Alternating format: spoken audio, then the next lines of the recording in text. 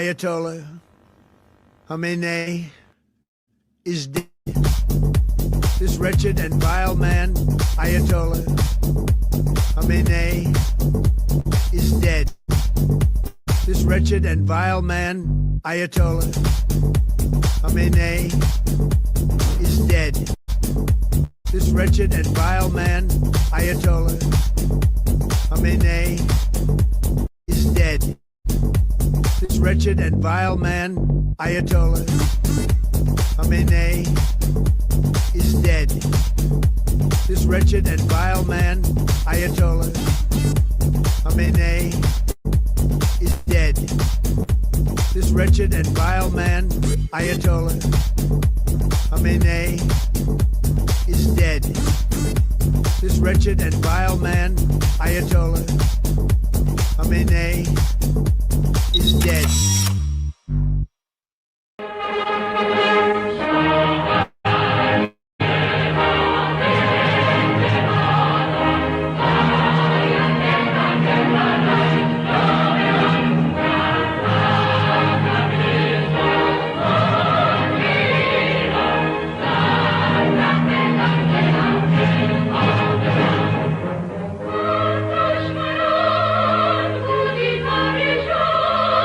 No!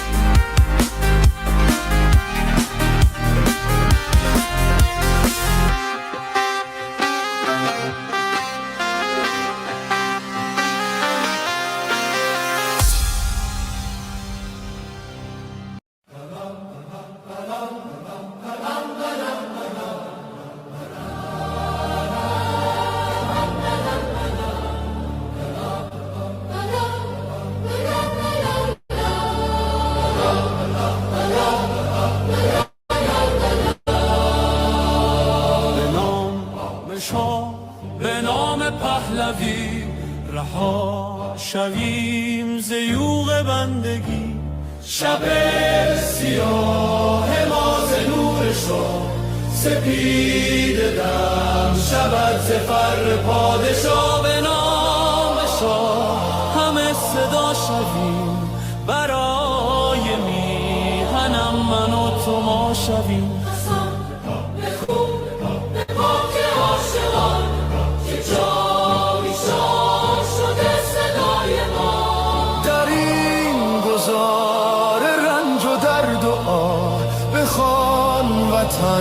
به نام پادشاه که با صدای شاه و نام تو جهان بلرزد از قیام تو.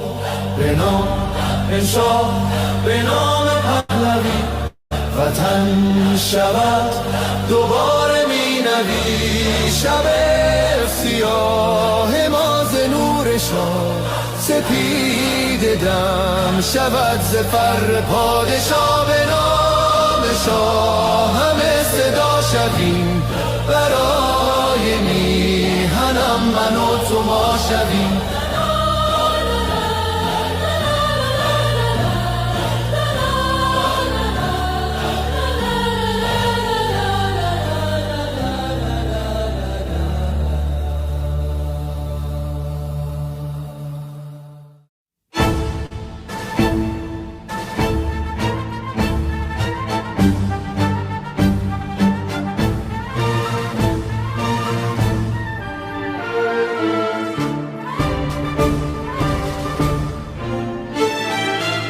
نام جاویده وطن صبح امید وطن جلوه کن در آسمان همچو مهر جاودان.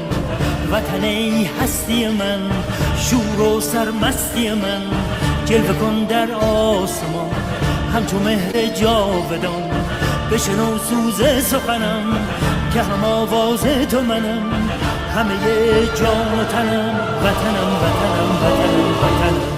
بشنو سوز سخنم که نواگر این چمنم همه جان و تنم وطنم وطنم وطنم وطنم.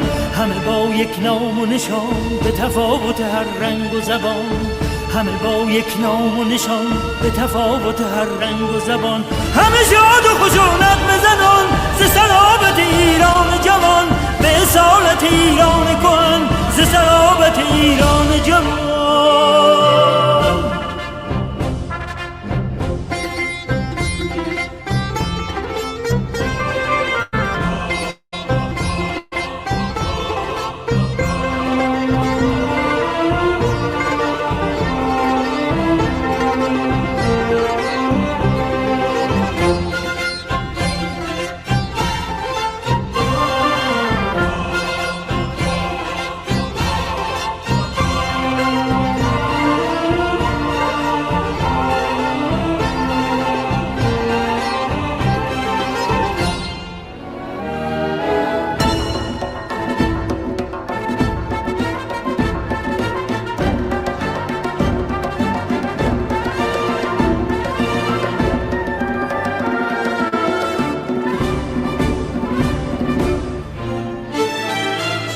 نام جاویده وطن صبح امید وطن جلوه کن در آسمان همچو مهر جاودان. وطن ای هستی من شور و سرمستی من جلوه کن در آسمان همچو مهر جاودان. بشنو سوز سخنم که هم آواز تو منم همه جان و تنم وطنم وطنم وطنم وطنم. بشنو سوز سخنم که نواگر این چمنم همه جان و تنم وطنم وطنم وطنم وطنم. همه با یک نام و نشان به تفاوت هر رنگ و زبان. همه با یک نام و نشان به تفاوت هر رنگ و زبان. همه شاد و خشونت مزنان ز سرابت ایران جوان به اصالت ایران کهن ز سرابت ایران جوان. بشنو سوز سخنم که نواگر این چمنم همه جان و تنم وطنم وطنم وطنم وطنم.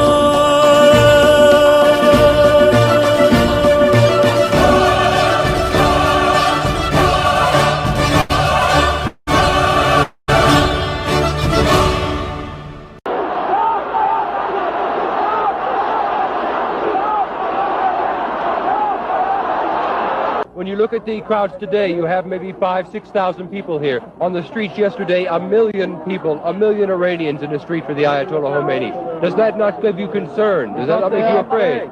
Because they are afraid, yeah, that's right. And most of the people don't say anything because they are afraid. And they are in silence, you know, they don't say anything. Is this the silent majority of Iran out here now? Yes, that's right.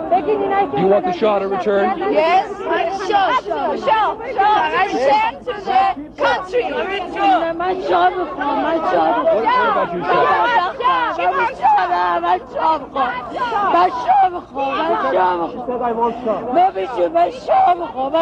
Why do you want the Shah? Why does she want the Shah?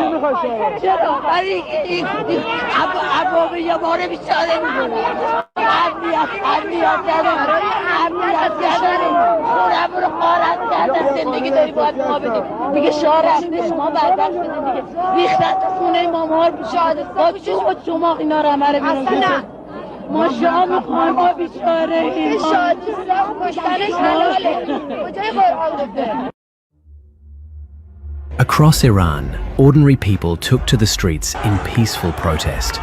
Millions of citizens, more than 400 cities. Their demands clear: dignity, justice, freedom. The response from the regime was absolute brutality. Security forces opened fire on unarmed protesters. Tens of thousands of innocent men, women, and children were killed on the streets. But the killing machine did not stop there. Despite what the regime has told the world, the machinery of terror has only intensified. Dozens of detainees, many of them children, are being forced to confess to crimes they never committed. الان میدونیم چه حکمی به شما دادن؟ چه حکمی؟ حکم شما محارب است. خب میشه بگید محاربه چیه لطفا؟ من نمیدونم چیه بابا. اعدام. تو رو خدا آقا. تو رو خدا اعدام بده. آقا من غلط کردم. گو خوردم. تو رو خدا آقا. با غلط کردن تو چیزی درست میشه؟ به خدا من اونجا بیکار بودم. من برای جامعه به خدا خطری ندارم. آقا من غلط کردم. گو خورد. Right now, at least 8 people are at risk of imminent execution. Lives can be taken at any moment. These are not criminals. They are peaceful citizens who dared to hope for a better future. The world must not look away. The world must not negotiate with a regime that has an insatiable lust for blood. The world has a moral obligation to stop this cycle of terror, now and for good.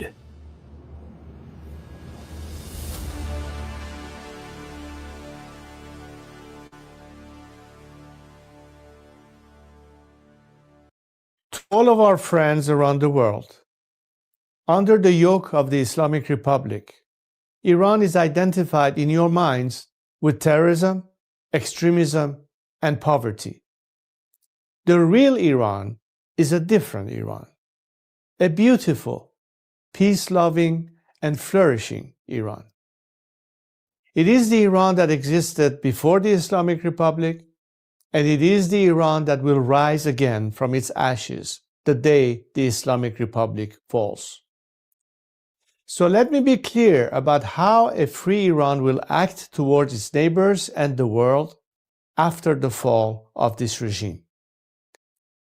In security and foreign policy, Iran's nuclear military program will end.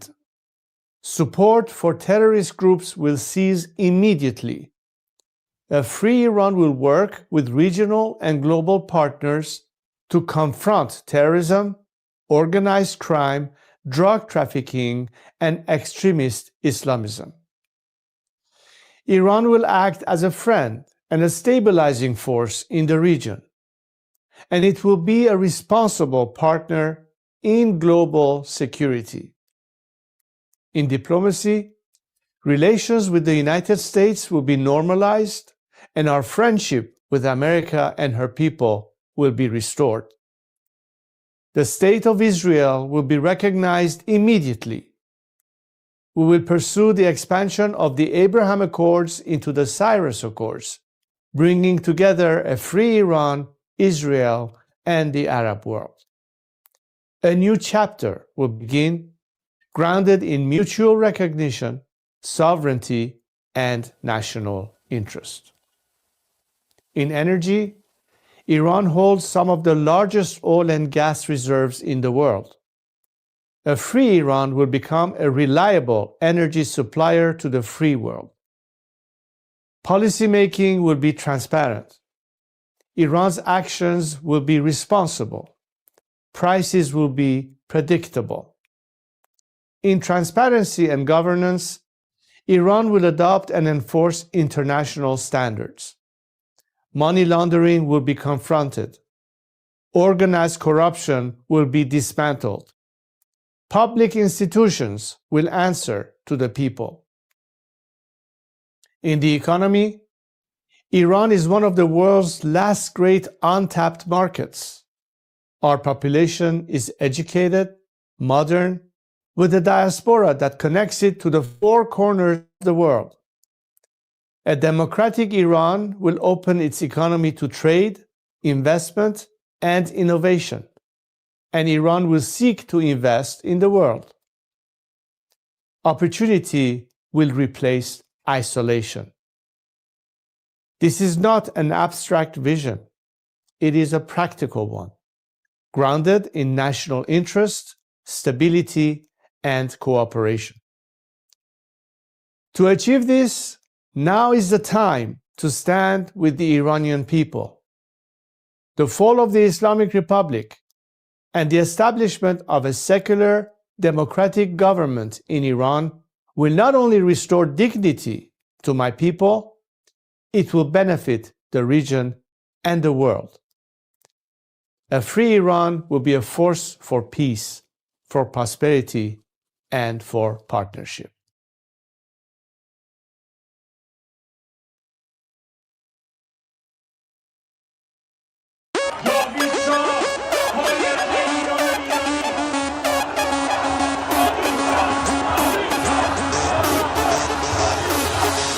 وقتی واسه غم نی گرچه قصه هامون کم نیست همه خسته ایم قبولم ما فرصتی واسه ماتم نیست روشن میشه فردا خورشید سرزمین ما سرم باز و سیم سپر بلند میگم جاوید شاه وقتی واسه غم نی گرچه قصه هامون کم نیست همه خسته این قبولم ما فرصتی واسه ماتم نیست روشن میشه فردا خورشید سرزمین ما سرم باز و سینه سپر بلند میگم جاوید شاه روبروم یه واژه یه هدف به نام انتقامه پشت سرم دعای مادر و تو دست تفنگ بامه رو زبونم اسم شاه بگینین عشق بی انتهاست هر جا اسم ایران اومد اونجا صدای بچه رضاست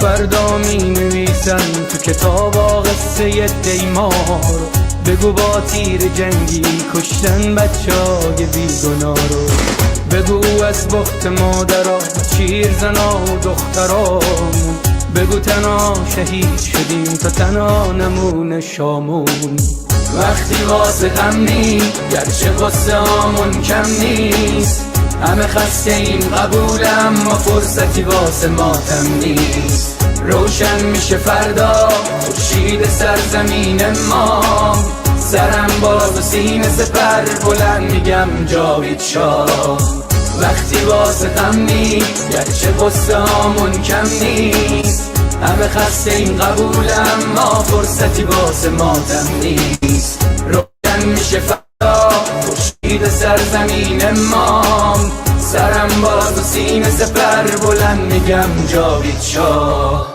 وقتی واسه غم نی گرچه قصه هامون کم نیست همه خسته این قبولم ما فرصتی واسه ماتم نیست روشن میشه فردا خورشید سرزمین ما سرم باز و سینه سپر بلند میگم جاوید شاه سلام من به تو یار قدیمی منم همون هوادار قدیم بهت سلام، چطوری مرد کلی کتلت شدین دایی بدون مدرک. سلام بسیجی قهرمان رفتی پیش توسی با پنیر و یه نون سنگک. سلام به محفل قرآنیتون، سلام به مدیرای بحرانیتون، سلام به حاجی اکبر و طوله هاش و خارج و رفقای ارگانیتون، سلام به دزدای پول ملت که تش میافتین توی تور ملت. سلام به همه شما کرکسای نونتون رو تو خون ملت که دشت زیر دست و پاک و تک بخورین، حالا هی به یه بادکنک بدوین. سلام آخر تو زندان باشه وقتی قرار به این آب خنک بخورین.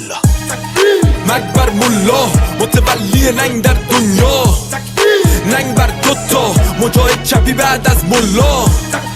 مرگ بر ملا متولی ننگ در دنیا، ننگ بر دوتا مجاهد چپی بعد از ملا. اینو بگذاریم به خاک میرسیم، تجزیه طلبی که به خاک بیرسیم. ایران مردمش وطن پرستن، از کرد تا بلوچ بری به فاک بیرسی. توف به هر چی مرسی است، توف به هر کی در پی تجزیه است، توف به لوی و همونی که شیفته ی گل ملیگرا تو وطن خدا نسلی هست. سر کردستان همه برپا شدن، بلوچستان فدای مهسا شدن. شمع واحد که شیر و خورشید ما بقی جعلیا تنها شدن. شادی باشه واسه همه در میهن، کور بشه چه شهرچی اهریمن. رخه رو بگید اون 6 کلاس سواد و خبرگان و مجد سری ترجیحن. شبهای عرض و دامادی با برن سلامتی نو کنن آبادی باشه. لحظت کجاست میدون شهیاده به سمت اتوبان آزادی باشه. سلام به نسل ندید پدیدا، نبودیم ندیدیم قدیمتی ما. شاه بود تو شادی کل میزدین، حالا شاه بر میگرده پیک میزنین. مرگ بر ملا متولی ننگ در دنیا، ننگ بر دوتا مجاهد چپی بعد از ملا. مرگ بر ملا متولی ننگ در دنیا، ننگ بر دوتا مجاهد چپی بعد از ملا. مرگ بر ملا متولی ننگ در دنیا، ننگ بر دوتا مجاهد چپی بعد از ملا.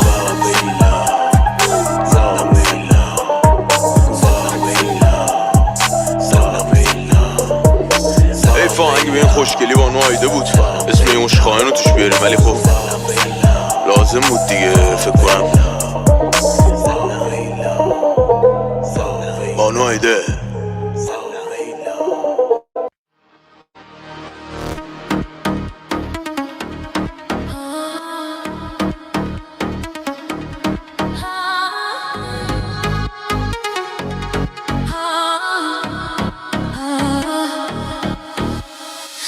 آخرین نبرده، پهلوی برمیگرده، صدای ایران بلنده، حق به حق دار میخنده.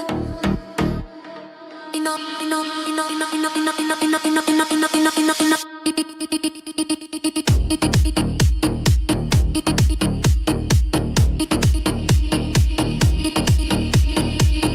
تو خیابون رکبار و شلیکه، آینده این جانی ها تاریکه. فقط برای حقمون خواستیم داد بزنیم، نمیذاریم این کشور رو به فنا بدیم. اینترنت و برق و آب رو قطع کردن، توی دل تاریکی جنایت کردن، چراغا رو خاموش کردن که خون بریزن، مال دیگه از این نخوندا گریزن.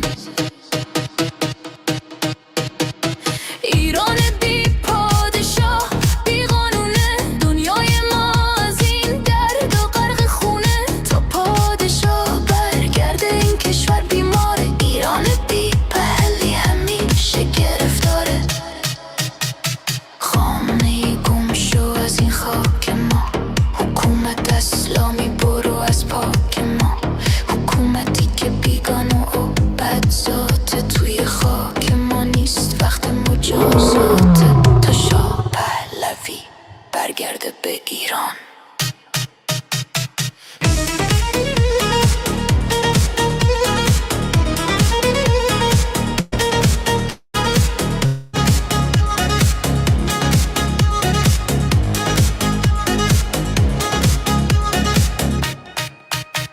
شما تروریست و قاتل و دزدید، گلوی ملت رو با بیرحمی میجوزید. با خون ما این کشور رو دزدیدید، از خشم این ملت مگه نترسیدید؟ ما یه زندگی ساده و آزاد میخوایم صبح بدون ترس و فریاد میخوایم دوباره بیگان و مستی و لبخند بدون سانسور و زور و این بند خورشید و شیر دوباره تابان میشه پرچم واقعی توی جهان میشه ایران دوباره پارس و پر روره ته این شب تار نزدیک نوره مردم ایران ادامه بدین راه رو برای شاه باز کنین این ویروس رژیمو پاک کنین جا بدین به عصر طلای ایران روی پا میمیریم نه روی زانو آزادی حقمونه اینو میدونیم تا آخر میجنگیم بدون ترس ایران آزاد نزدیک میبینیم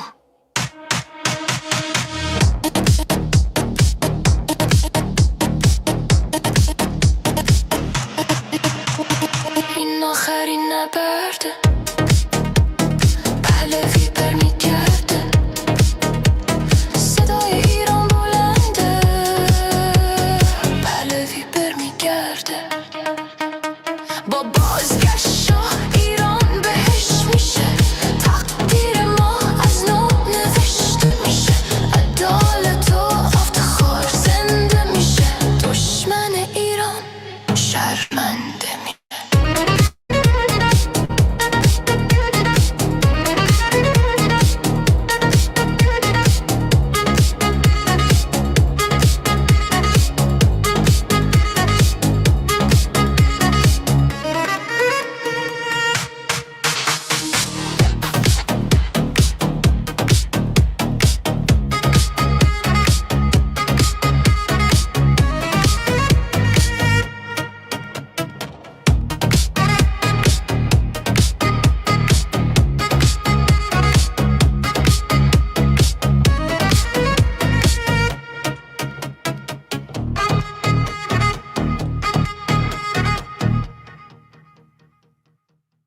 Let me tell you a story about a lion that came from the mountains.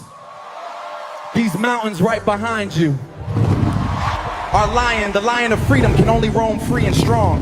But one day, some 47 years ago, liberal socialists had different plans. Free healthcare and free speech was not good enough for them. The same lie you can see today in New York. They wanted everything for free, believing a bloodthirsty vulture is better than a majestic lion.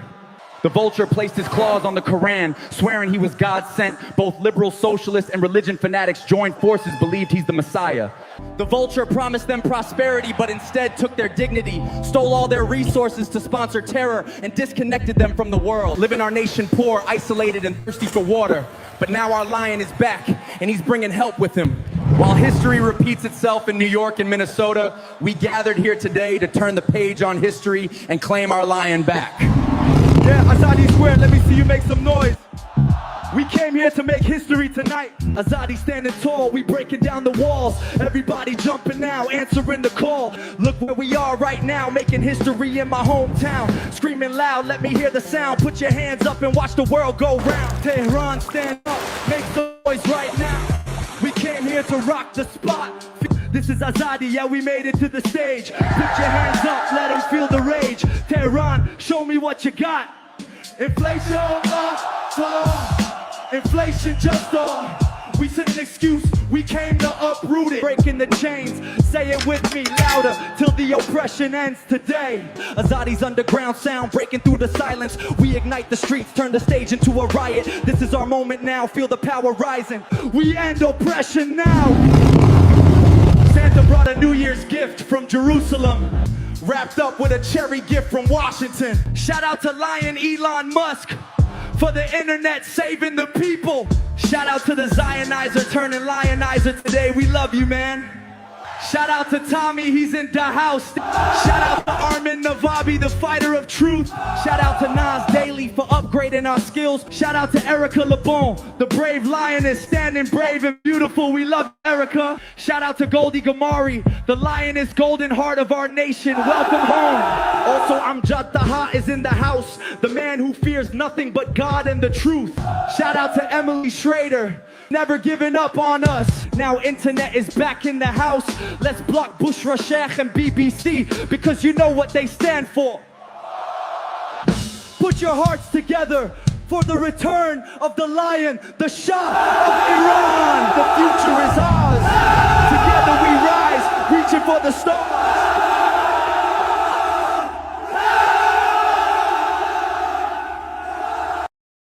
میاد روزی که سیمرغ ایران پالاشو کرده باز، که دیگه مردممون نشن قتل عام. میشکنه طلسم نسل ما، پیشمون خالی جای همشون، جزو خوبای تاریخن همه رفته ها. رو تخت بیمارستان میزنن تیر خلاص، هیلگر و سیب طلا نشون میدن زیر عبا، رگ آدم و حفا رو میزنن ما تیغه. 72 ملت رو کشتن کجای سینه زنالای داده مردم گم میشه آژیر گشت، مامورا تو پاره میشن زیر ماشین خشم. این دفعه گلستان نشد آتیش رشت، ولی زحاک فریدون بالاخره پا میشه تشت. سر میکشه به فلک آتیش کینه آدم ها، مسجداتون میسوزن مثل سینه مادرها، طعم خون جوونا رو میچشه جانماز، ستون دینو میشکنه خیزش کافرها. با لباس عزا مادر میرقصه کنار مزار، هر کی بیشتر بکشه میگیره کلاش طلا. قهرمان اونیه که پشت در خالی نکرد، وقتی کوبیده میشد چماق سپا به درا. بار جنازه و جسد زیر شهر، دختر نوزاد تا پیرمرد، پسر میشه بی پدر، پدر میشه بی پسر. لباسامون سیاه ترن، نیمه شب تله جنین میجوشه تو دیگه مرگ. این مجاهدین دشمن ایرانی ها، این میرین عراقی ها رو واسه کی میارین؟ رقص جیر خور ساز بیخیالی، ایران داره میمیره، تنفس مصنوعی میدن با گاز شیمیایی. سقوط با همین از شمال تا جنوب، بالاخره فرو میرید تو خون. رسیده کاردا به استخون، شما میرید و ما میمونیم. شیر خوشی دوباره میکنه طلوع. سقوط با همین از شمال تا جنوب، بالاخره فرو میرید تو خون. رسیده کاردا به استخون، شما میرید و ما میمونیم. شیر خوشی دوباره میکنه طلوع. عدود تفنگاشون مه شهر، توی جوب خون شناور کش سر. کی گفته مشکل ما معیشتی آبدانان؟ دونه های برنج از آسمون میواریدن مثل برف. گوشت ملت نصریه روی شله اجاق، تو تاریخ ایران پشیز دوره شما. تیرو میزدن تو گلو موقع شعار، تولدتون دلیل توبه خداست. حیف خاک ایران خون میره ته لجن، بعد سقوط زندگی میچسبه مثل کره اصل. قسمت قشنگ قصه انقلابینه، شما میمونید ولی پیچید به بازی سگ اصل. جون ملت مفته مثل پول تو جیبا، زن کشی میکنن برسن به موی هوریا. حرف دل هممون بود خونه رو دیوار، آسمون شهر رو روشن میکرد نور گوشیا. گربه رو با تیر نزدن بدون منظور، اسلامو چپوندن به ما به زور سرکوب.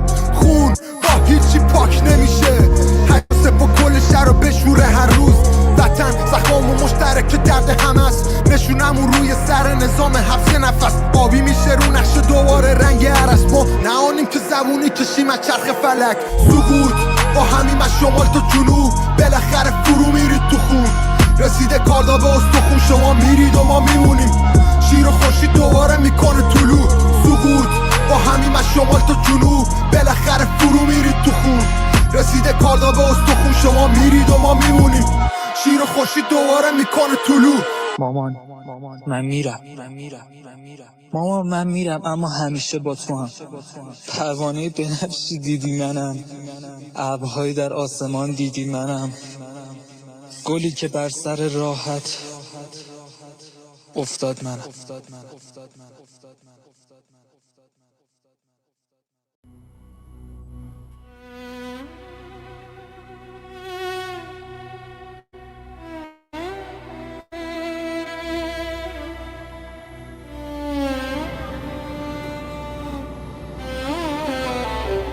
Let's go.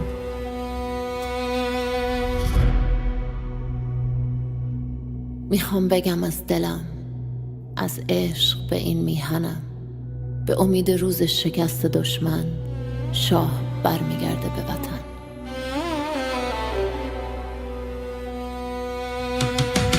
برگشتن پهلوی وحشت هر اجنبی بلند بگو همشهری شاه رضا پهلوی نظام رسیده پرتگاه بلند بگو جاوید شاه برگشت شاه به میهن دوای درد وطن این آخرین نبرده پهلوی برمیگرده داره میاد پهلوی زجه بزن سید علی راه نجات وطن پهلوی هموطن ایران میشه گلستان شاه که بیاد به ایران ایران که شاه نداره حساب کتاب نداره آخون باید گم بشه توپ تانک فشفشه گم شو بیرون اجنبی داره میاد پهلوی فریاد بزن جاوید شاه شعار هر وطن ها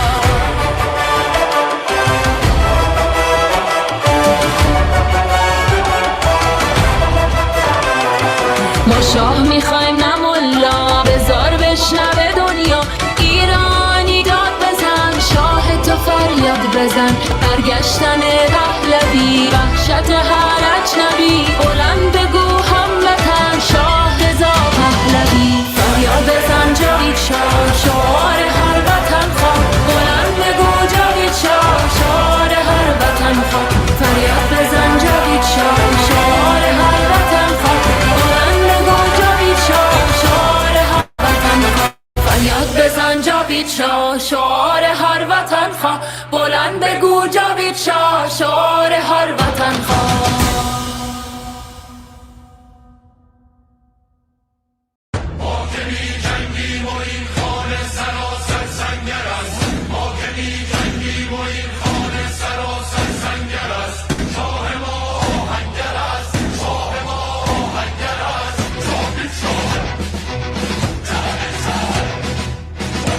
خیابان ها هزاران لاله خونین پرپر است در خیابان ها هزاران لاله خونین پرپر است شور کاوه در سر است شور کاوه در سر است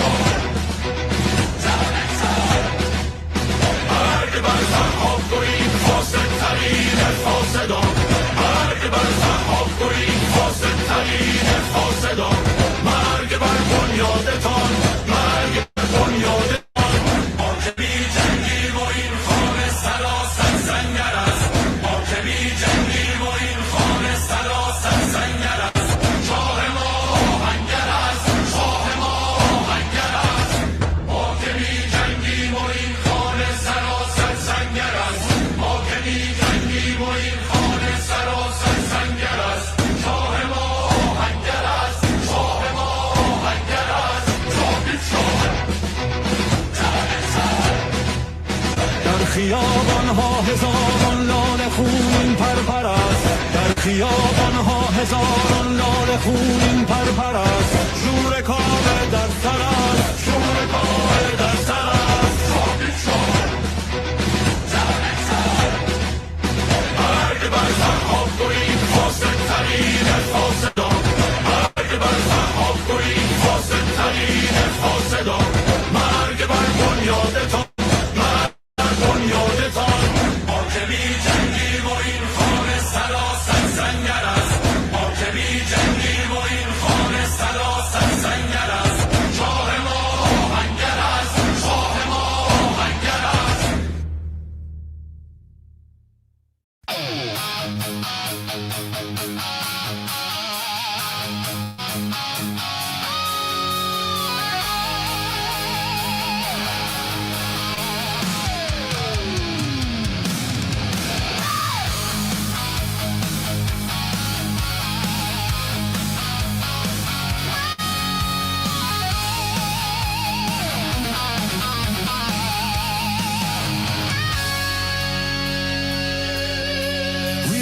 Shadows cut from the light, sirens and gunfire in the dead of night. They took our voices, they shut the net.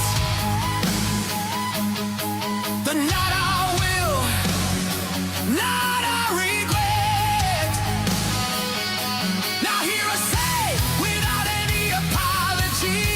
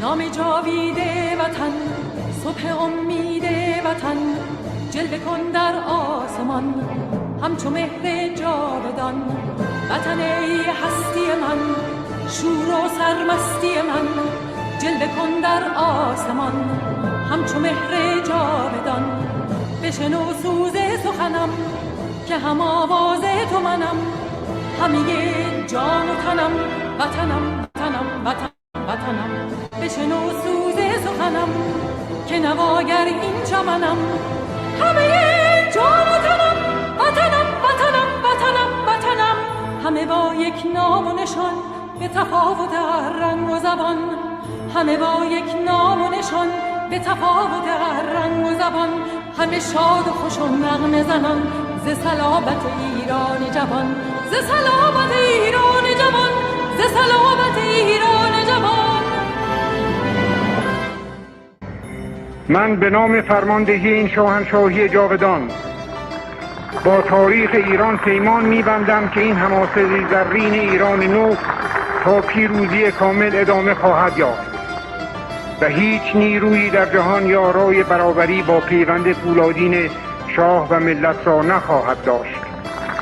دیگر شبیخونی نابهنگام ما را غافلگیر نخواهد کرد، زیرا که ملت ایران و نیروهای مسلح آن که از ملت برخاسته‌اند و از قدرت لایزال ملی نیرو می‌گیرند برای پاسداری سرزمین مقدس خویش روز و شب بیدارند. دیگر بیگانه و بیگانه پرست را امکان رخنه در بنای استوار حاکمیت ملی ما نخواهد بود. نام جاوید وطن صبح امید وطن جلوه کن در آسمان همچو مهر جاودان وطن ای هستی من شور و سرمستی من جلوه کن در آسمان همچو مهر جاودان بشنو سوز سخنم که نواگر این چمنم همه جان و تنم وطنم وطنم وطنم وطنم همه با یک نام و نشان به تفاوت هر رنگ و زبان همه با یک نام و نشان به تفاوت هر رنگ و زبان همه شاد و خوش و نغمه زنان ز صلابت ایران جوان ز صلابت ایران جوان ز صلابت ایران جوان بشنو سوز سخنم که نواگر این چمنم همه جان و تنم وطنم وطنم وطنم وطنم.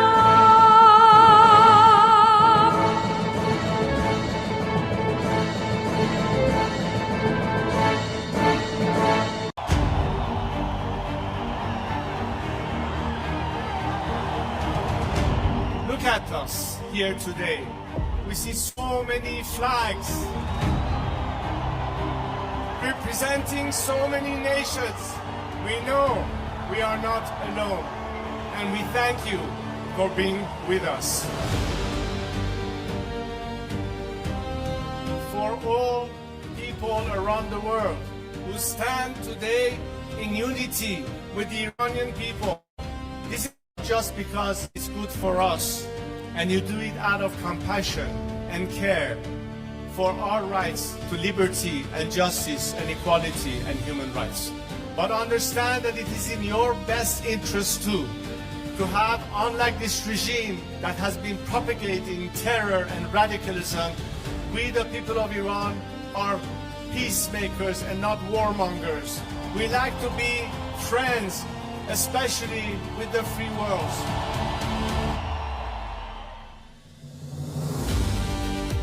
We'd like to be able to have the best neighborly relationship with the people of our area and the region, with the Arab countries, with Israel, and all our other neighbors.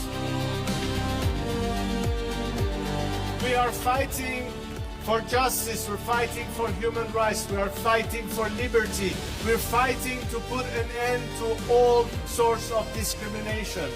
Because as an Iranian, I stand here to tell you that I've dedicated 47 years of my life because I think that my country deserves far better than what we have right now.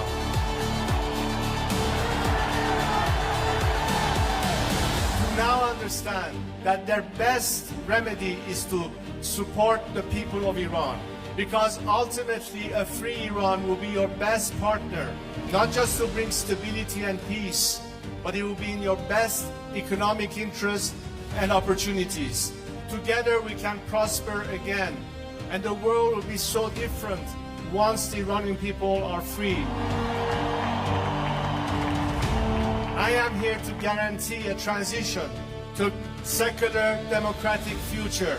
I am committed to be that leader of transition for you, so we can one day have the final opportunity to decide the fate of our country through a democratic, transparent process, through the ballot box and free elections.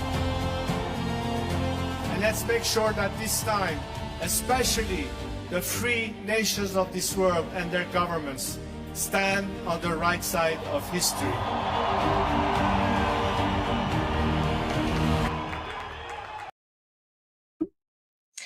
Well, everyone, good morning, good afternoon, good evening.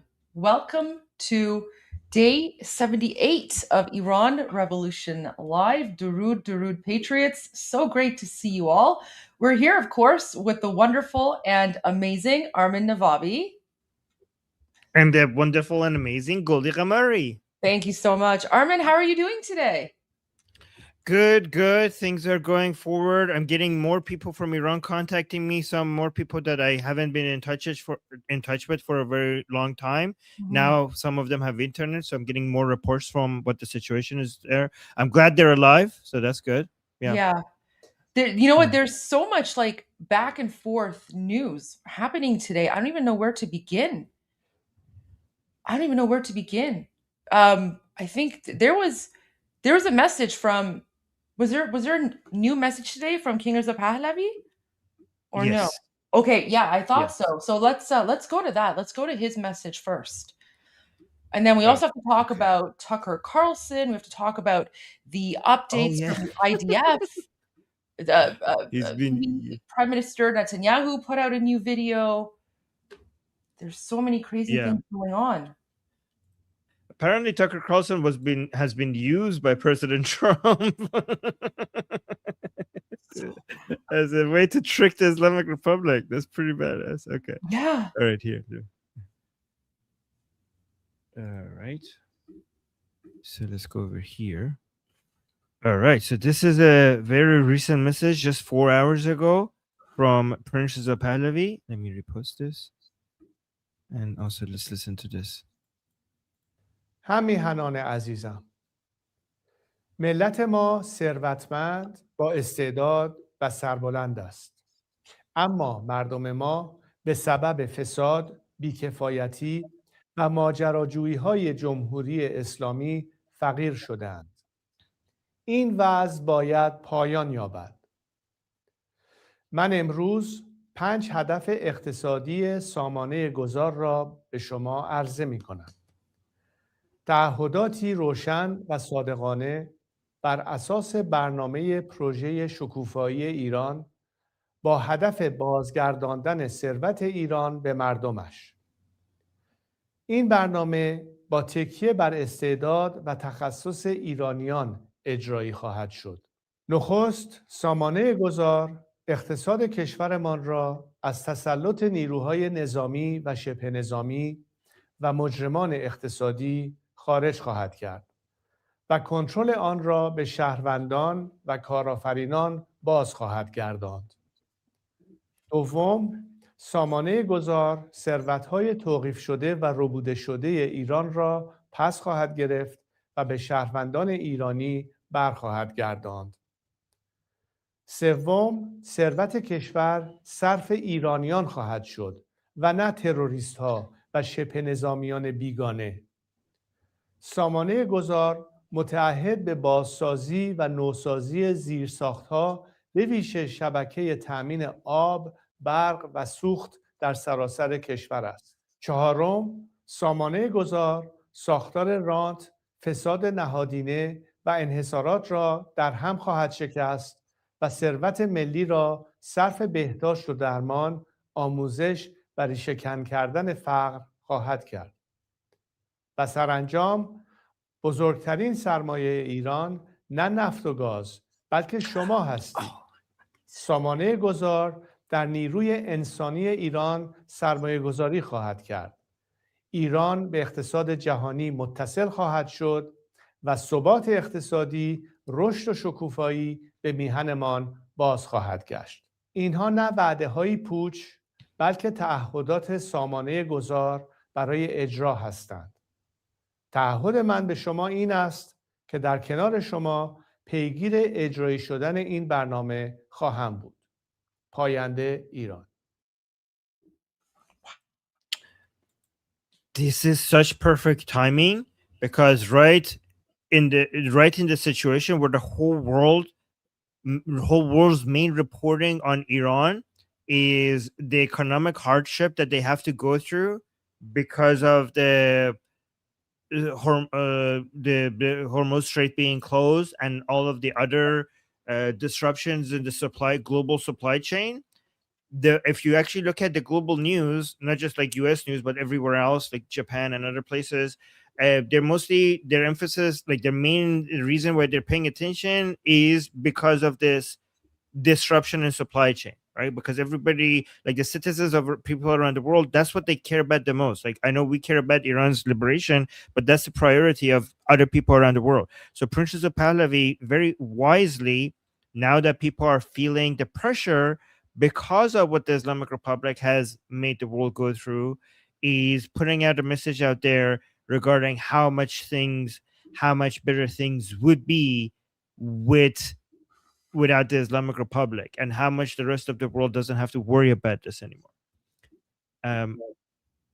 Yeah, I think you're absolutely right, and it's really important to talk about this, right? It's really important to be open and transparent, and basically, reassure the rest of the world that there is a plan in place. We have a transition team.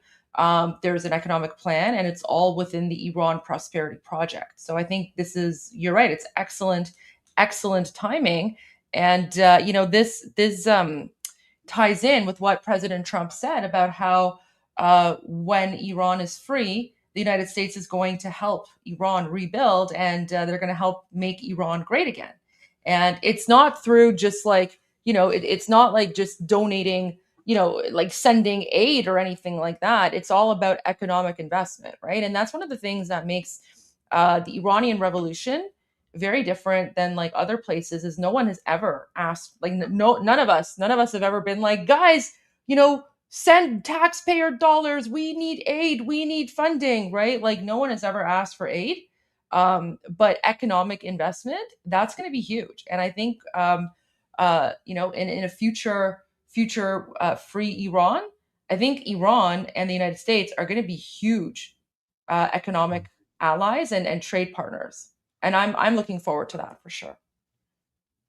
I really love the part because on the Persian channel, I keep telling the Iranian people, because on my channel, on my Iranian audience, we always talking about the oil and gas resources of Iran.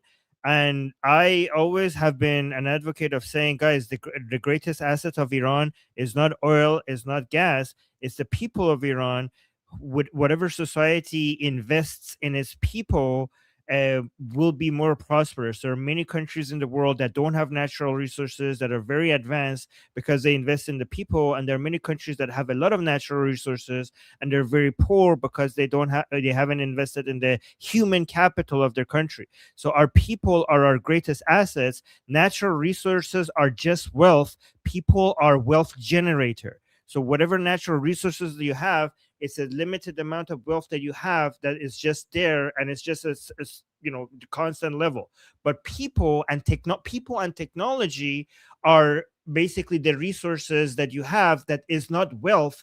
It creates wealth. It basically, whatever pie that you have, it makes it bigger. It's a wealth generating tool rather than a wealth itself. So that's why the human capital and technology is wealth generation, and that's the main asset that we have. And I was so happy to hear Princess of Pahlavi say that, because that's such an important message. It's not your natural resources, it's your people. Yeah, absolutely. And you're right. Like that's very important when you invest in people. that's what's going to make the difference in the country. And, Iranians, we've already demonstrated that we're very smart. We're very intelligent. I mean, look at the Iranian diaspora, right? CEOs, creators, like it's just all over. Like the Iranian diaspora, guys, we're basically a reflection of what Iranians in occupied Iran are like. So, given that the Iranian diaspora is so successful in pretty much everything that they do, this is Iranians when we're in a free country. So imagine what Iran's going to turn into when you have 90 million Iranians who are now able to live and thrive and grow in a free country, right? It's going to be insane. Exactly. It's going to be insane. Exactly. And Goldie, one example of that is in the Middle East, the most prosperous country is Israel, that doesn't have that much oil and gas, all the country, right? So there you go. Exactly. Today also, Armin, before we continue, today is Reza Shah the Great's birthday. Whoa! Happy birthday! Yay! So Reza, guys, have you seen this? Wait, no, I know that's a mullah beating video, right? Yeah, it's the mullah beating video, but this is like a remix. This is like a remix. So guys, today is the birthday of the grandfather of the current Shah, or some people call him the Crown Prince, right? So today's his birthday, Reza Shah the Great, and he is we call him the father of modern day Iran, because for those of you who've watched those documentaries with me about the history of Iran, Reza Shah the Great basically took Iran and modernized it and made it into what it is today. So everyone is celebrating Reza Shah the Great's birthday. In honor of his birthday, I found this short video someone posted on X. So I just want to play this really quickly.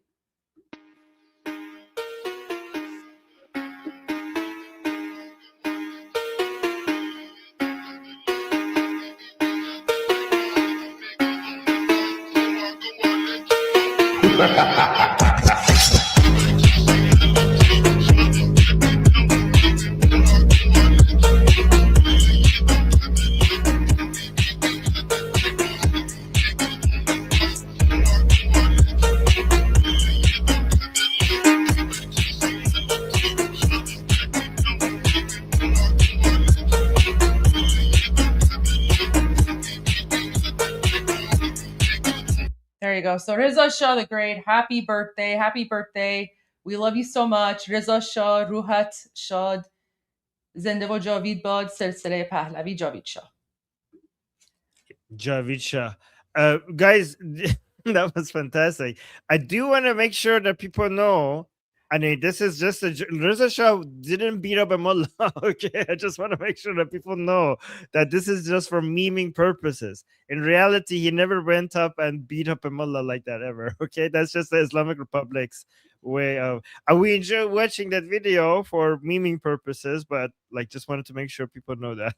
So, guys, here's the joke. So the Islamic Republic, the Islamic regime, made this weird propaganda video where, because they've been trying to indoctrinate Iranians into hating the Pahlavi dynasty and hating the Shah, right? So they made this weird propaganda video where oh my gosh, what are these random people here? So they made this weird propaganda video where apparently he's going around beating up mullahs. Now, obviously, this never happened, right? So Reza Shah the Great never went around beating up akhuns, but the Islamic regime made this video to pretend like he did. And then Iranians turned this into a 10-hour meme. So there's literally a video on YouTube called Reza Shah beating an akhund for 10 hours straight. So I'll just play a few minutes of it, but here you go.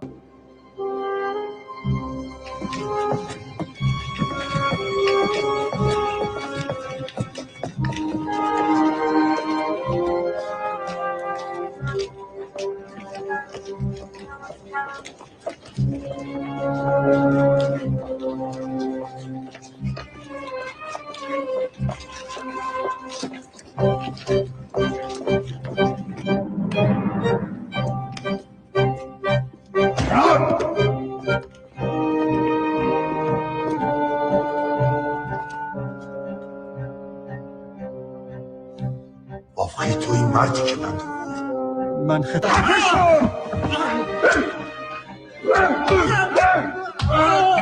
آتی که پدر سوخته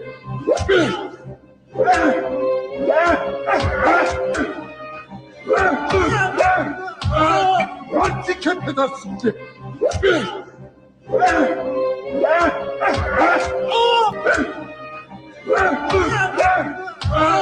آتی که پدر سوخته. Anyways, it's literally just now it's basically just 10 hours of him on loop, like beating up the mullah. And it's, it's really funny for us Iranians because first of all, it never happened. But a lot of Iranians are like, we kind of wish that he was that strict with the mullahs because then maybe they never would have taken over Iran and turned it into the hellhole that it is today because it's those very same mullahs that are murdering Iranians in the name of Allah and Islam and jihad and all of that. So yeah, there you go. So that's the meme. He never actually did it. He never actually beat up mullahs like that. So yeah, but the fact that Iranian people enjoy watching that tells you a lot. Right? The fact that this is like meditation video and people sleep to it and watch it whenever they need to feel better. That's terrible. That tells you. Oh my god. All right, Armin, I actually need to head out for a little bit because I have to go somewhere. But okay. I will be back in about hopefully 2 hours. So I'll try to be here as soon as I can. Okay, so you want me to I should cancel the school meeting or maybe delay it today? Maybe delay if you can. I'll try to be back as soon as I can. Like I'll try to be back in about 2 hours, but I don't know how long I'll be. So you might have to push it back for a little bit. Okay, I'll push it back. But I will be back. I'll be back as soon as I can. All right, guys, behave. You're in good hands with Armin. And Armin, I'll see you in a little bit. Okay, see you. Thank you. Okay, guys, you hear that? You're in good hands. That's what she said. Okay. All right. So usually she says, I'm watching you. But now she says, you're in good hands. Okay. So I'm still watching you though. I knew it. All right. People are saying cussing time. No, guys, I'm not gonna betray the trust. Okay. By the way, guys, look at this therapy video. This has been posted by the IDF. By the way, guys, from now on, given how good AI has become, unless something is posted by, I don't know, the IDF, Mossad, CENTCOM, President Trump, Princess of Pahlavi, Iran International, like we're going to be, even if we show it, we're going to be like, we have no idea if this is real or not. Okay.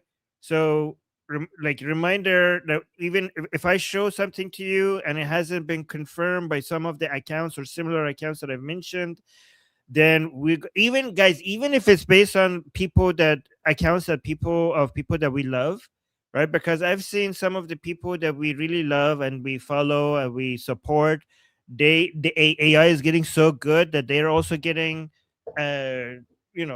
tricked by it. So even like, don't say like, Armin, so and so posted it, so it must be real. Nope. No, we don't. We have no idea. Okay, so it has to be posted by IDF, Mossad, I don't know, Princess of Pahlavi, CENTCOM, President Trump, something like that. Like for us to, or basically organizations that spend a lot of time fact checking things before they post it because they need it for their credibility. Okay. Yeah, like guys, the cardboard mushtaba, like I'm still looking at that. I'm like, how is this? I know it's AI, but like, holy crap, like it's getting so good. Anyways, let's watch. So this one is posted by Musa, so we know it's real. Let me actually give read the caption saying, special document from Western Iran. The Air Force destroyed a military unit of drone operators while they were fleeing from the storage and launch site that was targeted in the attack. So guys, this is a lot fun to watch because we could see them running away. So look at this. Within the framework of the Israeli army's ongoing activities in the region, an Air Force aircraft guided by precise and real-time intelligence targeted the drone storage site that had been established inside a launch facility in Western Iran. Every operative must know you are under threat.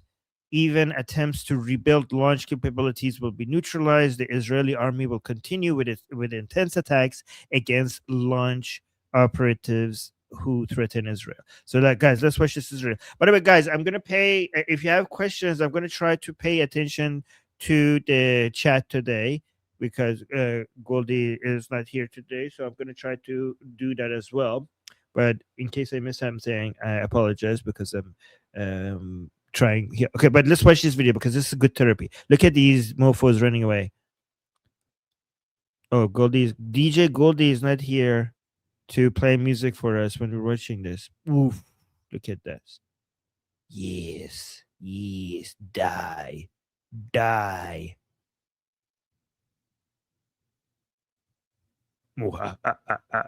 Death from the sky.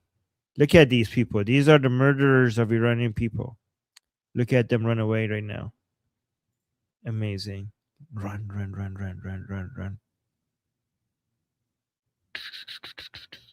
Amazing. Fantastic. Okay, that's great. Thank you, Israel. Woo! I'm Israel Chai. This is what you get. This is what you get. Anyways, let me go see what I liked here. Oh, guys, did you see this? I saw this yesterday, but I didn't want to show it until it's verified that it's real because I wasn't sure if it's AI or not. But then eventually got verified by other outlets and other places that this is real. So today I feel comfortable showing this to you. Yeah, look at this. So this was in the on Quds Day. Look at this father bringing his kids into the protest, the pro-regime Quds Day. This is in Iran. Watch this. Where's the video? Go to the video. Oh, here. Yeah, it starts here. Look at this.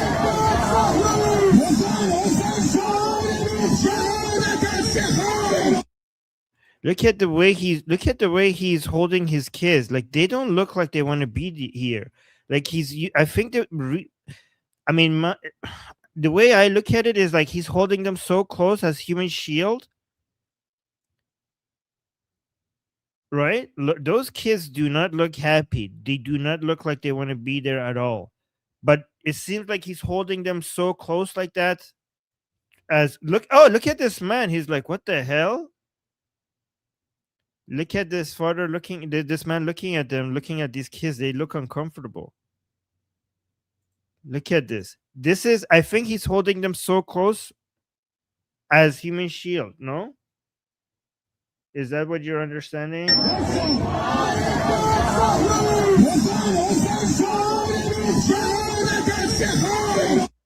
That is so disgusting. Look at them. Look at how uncomfortable they are. I think he's holding them there close because he's afraid that a drone might hit him or something. But they don't want to.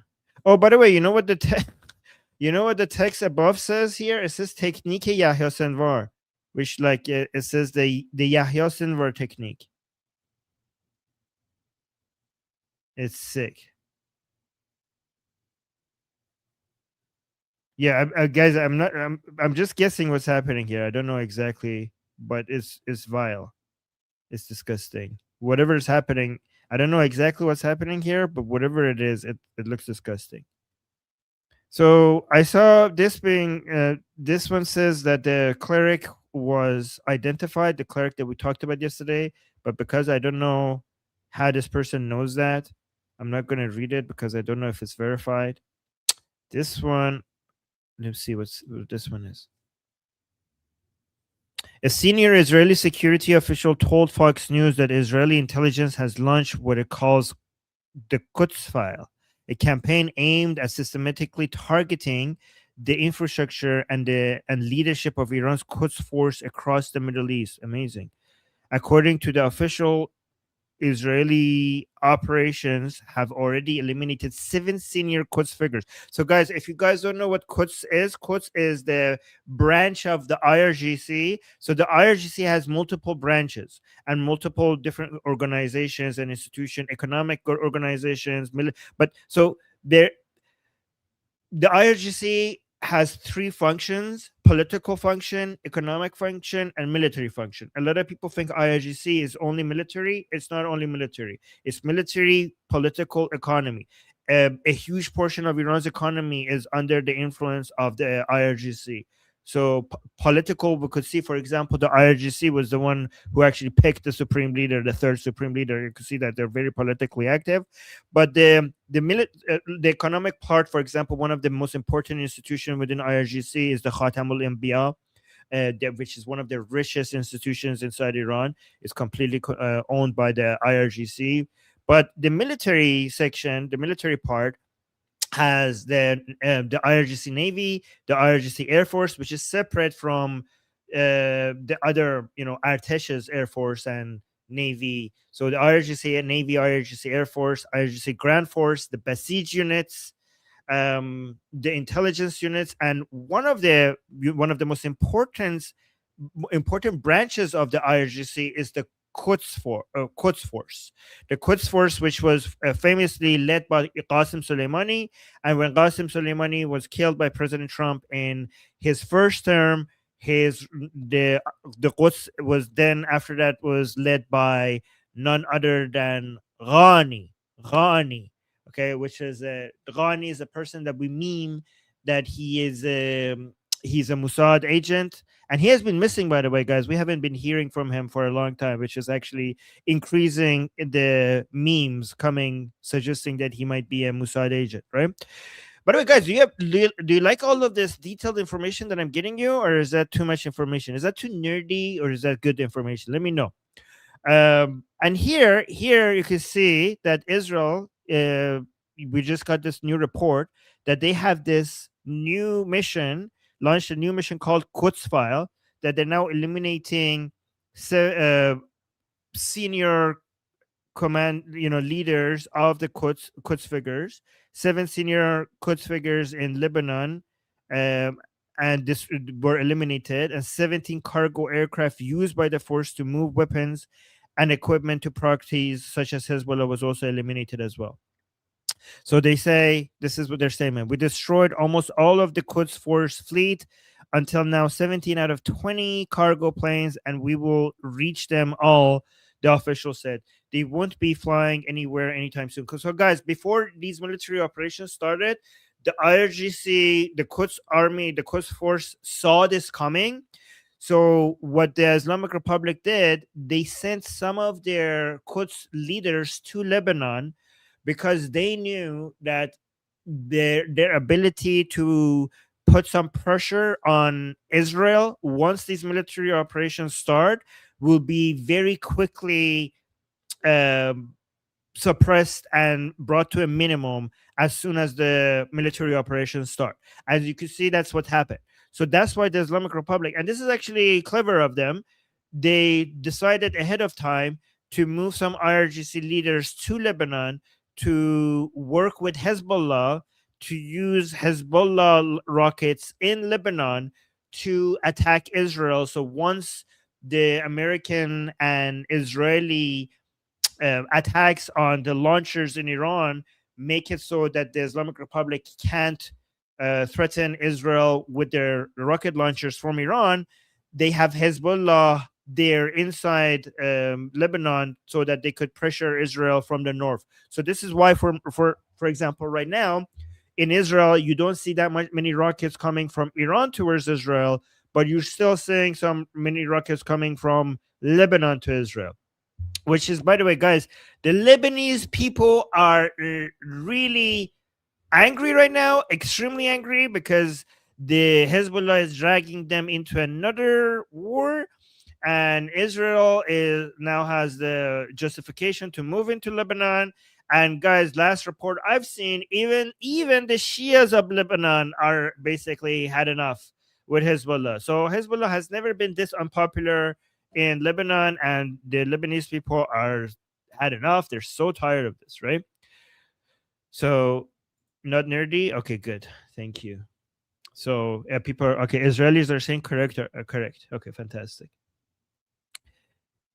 Yeah, Lebanese people are really angry. They're like, not again, not again. We were just starting to rebuild. We were just guys. I've heard that the Lebanese government is now even talking about directly, basically working with the Israelis. Like, I know they secretly sometimes wanted to do that, but they're now openly talking about it, which is crazy. This is like this is like a new thing in Lebanon, that the situation is so bad in Lebanon that the Lebanese government is openly I mean, they're putting conditions on it, but the fact that they're openly talking about it, working with Israel to get rid of Hezbollah, that's a taboo that is now being broken, which is really good. Let me see. Somebody saying, should we? Torah is saying, should we trust them? And before I read the super chat, guys, it's not a matter of trust. It's a matter of figuring out who has mutual interest with you, right? So don't trust people. Analyze what they need and what they want, and see when achieving their goals is conflicts with your goal, has conflict with your goals, and when their goals is mutually aligned with yours. It's not a matter of trust. When it comes to politics and military warfare, you don't trust. You don't deal with trust.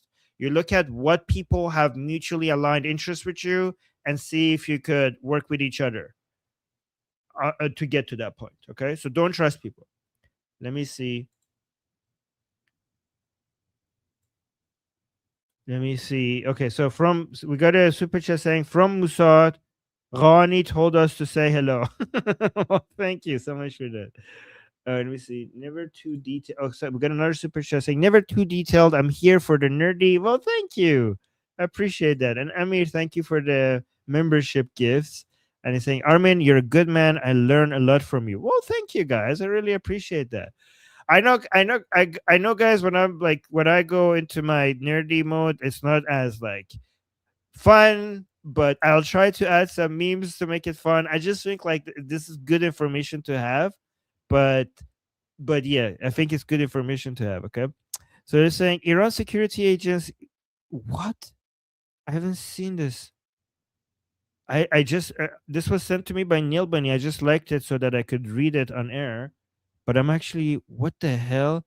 2 nurses working in Tehran hospital who treated wounded protesters during the nationwide uprising in January were tortured and repeatedly gang raped by security agents while in custody.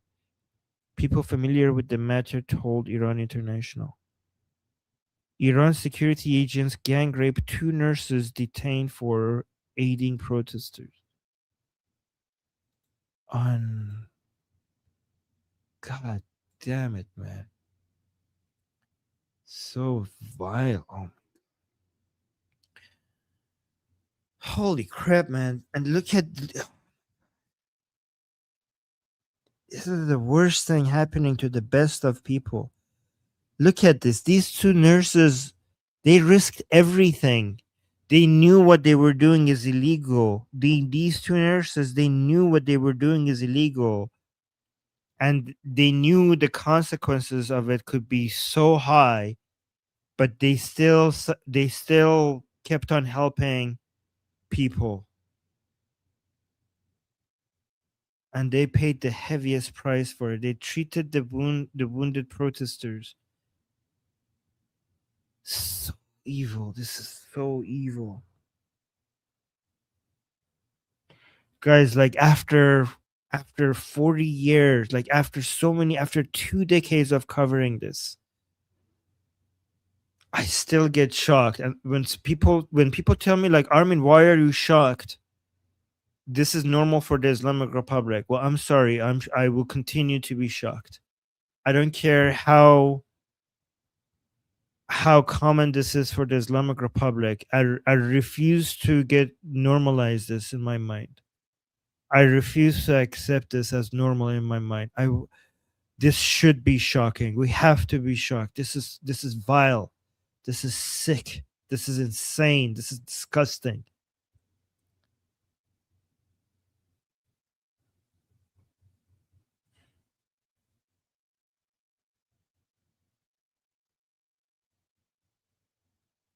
Yeah, this is not normal.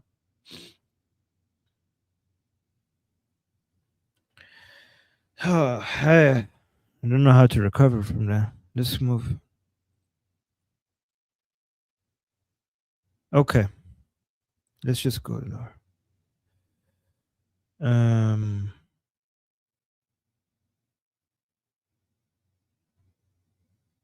Yeah, I don't know. I'm not going to read this one because I don't know if this is a good source. Let me see. What is the source of this video? Mossad might have just saved millions of Iranian women with a few keystrokes. Unverified reports claim Israel has wiped the morality police's entire surveillance database. Every file they've ever built on an Iranian woman. Faces, names, address. Yeah, I don't know if this is a good source, so I'm not going to play it. Again, guys, I have to be careful because these are just opinion videos. I don't know this account. I don't know where this video is from. I don't know what source this is. They might just be making up stories because it's interesting. Look, it got 16. It got 5,000. The only reason I like it is because I just wanted to check if it's worth sharing with you guys. But again, I don't know who this person is and where they're getting their information from. And if you listen to it, it just looks like an information that we're hoping, like, 5,000 people shared this. And I don't know, it's a story that it's just such a good story that because we want it to be true, we might just share it without knowing if it's true. I'm not saying it's wrong. It might be true, but I just don't know. I hope it's true. Yeah, people are saying I hope it's true. I hope it's true, but we can't know until we get a better source. Like, I want to see Mossad posting this. I want to see the IDF posting this. I want to see Israeli's official account posting this. So until I see it from those accounts, I'm not going to trust it. I want to see CENTCOM. I want to see the White House. I want to see President Trump posting stuff like this. Let me see.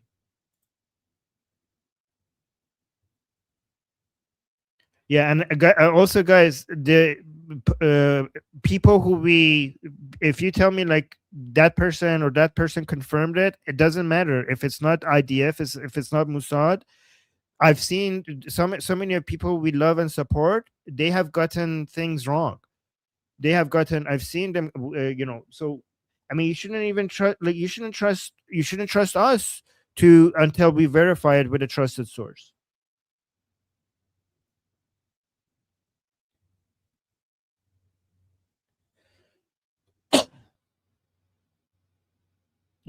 Okay, so I got a super chat saying the stream is very enjoyable when you host it, and there's much less swearing than the other hosts. Just teasing. Thank you, Armin. Well, thank you. I appreciate that.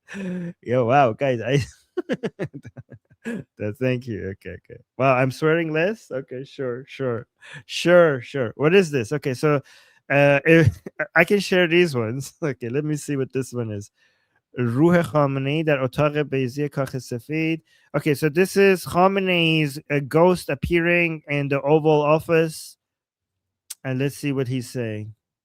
Khamenei is paying a visit to President Trump, his ghost at the Oval Office.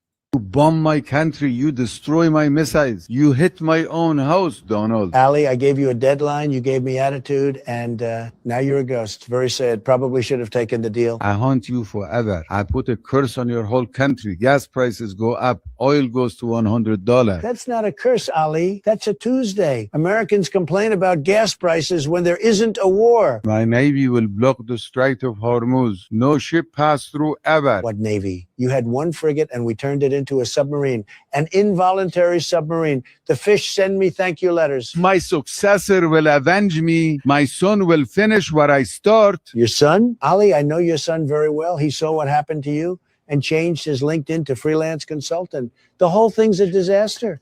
You bomb my country. That was good. I haven't watched this yet.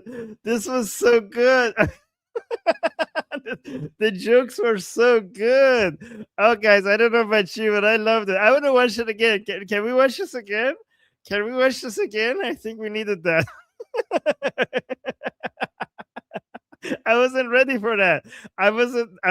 The jokes were so good. Let's watch this one more time. Okay, well, just one more time. Yeah, let's go.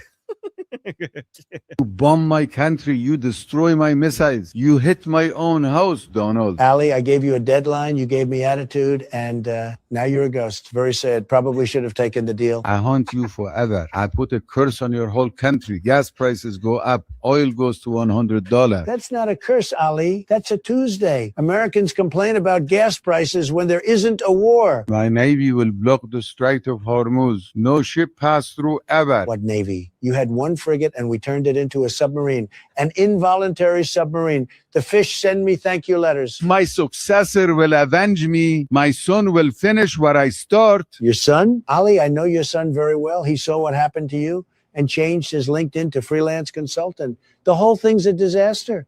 You bomb my country.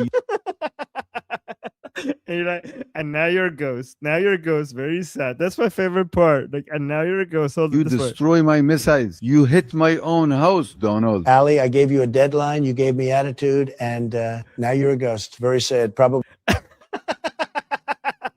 now you're a ghost. Very sad. And now you're a ghost. Very sad.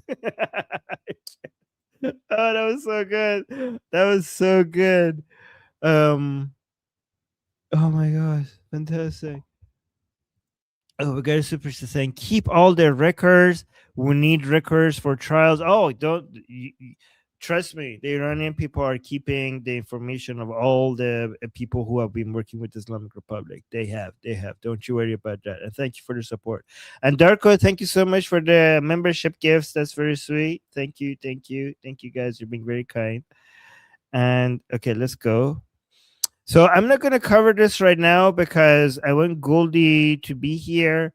We have news regarding apparently Tucker Carlson was being used, maybe, we'll see, by President Trump as a way to mislead the Islamic Republic.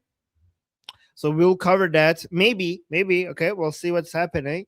So apparently there's intelligence with regards to the Tucker was in touch with the Islamic Republic, and that intelligence was passed to President Trump.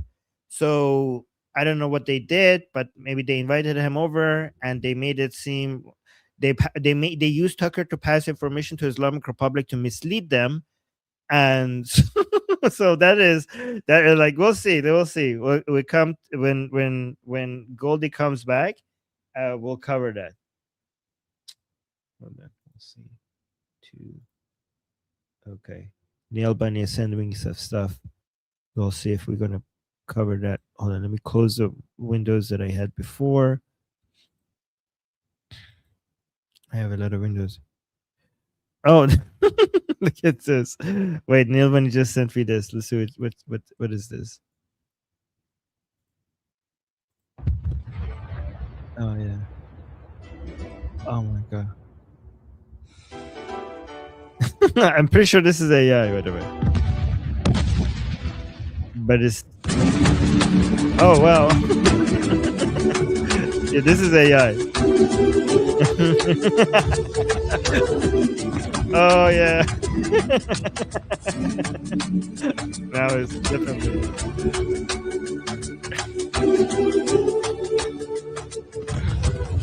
Guys, you know what they should put? They should say that I love the smell of burnt basiji in the morning.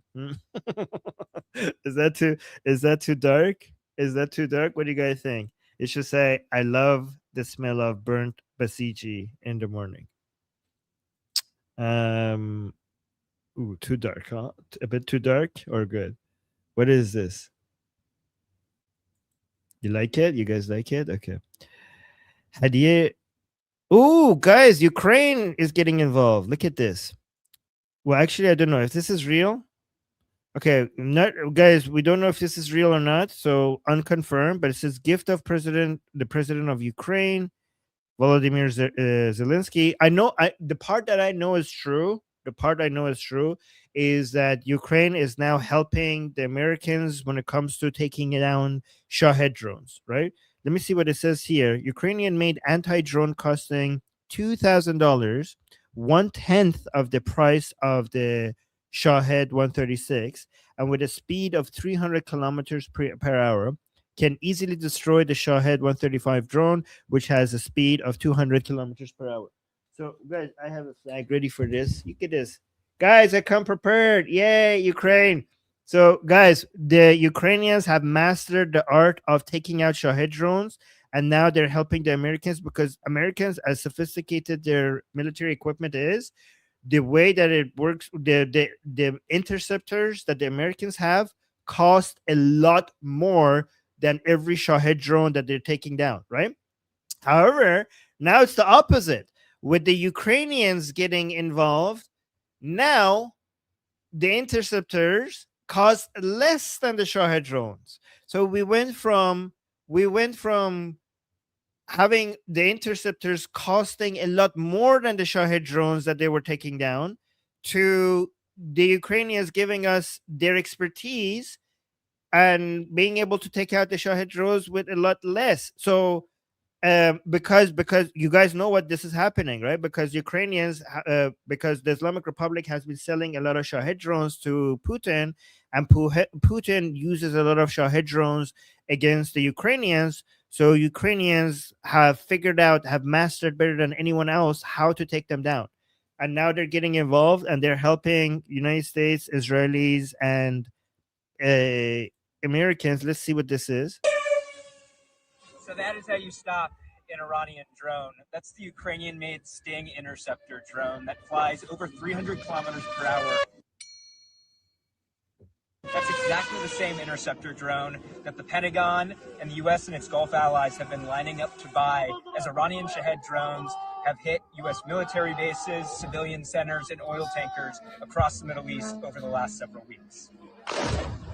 So right here you can see how these drone interceptors work. They take off just like a normal drone and they can hover here. But then as soon as the pilot sees the target that they want to intercept, they can reach up to 300 kilometers per hour just leaning forward in the air, just like that. One of the main reasons why the US and its Gulf allies want these drone interceptors is that the Ukrainians have mastered the art of making these very cheap to manufacture. This drone right here costs about $2,000 to make. That's compared to the $4 million missile interceptors that the US and its Gulf allies are currently leaning on. Guys, 2,000 instead of 4 million. So it used to be like a Shahed drone. I don't know how much it costs. Does it cost like 10,000, 20,000, something like that? I'm guessing. Okay. So it was like you had to spend $4 million to take out something that cost them $20,000 or something like that to take down. So that was like really economically costly for the Americans.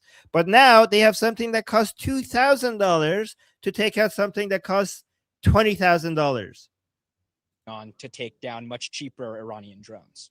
Flying these drones so guys, 2,000 now instead of $4 million. That's huge savings. Require combat tested, very experienced pilots. These could be some of the ones that are called upon by the US and its allies to help defend their military bases. But until the Ukrainian government changes the official policy to allow these drone interceptors to be exported and their pilots to be sent over, these Ukrainians will remain here defending Ukraine from Russian drone attacks. Yeah, by the way, guys, the Russians are making their own Shahed drones, by the way, right now. So they don't even need the Islamic Republic anymore. That's why, yeah, that's why. But this is great. This is great. So thank you for that. Long live Ukraine. We have mutual enemies with Ukraine. We Iranian people have mutual enemies with Ukraine, so we're in the same fight. Okay, the Islamic Republic and Putin are the enemies of Ukraine, and they're also the enemies of the Iranian people. So that's why you see so many Iranians. Like the number one flag, obviously, that the Iranian people carry is the lion and sun flag. You see them, right? The number two flag, you see them carrying flags of countries. Like I'm not talking about the Derafsh Kaviani or other flags or the Achaemenid flag. I'm talking about country flags, right? So the number one flag is the lion and sun flag. The number 2 flag you see them have with them most often is the Israeli flag and then the American flag. But the number 4 flag that sometimes you see them carry in protest is the Ukrainian flag. And now you know why. Now you know why. All right. So let's see. What is this?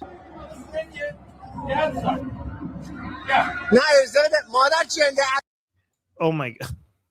Can I, guys, remember, guys, I can play swear words if I don't translate them. Okay. So this is some Iranians somewhere seeing somebody with a Palestinian flag, and they start showering the man with swear words. So let me just play that again. I'm not translating this.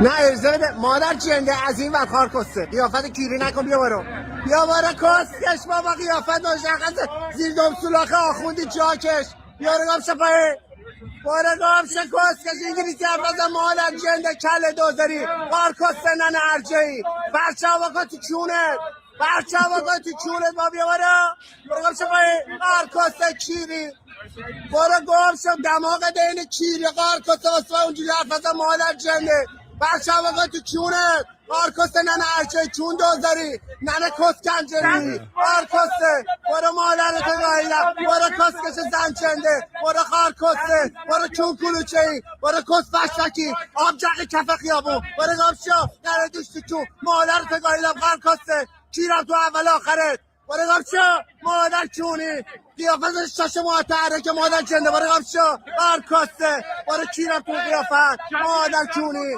خفه شو برو بابا انده کیرو دهنتو ملدن اصلا وسط قارکسته مدفرر برو کیری کسکش برو کس. Wow, guys, these are oof. Oh my, that was rapid fire of the most intense swear words. This man, whoever the cameraman is, he has a huge talent of being, that was the most creative, rapid fire of the most extraordinary swear words that I've seen. The man, this was a work of art. The person was so creative. And it was so it was so R-rated. It was so R-rated. By the way, guys, I don't need to translate this, but you can see that the Iranian people are not a big fan of the terroristic Palestinian flag. You can see, like, guys, do you think it's an exaggeration for me to say that the Iranian people hate Palestine more than Israelis? Is that an exaggeration? I don't think that's that might be true. Like, let me know, Israelis. I think the level of hatred that we Iranians have for Palestine is greater than you guys. I mean, like, you can see as soon as they saw the man with a Palestinian flag, they just came over and they just buried him under under the, oh my god, rapid fire of swear words. Guys, I don't know, like, I feel bad for the people who don't speak Persian, because the swear words were 10 out of 10 out of 10 and it was just non-stop. The man wasn't even breathing. He was like, no pause. Oh my god.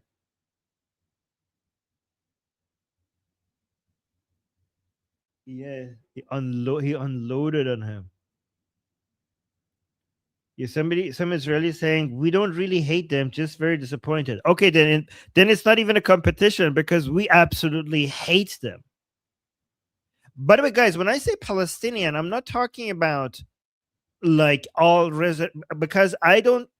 To me, Palestine, the word Palestine doesn't refer to a nation, or it doesn't refer to a group of people other than anybody who believes in the axis of resistance and the terroristic cause of the Palestinian movement.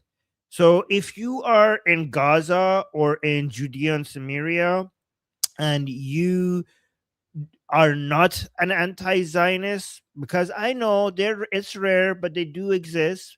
I met some of them. I even know somebody from Judea and Samaria. Other people call it the West Bank.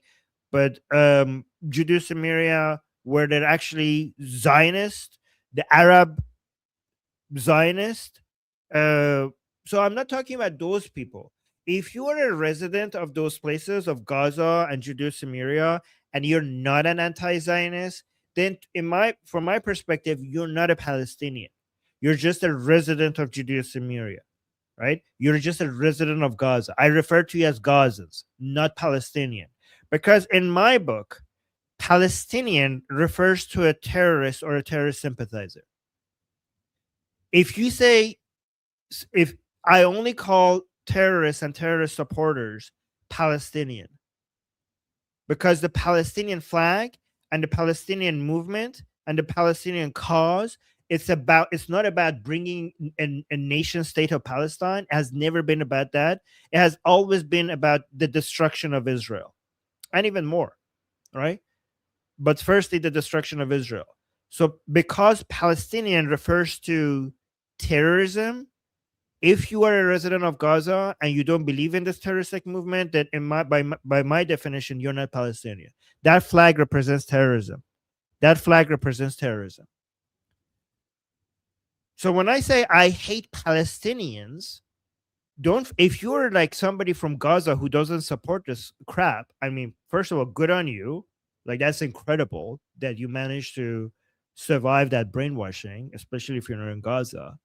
But if I say I hate Palestinians, I'm not talking about you. By my definition, you're not a Palestinian.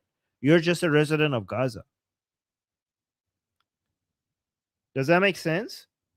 So don't think like I'm just like blanket blaming anybody who resides there when I say I hate Palestinians. Because if you're not a terrorist or a terrorist sympathizer, then you're not Palestinian.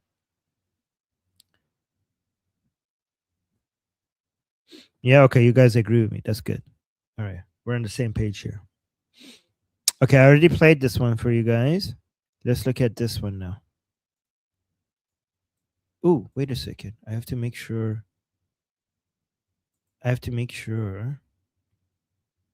I unmute this. Ooh, I might have a surprise for you guys in about 8 minutes or so. Let me put this on this page over here whenever it happens so that I'm ready for it. I might have a surprise for you guys, but I'm not sure. So let's look at this. Oh, this one was posted by Israel saying حکومتی که فقط در مقابل مردم بی‌دفاع قلدر است. Oh, yeah, saying a regime that is only tough and acts like a thug in front of the unarmed people of Iran. So let's see what this one is. الان وسط خیابون سهروردی هستیم. اینجا همیشه خیلی شلوغ بود، خیلی پرتردد بود، پر از آدم، سر و صدا.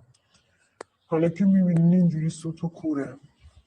تا چند ساعت پیشم نیرو. So he's saying this street that you see here, it's usually very, very busy, but right now you can see it's very empty. Wow, this is very interesting. تا چند ساعت پیشم نیروهای بسیجی همه جا پخش بودن. Like he's saying just a few hours ago, there were Basiji forces were all over this area. وقتی حمله هوایی شروع شد مثل موش پخشون پلو شدن همشون. He's saying as soon as the air attacks started, they all ran away. تو سوراخ خودشون قایم شد. They went into their holes and now they're hiding. مشتبه کارتونی هم مثل موشلی تو لونشه رفت. And Mujtaba, cardboard Mujtaba, just like his father is inside his hole. قایم شد آخرش ملحق میشه به باباش. And he's hiding and soon he will join his father. خلاصه که بوی آخر این رژیم بدجوری پیچیده تو هوا. معلومه که این رژیم Like the smell of the regime falling is all over the air. نفسای آخرش The regime is basically taking its last breath. میکشه و خیلی زود سقوطش رو میبینیم. Very soon we're going to see its collapse. به زودی جشن میگیریم. جشن Soon we will celebrate celebrations of freedom.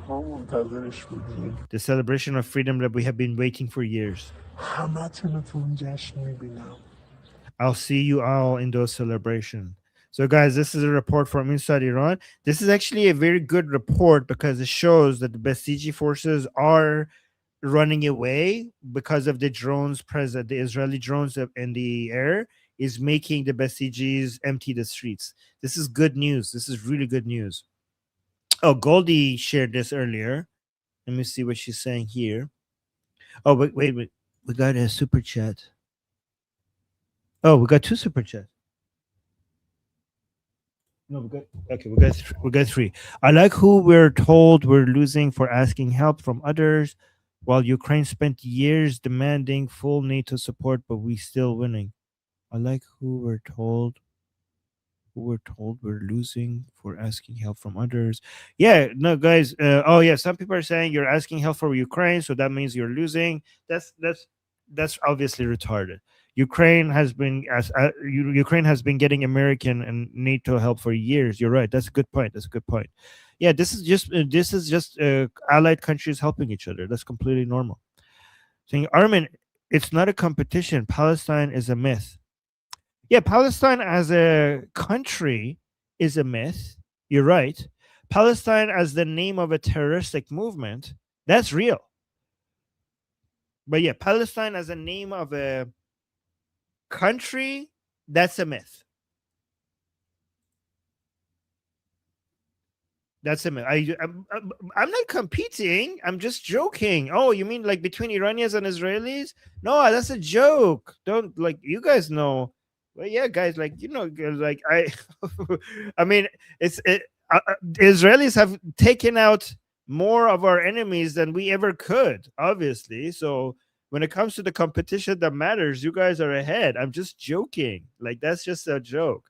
I'm just trying to relate with you guys to see that, like, guys, look at Iranians, like, because a lot of the reason why I said that is because a lot of people around the world assume that for many years assumed that Iranians support the Palestinian cause.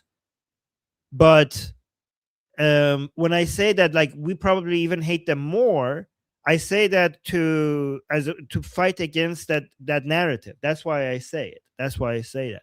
I wasn't trying to be like, I'm not trying to act like we're better than you guys. Obviously not. But yeah, Palestine is a myth as a nation state, as a country, but it's a real thing as a name of a terroristic movement. And oh, Sherry, thank you so much for the super sticker. Appreciate that. That's very sweet. Thank you. All right, let's see what Goldie said here. Goldie's saying here, they just hit the telecom complex in Hamadan. Internet's gotten super fast now. Yeah, guys, I didn't know if this is how it works. Apparently, yes. Saying if this is true, the world is about to hear the roar of 90 million Iranians who have been silenced by the terrorist Islamic Republic occupying Iran for the last 16 days. So again, I don't know if this is true as well. Like, I know this explosion is true. Watch this. So this is the telecom complex in Hamadan.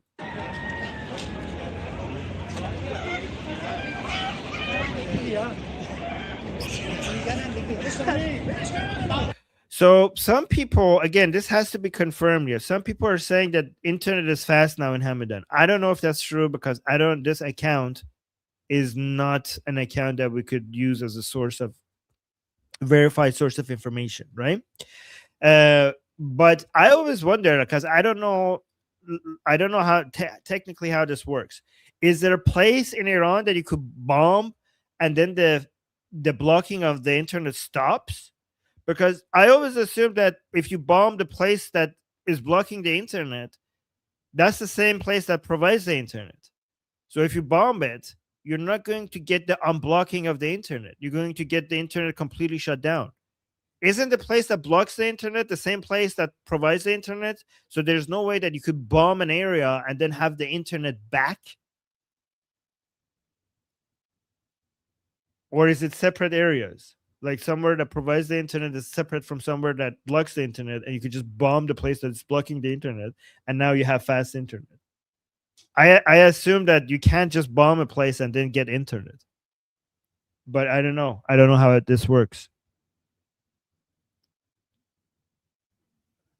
Yeah, don't know. I don't know either. This might be. So you can see Goldie is saying if this is true. So Goldie is being careful as well because we don't know 100% if this is true. I already showed this one to you guys. That was good. Let's see. 100 of inbreeders gathered outside my restaurant. Oh yeah, I saw this, guys. This is what happens to your country when you allow, people from Muslim countries into your country via mass migration. So this guy's restaurant in London was attacked because he doesn't sell halal food. This is just the beginning. As bad as things are, unfortunately, this is just the beginning. This is what you get with 6% of the population being Muslim. So imagine what happens when you get to 10%. Watch this. What the hell?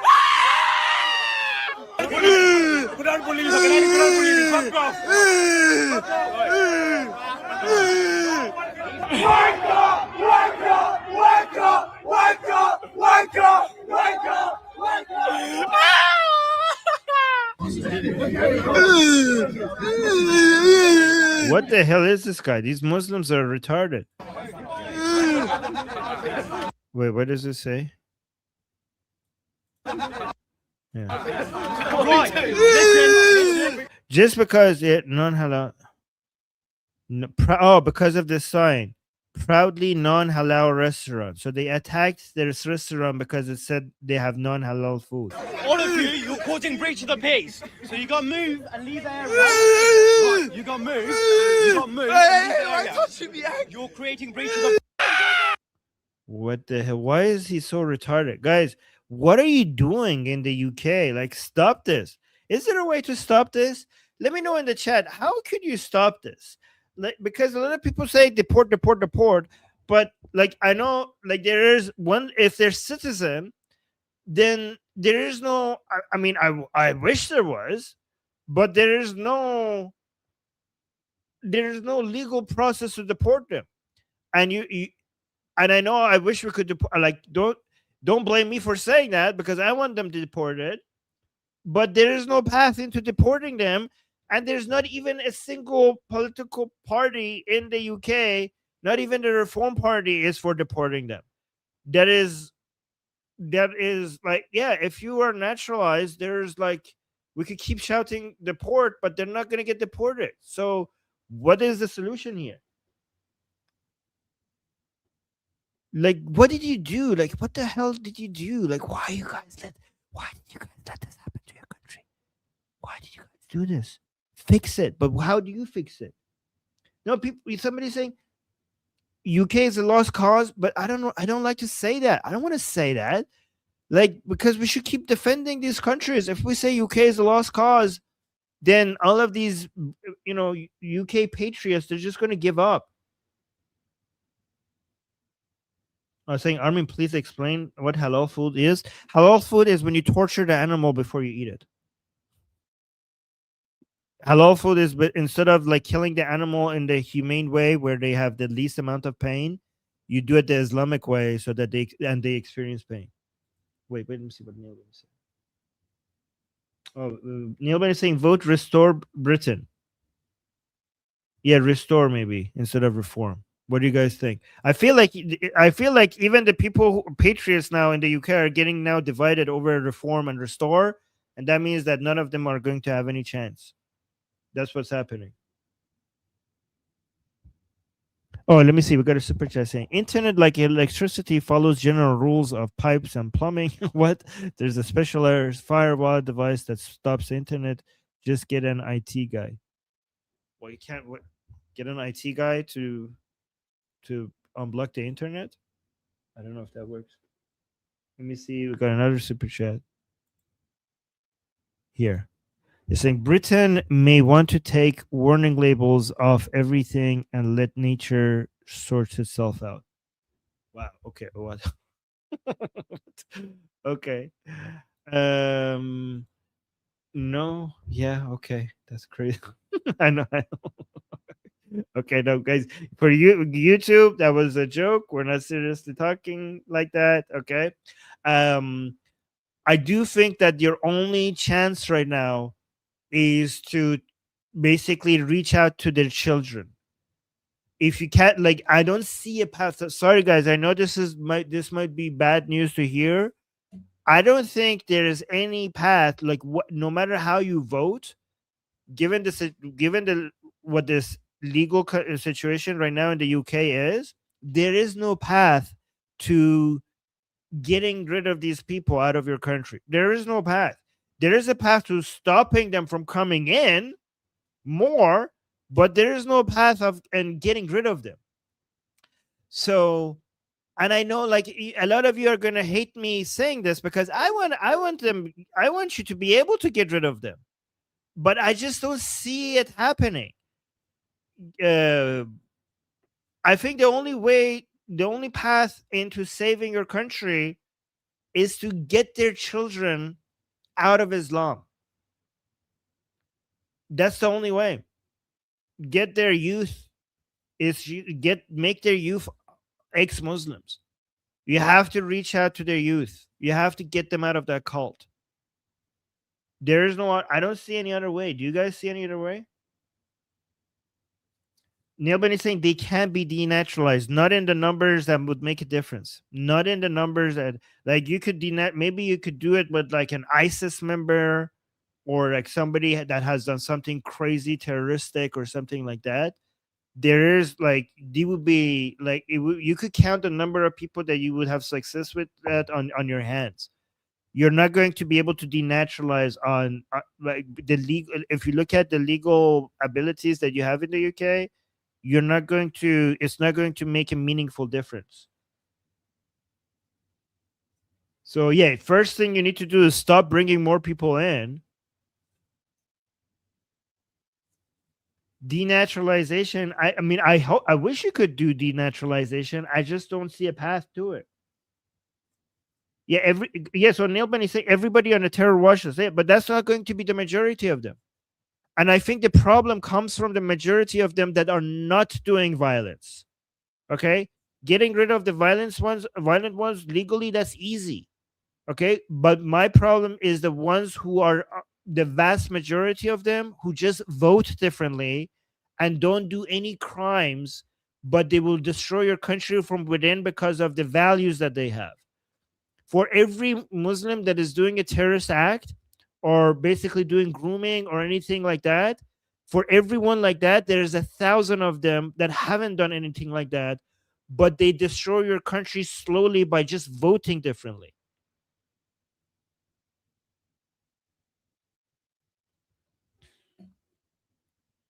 I always tell you, like, you need to be more concerned, like, as that devastating the violence is and the grooming and the rape. Main concern is the ballot, not the bullet. Let me see what we have here. We got another super chat saying, hold on. Let me go up here. Saying there are tier 1 internet backbone providers in every country that peer with each other. You filter routes from there, blocking traffic from global IP addresses inside that you don't want out. Inside that you don't want out. I don't understand any of this. I'm sure the people who understand how these things work could understand what you're saying, but I don't understand the technicality behind all of this. So I'm saying, in order to save freedom, people must stop being afraid of being called names. Yes, that's obvious. Yeah, that's the first thing you need to do. Stop the benefits. Yeah, here's the problem. When a country gets addicted to welfare, it becomes very difficult to stop it. This is why, welfare, you shouldn't even try it once. Like welfare, well, to the point that you could be called a welfare state, you should never get on it, because when you get on it, it's like heroin. Okay? It's like, don't even try it once, because once you do, your society will not tolerate. I mean, these people vote, and your society will not tolerate anybody who wants to take that away from them. I mean, how could you do that when people who are getting the benefits are a major active voting bloc, and any politician who tries to take that away from them will be punished, will be kicked out of office, unfortunately. Yeah, so this is, again, guys, I don't see any other solution. I don't see any other solution other than just de-radicalizing their kids and reaching out to the kids, and not to the point like I'm in favor. I get, by the way, guys, tell me if you agree with this or not. I do not believe in reforming Islam. That is absolute nonsense and BS. Okay, your aim should be to bring people out of Islam completely. Out of Islam completely. Reforming Islam is a myth. There is no reforming Islam. There is no hope for Islam.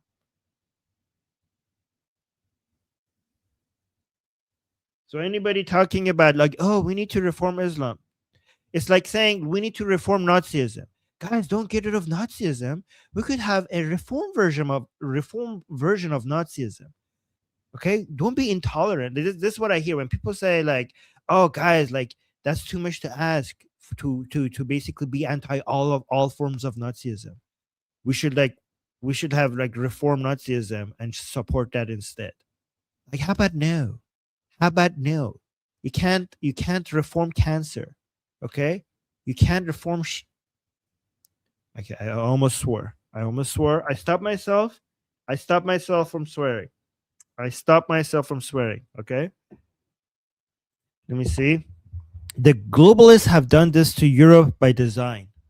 The globalists. So guys, depends on what you mean by globalists, okay? So if by globalists you mean people who don't believe in nationalism and the importance of sovereignty of your nation state, and people within a society making their own decisions rather than people outside of their borders making those decisions for them.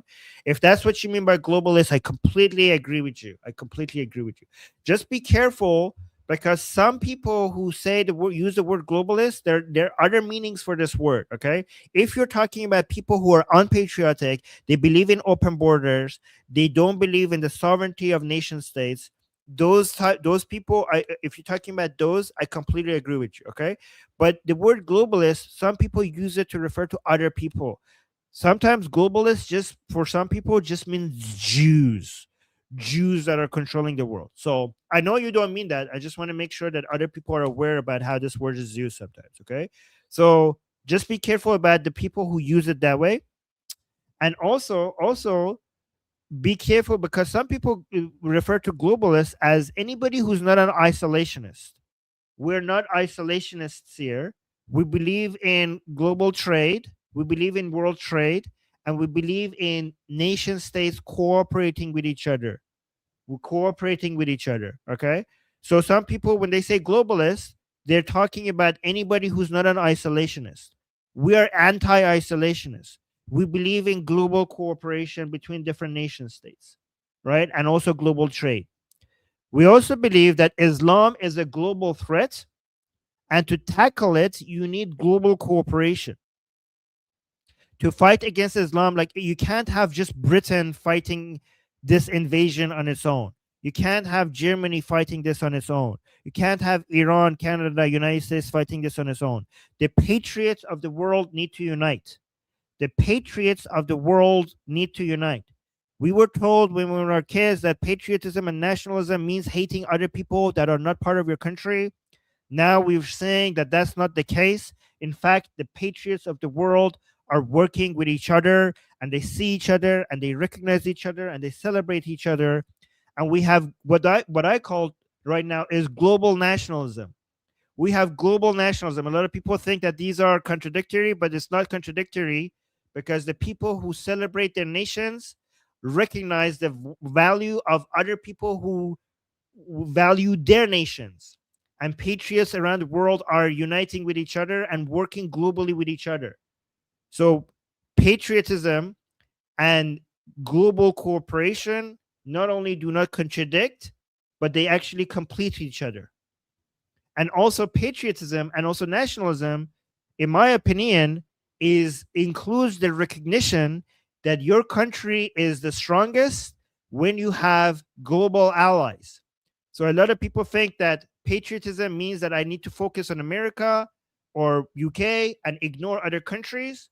Okay, that's an isolationist understanding of patriotism, but a true patriot, an informed patriot, understands that the strength of your nation comes by having strong allies and working with the rest of the world. Oh, we got more. Hold on. We're having fun with the comments here. This is good.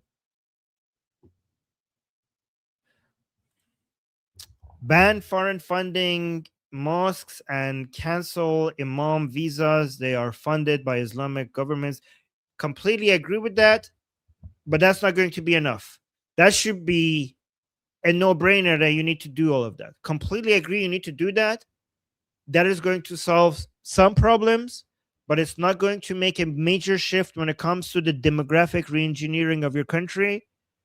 So your problem is with hundreds and thousands of people, and the foundations of your country is changing, and that, I mean, the fact that they haven't even done that already is a shame, but that is just the beginning step of the many other things that needs to be done to save your country. That is just basically just scratching the surface. It doesn't even begin to address the main problem of, even if you do that, the people with these views are all over your country. All over your country, and they're breeding so much faster than the rest of the country. Armin speaks Bulgarian. Okay. Okay, I don't know what that is. All right, let me see what you have here. Another super chat saying, from what I understand from Socrates, he saw religion as a necessary noble lie, but thought religion as it stands but be reformed. What do you think? I mean, okay, so Socrates also was against theater and poetry and legends and stories. So I wouldn't go with what he's saying. So, I mean, he believed that religion to be a noble lie, but he also believed that poetry and arts and theater was like a not so noble lie. Right? He was against that. He was against entertainment. So I don't know if that's a good source.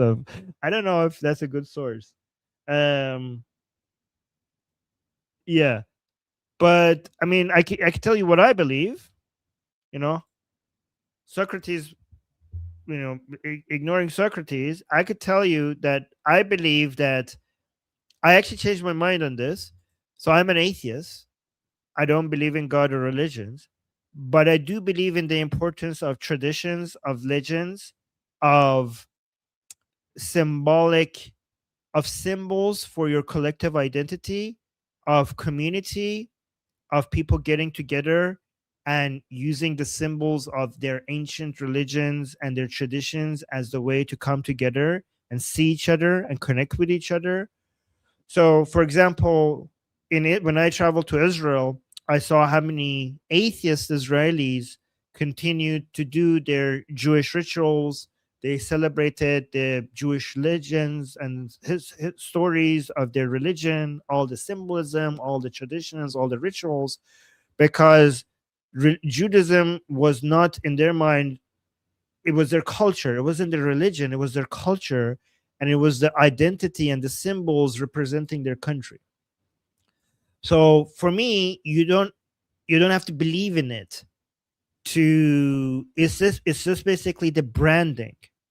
It's the branding of your collective identity, right? Oh, so he'll hear. Right, and humans require rituals and tradition, especially old and ancient traditions, and they need legends. Okay, so I think we Iranians have done that very well.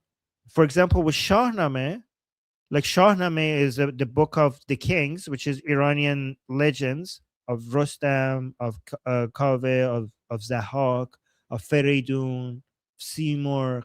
And we see that as the legends that represents our national identity. and we know they're not real. Okay, like Iranian people know that the Shahnameh, I mean, they're based on realities, based on real events that happen, but the stories themselves are not real, but they're still legends that represent our national identity. And Zoroastrianism, for example, as an atheist, I understand that Zoroastrian symbols and legends and rituals, many Iranian atheists celebrate those symbols because it reflects those are the symbols of our national identity. You don't have to be a Zoroastrian, as most Iranians are in Zoroastrian. Here's the thing: most Iranians celebrate Zoroastrian symbols, rituals, and identity, and most Iranians are not Zoroastrian. So you see, you don't have to believe in it for you to take value from it, for you to have a branding, for your collective identity. It just brings people together. It's like a glue that holds society together, right? It's like a glue that holds society together. And we need it. But I don't believe in it, but still. Hey, Sohail is here. Let me do this. Sohail, send me anything. Oh, Sohail is sending me some stuff. Let me. The report is very painful. Okay, so let me just do 2 super chats and then I'll go to that. Amir saying the idea to educate their next generation won't work. Either break the humanitarian rights and stop, feed them, or go to boom boom with them. No other way will be nearly effective enough, in my view. Well, that's not going to happen, though, Amir. Like, what are you talking about? Like, blowing up Muslims in the UK? Like, what do you like? Is that what you're suggesting?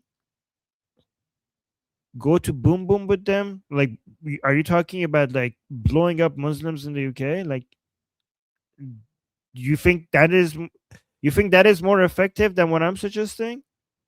I think what I'm suggesting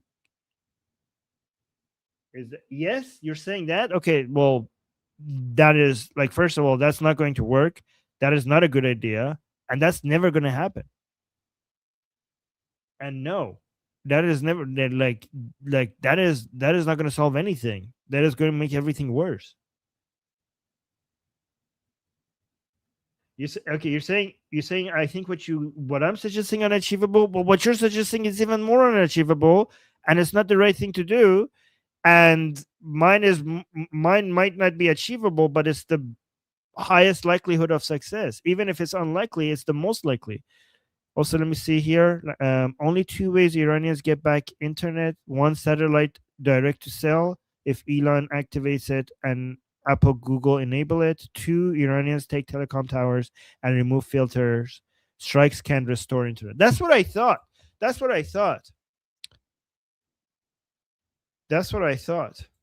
Okay. So maybe I was right. See, I didn't have technical information. I just put 2 and 2 together. Sohail, I've already reported that. We had like a huge, horrible Sohail, I already reported that. I already went over that. And now that I'm looking at what you're sharing.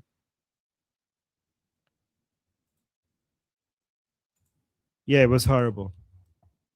Let me see what else we have here. Saying, if you believe in the separation of church and state, do you think mosques, churches, and temples should be tax exempt under the free Iran? Definitely not. Definitely. Well, okay, here's the thing.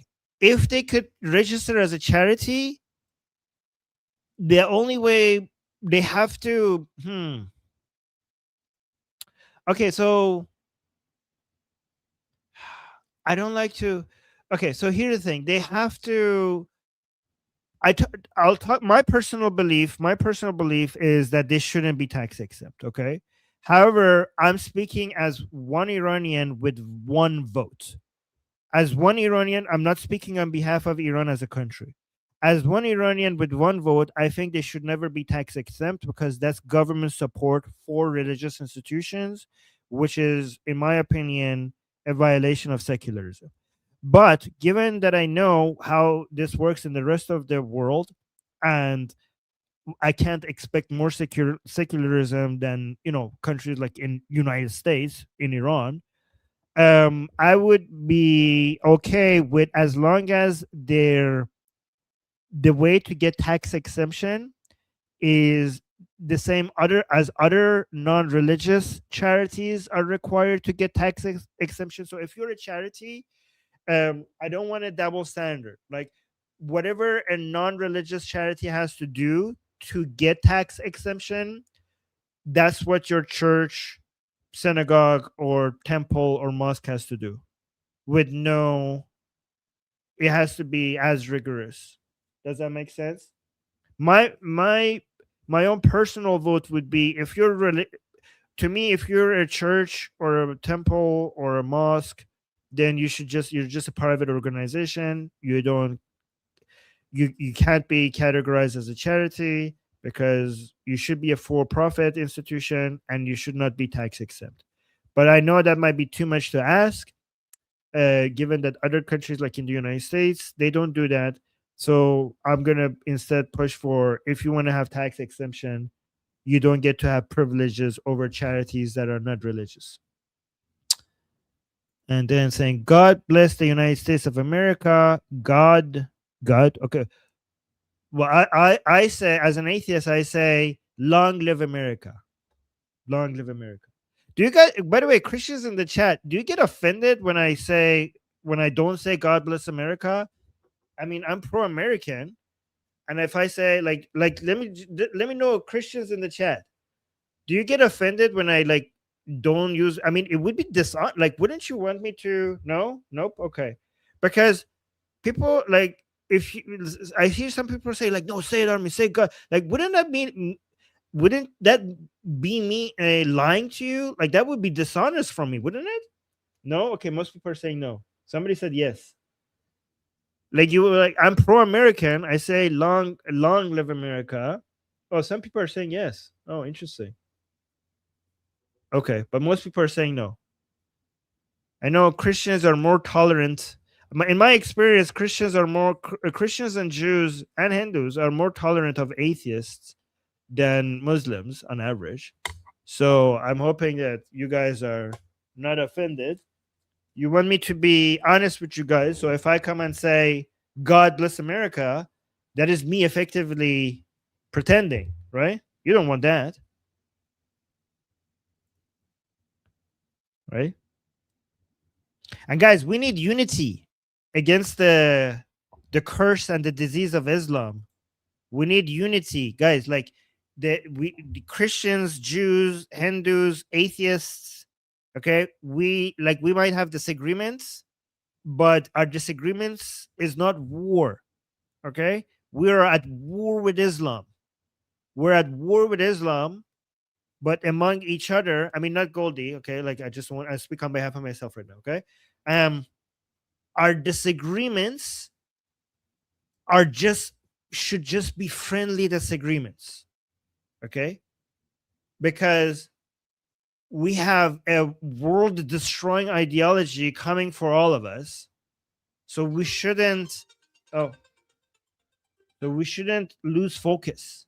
We could have friendly disagreements over what the right ideology is, but we need to survive. We need to be alive to do all of that. Okay. We can't have debates over the existence of God if we have been invaded, if our societies have completely collapsed. Okay. So let's just have disagreements as friends, but unite with each other over the destructive, world destroying ideologies like Islam and communism and wokeism. And guys, when I say wokeism, I'm talking about the woke right and the woke left, not just the woke left. Okay, but woke right, I mean people like Tucker Carlson, Candace Owens, Nick Fuentes, stuff like that. People like that. All right, let me see. Wow, we're getting a little super chat. Let me see. Countries have providers that connect to the internet. Oh, I already read that. Oh wait, Country now, did I read that? No. Countries have providers that connect to the internet backbone that connects to everyone. That's where you can filter routing of most and allow government traffic out. Filtering can be done based on many things. Okay. And then saying, did you know the name Quds comes from their root? I can't read Hebrew, meaning holy. Yeah, Quds. Quds in Arabic means holy as well. Quds Muqaddas is something that is holy.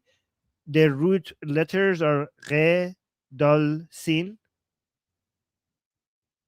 Okay. So yeah. And Qadasa.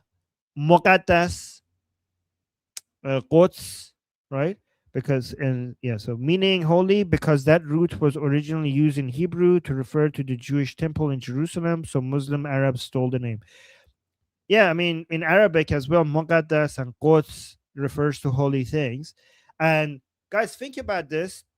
Sepah Quds, which is the part of the IRGC that its operations are outside of the borders of Iran, right? So IRGC have many different branches. One of it is the Quds Army, which the leader used to be Qasem Soleimani, now it's Ghani, and it's named after Quds, which is Jerusalem. According Islamic Republic calls Jerusalem Quds, because it refers to the mosque, the Dome of the Rock and everything, right? So for them, it's Muqaddas, Quds is basically the center of holiness for Muslims, right? So we have basically three names here that we have to deal with. You guys know it as Jerusalem. We Iranians, we call it Orshalim, but the Islamic Republic calls it Quds. And what has happened here is that the Islamic Republic calls the branch of the IRGC that is focused on operations outside of the borders of Iran the Quds Army, named after what they refer to what Jerusalem, basically, the way they refer to it as Quds. This is basically, so the Quds Army is basically the equivalent of the CIA, for example, for the Americans, right? Or something like that. Imagine a CIA that has an army, like something like that, right? So that's what the Quds Army is. Imagine if the CIA was named Tehran because of their ultimate destination. You have to, how like people like Cenk Uygur or Anna Kasparian say like, oh, the Islamic Republic didn't have expansionist ideas, doesn't have expansionist agendas. This is how you know that they're full of crap. This is how you know they're full of crap, because they named the military, the branch of the IRGC that its operations are meant to be outside of the borders of Iran, that its stated goal is to export the Islamic revolution, to export it. It's their stated goal. It's this, like they have officially, that's their stated goal. And remember, guys, IRGC, the I in IRGC doesn't stand for Iran. The I in IRGC stands for Islam, and their goal is not to protect Iran. Their goal is to basically export the revolution from Iran across Iran's borders. And the Quds Army is named after their destination. So every idiot that tells you, look, the Islamic Republic doesn't have expansionist goals, just remind them that you effing moron, they named their military after their city that they're trying to invade. Like, think how insane it would be if the CIA, instead of calling itself the CIA, called itself Tehran, because their goal was to one day invade and take over and keep Tehran. Imagine if Mossad was named Tehran. Mossad called itself Tehran because they were publicly announcing to the world that, yeah, the entire point of our organization is one day to basically capture and keep Tehran. That's what the Islamic Republic has done. It named its military organization after the city that they're trying to invade and keep. And that's how transparent they are about it. And then Jen can be like, well, they don't have expansionist goals. Like they literally tell you.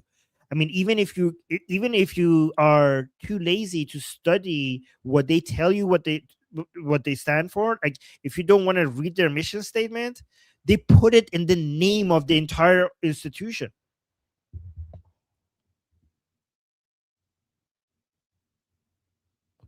Somebody's saying, Armin, this is the first step of your healing. Please repeat after me. FIRGC, FIRGC. Well, I'm not gonna swear on Goldie said don't swear. Oh yeah, guys, the discussion group. Somebody's saying, are we doing discussion group without you today since Goldie is not here? I'm going to be late for the discussion group because Goldie is not here. If Goldie arrives, then I will join late. Let me actually put the link in the discussion group so you guys could go ahead and start without me. I put the link in the group. Once Goldie arrives, then I will join you guys. And please let the rest of the discussion group know that I might be late. That I will be late. Actually, I will be late. I don't know if I will make it, but I'll try to make it. But yeah, again, I'll put the link to the discussion group in the chat. But we'll see if Goldie, when Goldie arrives. But please, people from the discussion group. Oh, thank you. Amir saying, I'll let them know you'll be late. Okay, thank you. I appreciate that. You guys are awesome. Let me see here.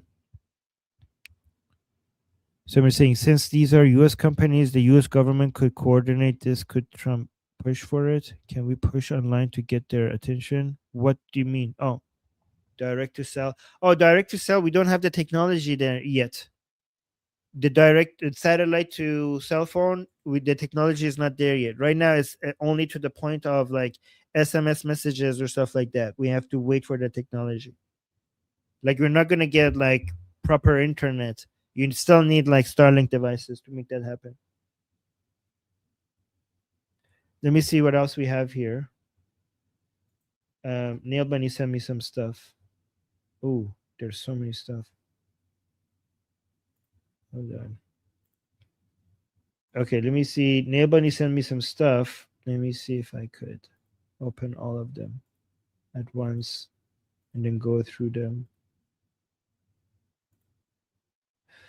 Oh no, I opened it on this page. Why did you open it on this? Okay, here. Fine. Fine. It's fine.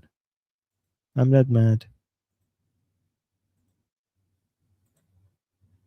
All right, what is this? I don't know if I could trust this source. Yeah, I'm not going to read this because this source, I don't know if I could trust it. So let's skip this one.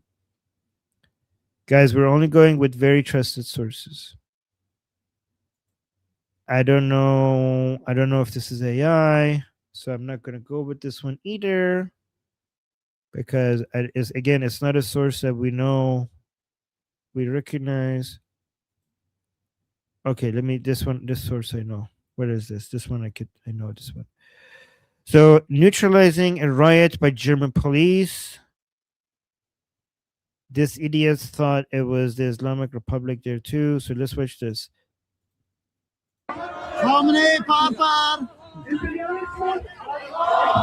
This is Qudsday. This is yesterday. These are the Islamic Republic supporters. I don't know what city this is in, but I think it's outside of this is outside of Iran. Oh, guys.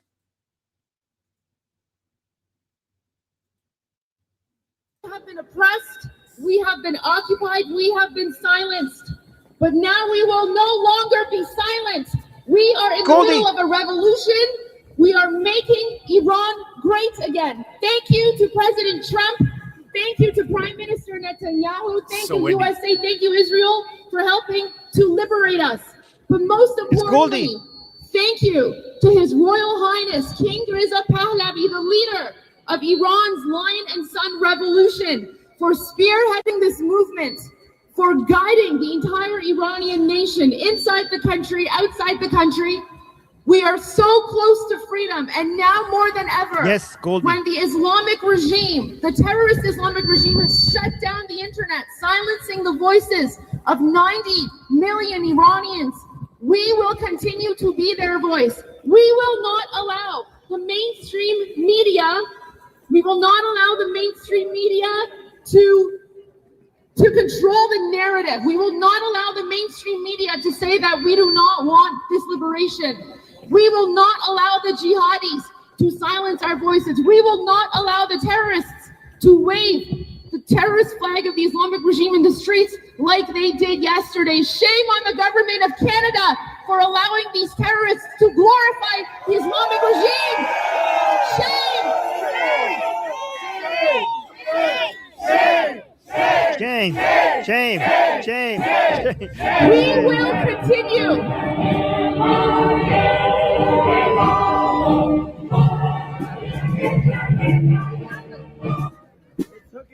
It was actually, that's fine.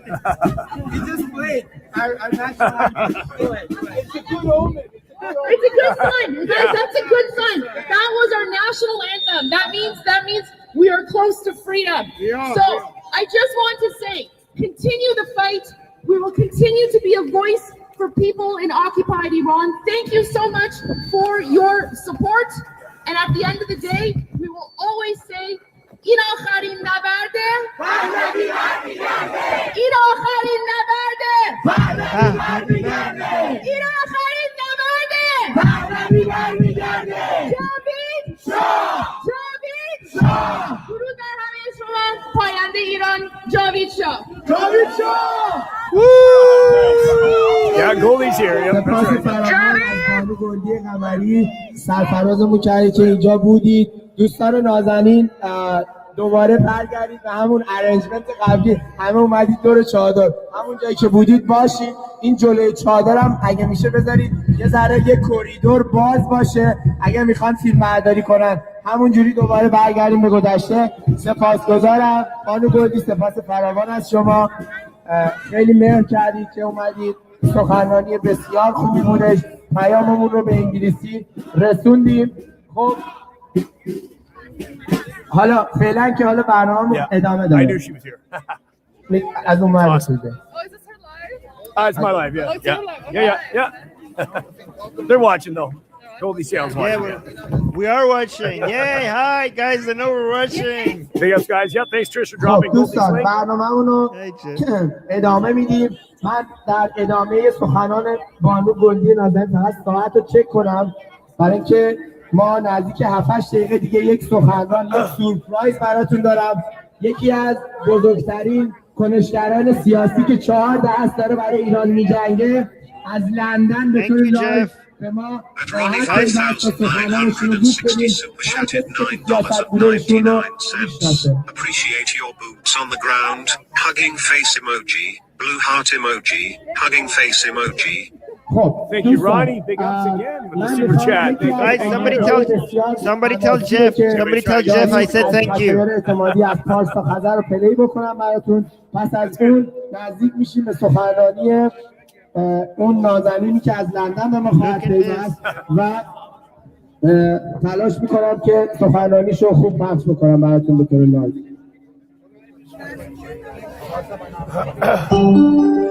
Look at this. من میتونم خواهش کنم که جلوی این چادر رو اگه میشه خالی کنید، یه کوریدور کوچیک باز کنید که کسانی که میخوان اگه فیلم بگیرن یه ذره پخش بشیم. این جلو فقط یک کم باز باشه. میدونم که همه هیجان زده بودید، بانو گلدی نازنین رو داشتیم کنارمون. آهنگ از پارس تا خزر البته نام نادرستی هست ولی این آهنگ بسیار زیبایی است. میگه از پارس تا خزر ایران نشسته است. Thanks, Ronnie.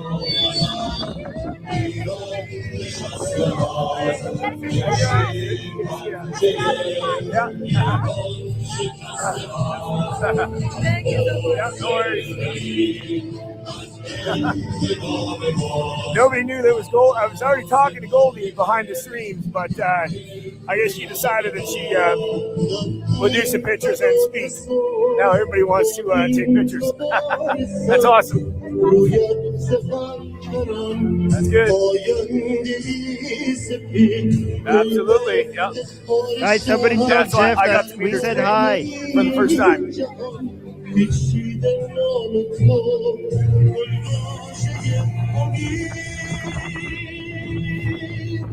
We're watching Jeff.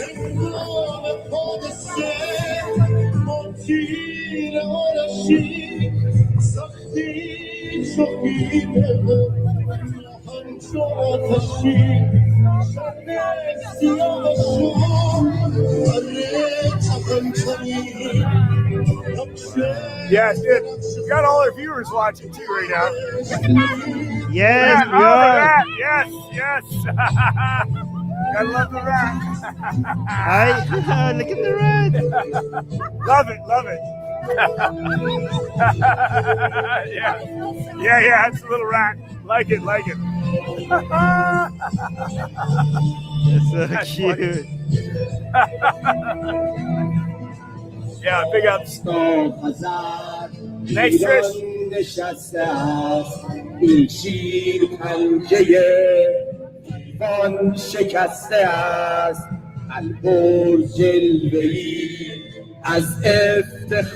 Armin's channel saying hi. All right, big ups Armin channel. Big ups Armin in the house. We were chatting last night. Hi. Yeah, big ups Armin. Yeah, I finally got to meet Goldie today.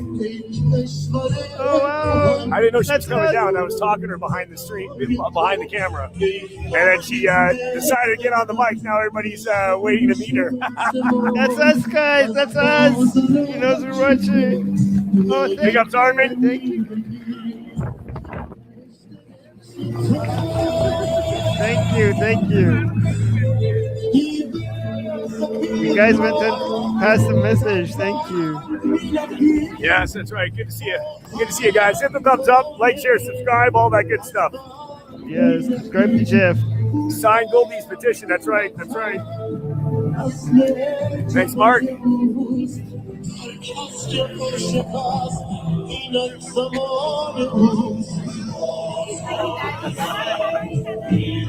at that. That's nice. Kids handing out their cookies. That's nice.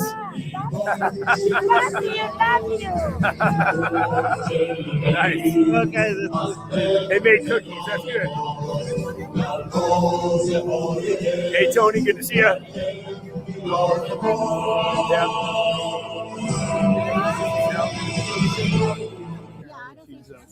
خب شاه میاد به خونه شاه میاد به خونه شاه میاد به خونه شاه میاد به خونه شاه میاد به خونه Armin Jackson here. شاه میاد به خونه شاه میاد به خونه شاه میاد به خونه شاه میاد به خونه شاه میاد با لشکرش کل ایران پشت سرش شاه میاد با لشکرش کل ایران پشت سرش شاه میاد با لشکرش کل ایران پشت سرش شاه میاد با لشکرش کل ایران پشت سرش شاه میاد با لشکرش کل ایران پشت سرش شاه میاد با لشکرش کل ایران پشت سرش شاه میاد با لشکرش کل ایران پشت سرش شاه میاد با لشکرش کل ایران پشت سرش All right, Goldie, I think Goldie's on her way back. کل ایران پشت سرش شاه میاد با لشکرش کل ایران پشت سرش. So, guys, they're saying Shah Miyad Balashkarish, which means like the Shah is coming with his army. Kulli Iran Push Sarish, which means the entire Iran is behind him. The entirety of Iran is behind him. So the Shah is coming with his army. The entirety of Iran is behind him.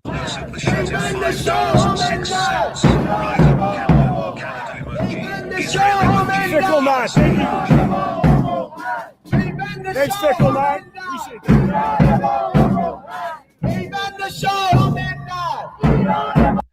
So now they're saying the bond between the nation and the king creates a glorious Iran. Long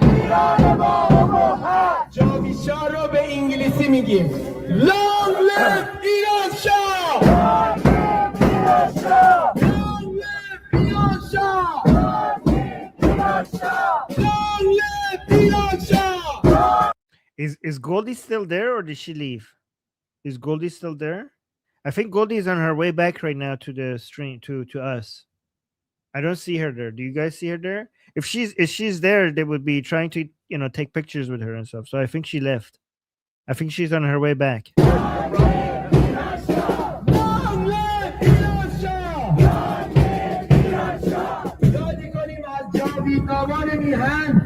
Yeah, good to see you guys.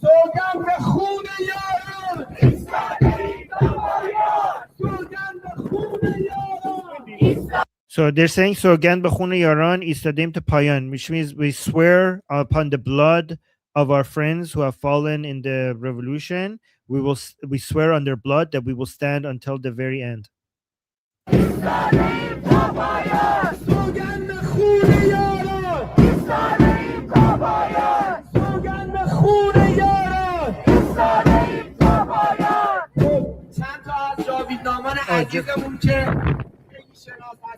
Okay, Jeff said he left already. Is she left already? Okay, Jeff said she left. So there we go.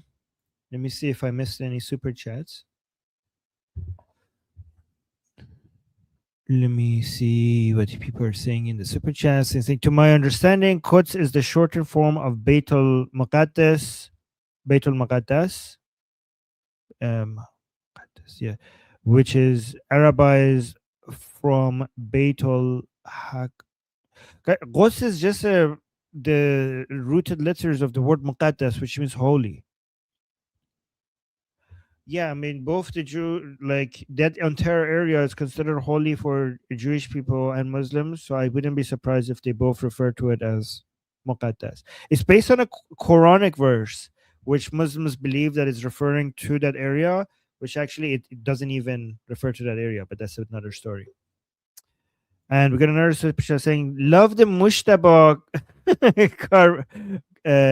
cardboard doll. Yeah, exactly. That was pretty good. That was pretty nice. I like that as well. That was pretty cool. All right. Guys, let me know if you want me to do a few updates, or do you guys want to watch this gathering, or do you guys want me to answer questions? I'm here to serve. I could do either one of these. I don't want to share this until Goldie is here. There's something I want to share. Updates? Okay, let's do updates then. Look at this one.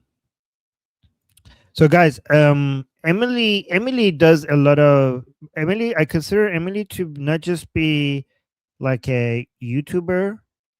I consider her to be like a journalist, and I know that she does more fact checking. I mean, this is obviously real, but I really like, among all the people who I follow, Emily Schrader is one of the people that I trust the most. Okay, I'm not saying, I mean, nobody gets everything 100% correctly, but Emily has a really good track record. Really good track record. Right. So let's switch this. She's saying, can't make this up. So the reporter is saying, you're speaking to us via Zoom. The Iranian people don't have open internet access, but you do. Why? And he's saying, and this is Arakchi, the foreign minister of the Islamic Republic. He's saying, because I'm the voice of Iranians and I have to defend their right. What the hell? Unbelievable. You really can't make this stuff up. Watch this. I just do want to point out, you're speaking to us via Zoom. The Iranian people don't have open internet access, but you do. Why? Well, because I'm the voice of Iranians, and I have to defend their right. So this is why I have access to internet to just have our voice being heard by the international community. But internet is closed because of the security reasons, because we are under attack, we are under aggression, and we have to do everything to protect our people. In any country, there are urgent measures taken for the sake of war. Guys, the audacity. Think about this. The audacity of cutting the voice of the Iranian people and then coming out and saying to the world that, well, I'm their voice. If you are their voice, why do you have to cut their voice? if you are their voice, why do you have to silence them? Wow. Oh my God.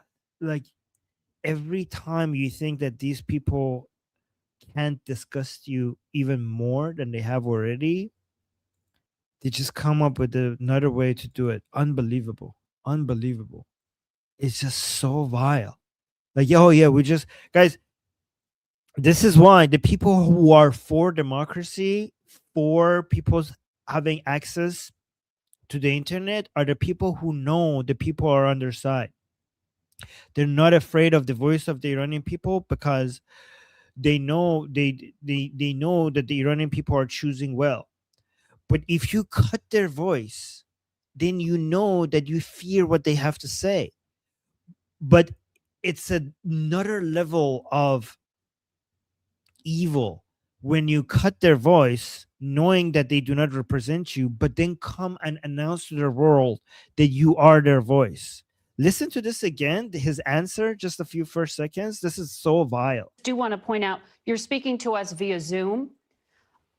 The Iranian people don't have open internet access, but you do. Why? Well, because I'm the voice of Iranians, and I have to defend their right. So this is why I have access to internet to just have our voice being. You can't even speak properly. How are you a foreign minister? You can't even speak. Foreign minister can't even speak proper English.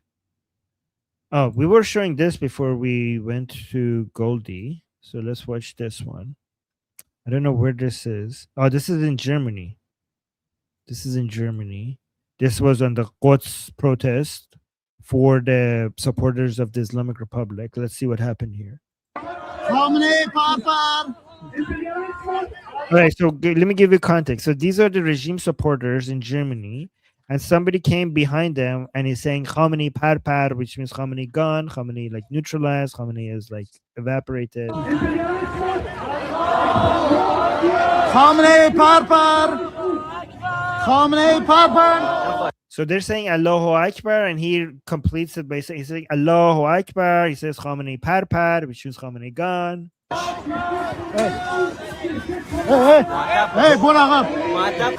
Hey,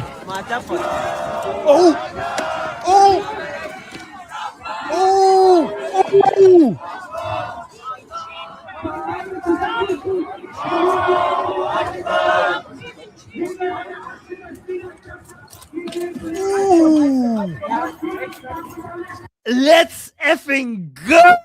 Let's go, guys. He came and attacked this man saying, be polite. Like, he's attacking Khamenei. This Iranian pro-regime Iranian got offended. He came and attacked him. And look at the cup. Like, oh, he thought that this is Iran. He thought he could get away with it. Wow. Guys, the German police has no chill. The German police has no chill. Let's effing go. That was beautiful. Oh my God. Wow. What? One more time. Look at this. I didn't expect this to be so wholesome. Wow. So guys, full context. This man, he is anti-regime, is behind these pro-regime Iranians in Germany. And they're saying Allahu Akbar. He's saying Khamenei par, which is like a song that we have in our childhood when something evaporates and go away. It was part of our childhood games, right? So he's making fun of Khamenei being gone. And this pro-regime person got offended. He came and put his hands on him. And the police like, hell no. We don't do this over here. Watch this. Khamenei par.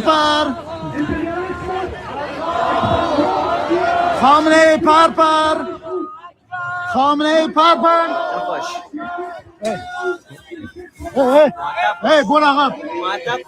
hey.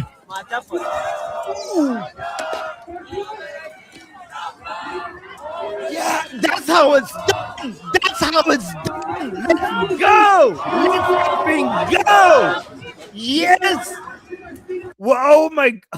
Oh, that's how it's done.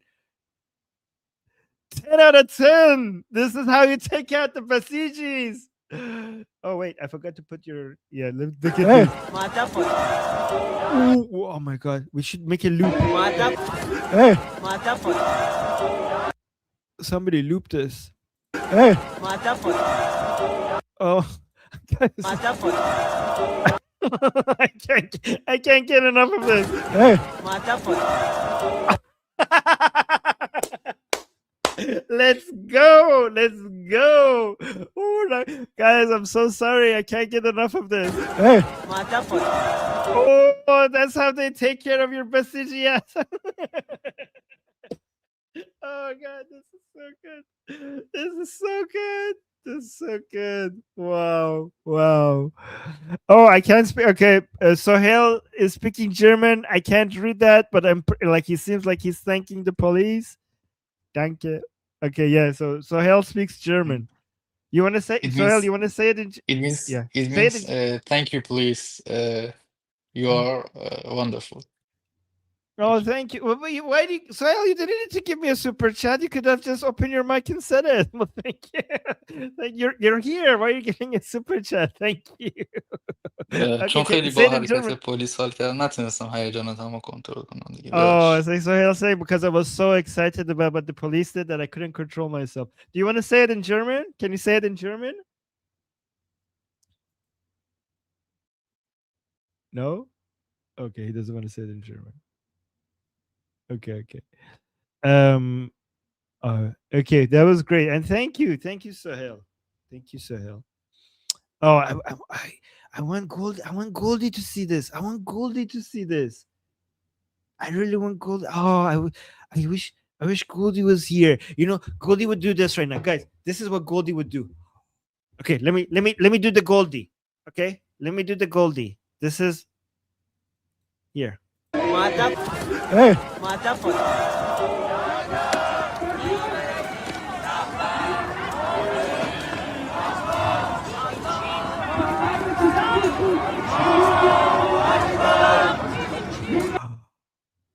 Baby Chikorkan! Armin, baby Chikorkan! Yeah! I did the Goldie.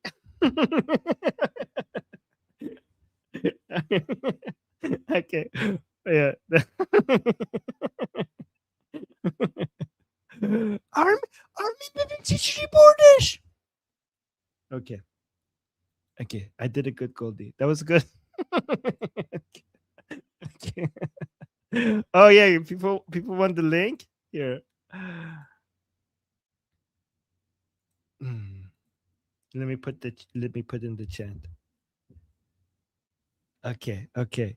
This would be so much more fun with Goldie. I wish I had this when she was here. Oh yeah, I'm gonna watch this with her when she comes. Oh, she's here. She's in the chat. Okay, she's here. Yay. She saw me. I basically, guys, I need to do both my reactions and Goldie's reactions, which she's not here. I hope I did the Goldie reaction well.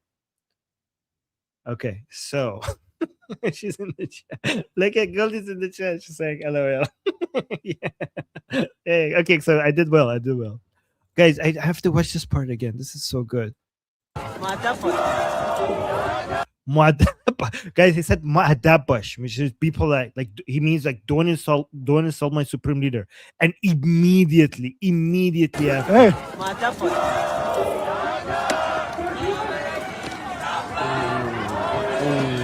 Deport that mother effer. Deport that guy. I hope he's not a German citizen.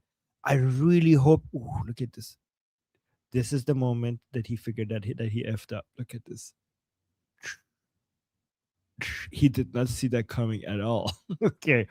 Guys, I hope he's not a German citizen. I hope he gets a criminal record and he gets deported for this. What are the chances that he's going to get deported for this? He needs to deport this guy. Wow, guys, why is the UK police don't act like this? The German police has no chill. Good, right? What do we need to do for the UK police to behave like this as well?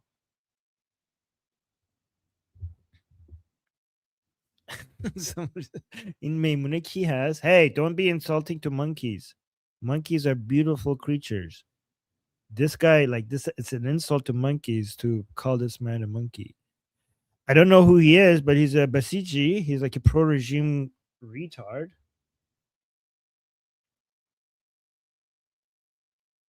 Oh, let me see. So I'm saying, Arminjan, I appreciate your hard work, bro. I think you should keep making those 10 to 15 minutes solo videos like FDR friends fireside chats. The world needs them. Really? You think those are good? You guys like them? Guys, on my personal channel, on the Atheist Republic channel, I am doing daily short videos. Look at this here. That gives you, like, for people who can't watch like hours of live streams, I give you the most important, most recent information. That if anybody wants to get really updated about what's the most important thing that needs to be clarified, I mentioned over there. Let me actually post the link to my channel here in the chat. So somebody in the chat is saying those are really good. Okay, I'm glad that you are enjoying them. Yeah, this is the Atheist Republic channel. If you guys want to go see theirs. All right, let's do more updates. This was the most fun. By the way, Nail Bunny, thank you for that. That was a really fun update. I wasn't expecting that being that much fun. Let's do this. Wait, hold on. I'm getting another super chat. Let me respond to this one. Saying thoughts on possible gatherings of Charshamba Suri and Nowruz in Iran. Could the catalyst for the final call from Princes of Pahlavi align on these days? Honestly, I don't know. Honestly, I have no idea whether we're going to be in Iran by then or not. I don't know. I don't know when Princes of Pahlavi is going to give his call to action. Oh, we have a new. So Goldie is going to be here in 50 minutes. We have a new message from Princes of Pahlavi. That is, let's do that first. Goldie is updating me from behind the scenes on what's the most important thing to cover.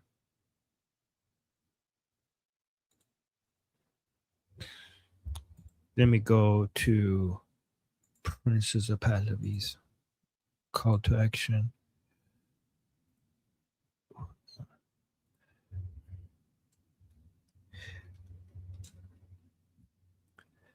There we go.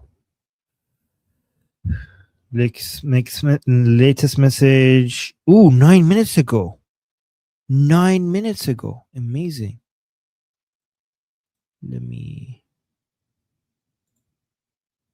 Let's go here instead.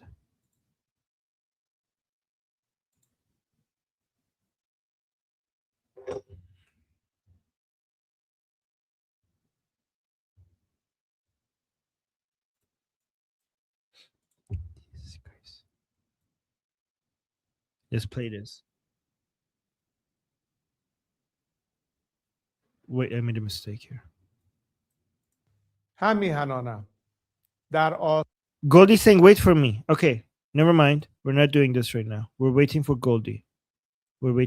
So let me go to another. Let's go to another message, another update. So Goldie said, wait for me before I do that one. Okay, so Goldie is on her way. She's going to be here in 15 minutes. So we're not doing that one yet. Let's look at this one.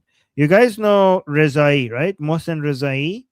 Mohsen Rezai is the most delusional member of the IRGC, giving us updates from time to time. Let's listen to what he says here. By the way, guys, one thing I don't know if you know about Mohsen Rezai, he's responsible for his own son getting executed. He basically killed his own son for being anti-regime. Did you guys know that? Mohsen Rezai is basically handed over his own son and got him killed by the Islamic Republic for being anti-regime. Yeah, I know, guys. I know Tuesday is live. We're not doing that until Goldie is here. Oh, Patipto is here as well. Yay, Patipto! Hey, Patipto! Patipto is Hi, here. Armin. How are you? Hi. I just joined you in a rush because King Reza Pahlavi have a new video and talking I know. about Charshanbe Suri. Ooh, I know, but I'm waiting for Goldie to play that one. Okay, I'm Yeah, waiting to. yeah. Okay, she's coming soon. Just Let me and thank. wanted to check out with you. Do you remember when I talked about Charshanbe Suri and Nowruz in last video?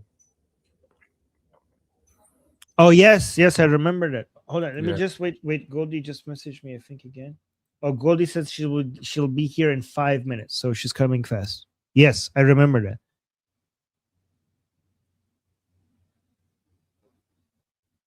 Yes, so yeah, things are going according to plan. Things are going very much according to plan. This is amazing. And also, just we got a super chat saying, Armin, before Goldie gets back, will you please do another translation of one of Amir Arfa's videos? Your translations are so much better than AI, but I don't think Goldie approved of his story. Well, I'm not doing anything that Goldie doesn't approve of, right? I don't know. And also, Goldie is coming in 5 minutes. And yeah, Patipto, this guy Rezai, he got his own son killed, right? Like his own son was the anti-regime, and he got him killed. So this is how disgusting these people are. They don't. I mean, guys, imagine these people have no mercy for their own family. Imagine what they're going to do to the rest of the world if the regime is at risk. So let me just see if I could play this before while we wait for Goldie. با همه اینا تا همین الان ما در پیروزی هستیم. ما از نظر سیاسی دفاعی So he's saying we're achieving victory against basically the United States and Israel. Sure, buddy. و اقتصادی در همین نقطه پیروز هستیم. Like from a political and economical perspective, we are victorious right now. ما هیمنه آمریکا رو شکست. یعنی آمریکا در حمله به ایران خودش رو کوچک کرد و ما رو Like we have defeated the United States. The United States has belittled itself in its attack on us. بزرگ کرد. دیگه and we have become greater. They have become smaller and we have become greater. بعد از جنگ ایران دیگه مثل قبل از جنگ نخواهد بود. ایران با He's saying after the war, Iran is not going to be like what it was before the war. هیبت بزرگتری در منطقه و آمریکا با هیبت So he's saying Iran, like Iran, meaning the Islamic Republic, is going to be so much greater and more powerful in this region after this war. هیبت کوچکتری زندگی خواهند کرد.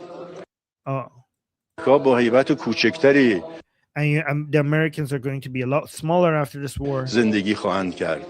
از نظر اقتصادی هم برای اولین بار آمریکایی‌ها اومدن طی 44 سال گذشته دست به یک کاری زدن که تاکنون نکرده بودن.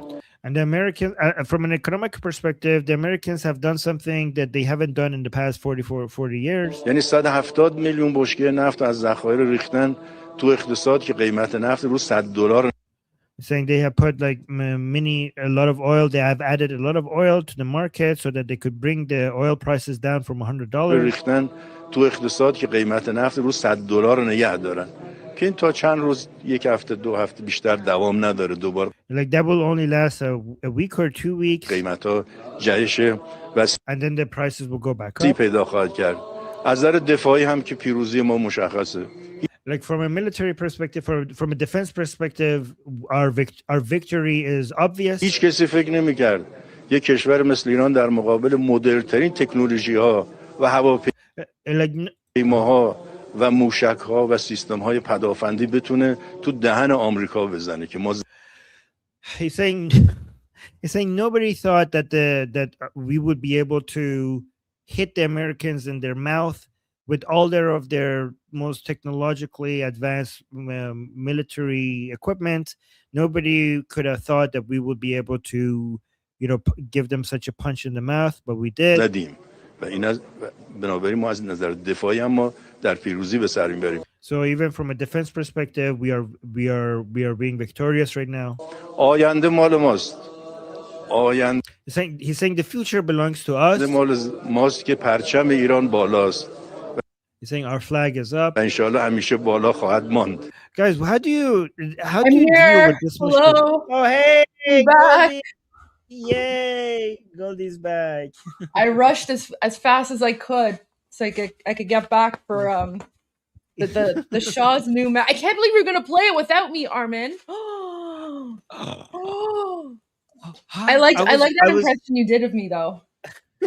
yeah. Hi Petito, hi Sohail.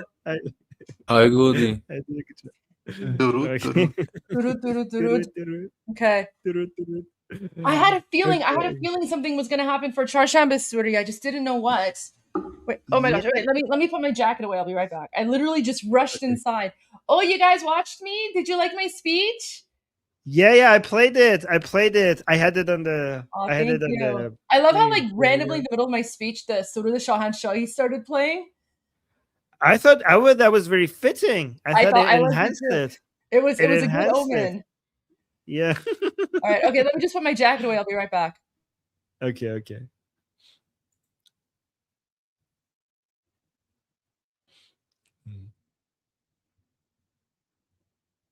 Okay, we're waiting for Goldie.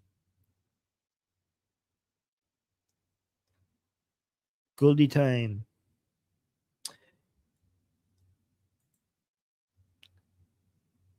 Her speech was so good, huh?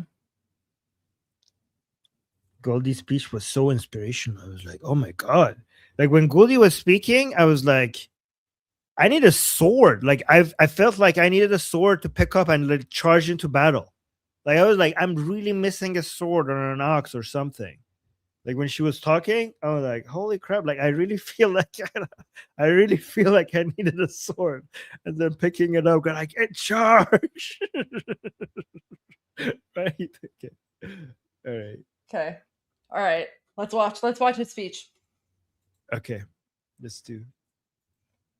Oh, and by the way, Armin, everyone there was like, we love your live stream. We love everything you guys are doing, you and Armin. So they were very appreciative and grateful for the live stream.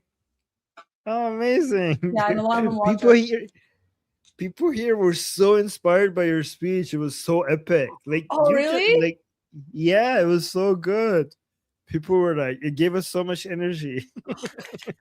Guys, I'm good at speeches. I'm good at speeches, guys. You remember, are. Before I was a streamer, I was a politician. I can give good speeches, and I don't write my speeches beforehand either. I just sort of speak from the heart. So I just say what's on my mind. Yeah, that's pretty good. Yeah, thank you. Spontaneous. Yeah, it's like it's obvious that you know what you're doing when it comes to speeches. Anyways, let's watch this. هم میهنانم در آستانه چهارشنبه سوری رژیم ضد ایرانی جمهوری اسلامی بار دیگر میکوشد مانع برگزاری این آیین ملی و باستانی شود. اما امسال ما چهارشنبه سوری را به یاد دلاورانی که جان خود را برای بازپسگیری ایران و هویت ملیمان فدا کردند با شوری ملی برگزار می‌کنیم. پیام ما روشن است. آتش ما نماد نور و پاکی ایران بر تاریکی و پلیدی این رژیم ناایرانی پیروز خواهد شد و خاک ایران را از اشغالگران جنایتکار پاک خواهد کرد. از همه ایرانیان خارج از کشور نیز می‌خواهم در چهارشنبه سوری در برابر سفارتخانه‌های رژیم در سراسر جهان گرد هم آیند و فریاد بزنند تا وقتی ایران آزاد نشود و جمهوری اسلامی از صفحه روزگار محو نگردد، ملت ایران آرام نخواهد گرفت. همچنین از رئیس جمهور آمریکا و نخست وزیر اسرائیل می‌خواهم تحولات این روز را با دقت زیر نظر بگیرند و اجازه ندهند جمهوری اسلامی در این آیین ملی با مردم شجاع ایران با خشونت برخورد کند. ما با برگزاری با شکوه چهارشنبه سوری به پیشواز نوروز و بهار آزادی ایران می رویم و نشان می دهیم که روز رهایی ایران نزدیک است. پاینده ایران. پاینده ایران جاوید شاه. پاینده ایران جاوید شاه. Goldie, do you want to explain Charshambe Suri to people before I read the translation? Do you want to go over? Actually, that's what I want to do. I want to find a good video on YouTube. There's one here, but I think it's in Persian. Okay, so there's a video here that explains it in Persian with English subtitles. Should I play this? How long is it? I Yeah. don't know. It's like 4 minutes maybe. Okay. Wait, let me see. Let me see if I can find something something else. Is this in English language? Let me see if I can find this one. Oh yeah, okay, here we go. I found one that's in English. And Okay, it's only great. like 4 minutes long. So guys, this Yeah, will let's do explain that. Çarşamba Suri. Okay. Oh guys, honestly, Çarşamba Suri is so much fun. I love Çarşamba Suri. This year's Çarşamba Suri is going to be even better. All right, let's go. Şaharshanbi Suri, an ancient celebration to bid farewell to winter. Şaharshanbi Suri is one of the ancient Iranian festivals held annually on the eve of the last Wednesday of the year. This celebration involves lighting fires, jumping over them, reciting traditional chants, spoon banging, fortune-telling by eavesdropping, and other special rituals. Şaharshanbi Suri is not only a farewell to winter, Oh my but gosh, this is AI slop. This It's is not AI even slop. AI. It's like the worst Terrible. kind of text to speech. Yeah. Okay, you know what? Let me I have something on my X account that I posted about Çaharshanbi Suri. Let me pull that up. Oh. So it's basically an ancient fire festival. We jump over the fire. It goes back to like Zoroastrian traditions. Zoroastrians. Yeah. And it's celebrated by all Iranians regardless of like religion, right? But the Islamic regime, they're trying to prevent us from celebrating our traditions, right? So okay, here's actually a video from last year in occupied Iran. So these are people. So Çaharshanbi Suri, guys, it's like a combination of jumping over bonfires, but also Halloween, like trick or treat, because that's like Ashok Zani, right? So you jump over fire, but the little kids also go door to door, and then people at the doors are supposed to give them like candy and treats and stuff. And this is celebrated on the last like Tuesday evening. I know it's like supposed to be Wednesday, but it's actually like Tuesday evening. So the last Tuesday evening of the year, Iranians celebrate Çarşamba Suri. And what it is like we jump over the fire and we say Zardi man az to, surkhi to az man, which means I jump over the fire, and then you say like I give you my like illness and bad luck, and then as I jump over the fire, I get the fire's health and good luck for the next year. Yeah, they do it in costumes. They actually they wear costumes when they go around doing the trick or treating. So yeah, we actually have an Iranian version of trick or treat, which is like thousands of years older than Halloween. And yeah, they wear they're supposed to dress up and like cover their faces and stuff.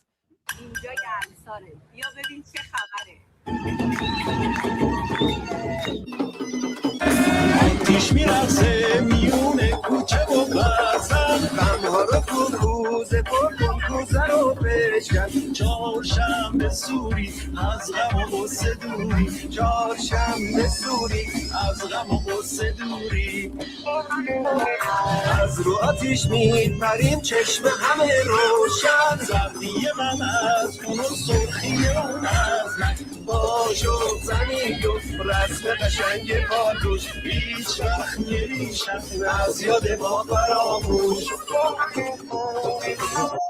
Goldie? Yeah.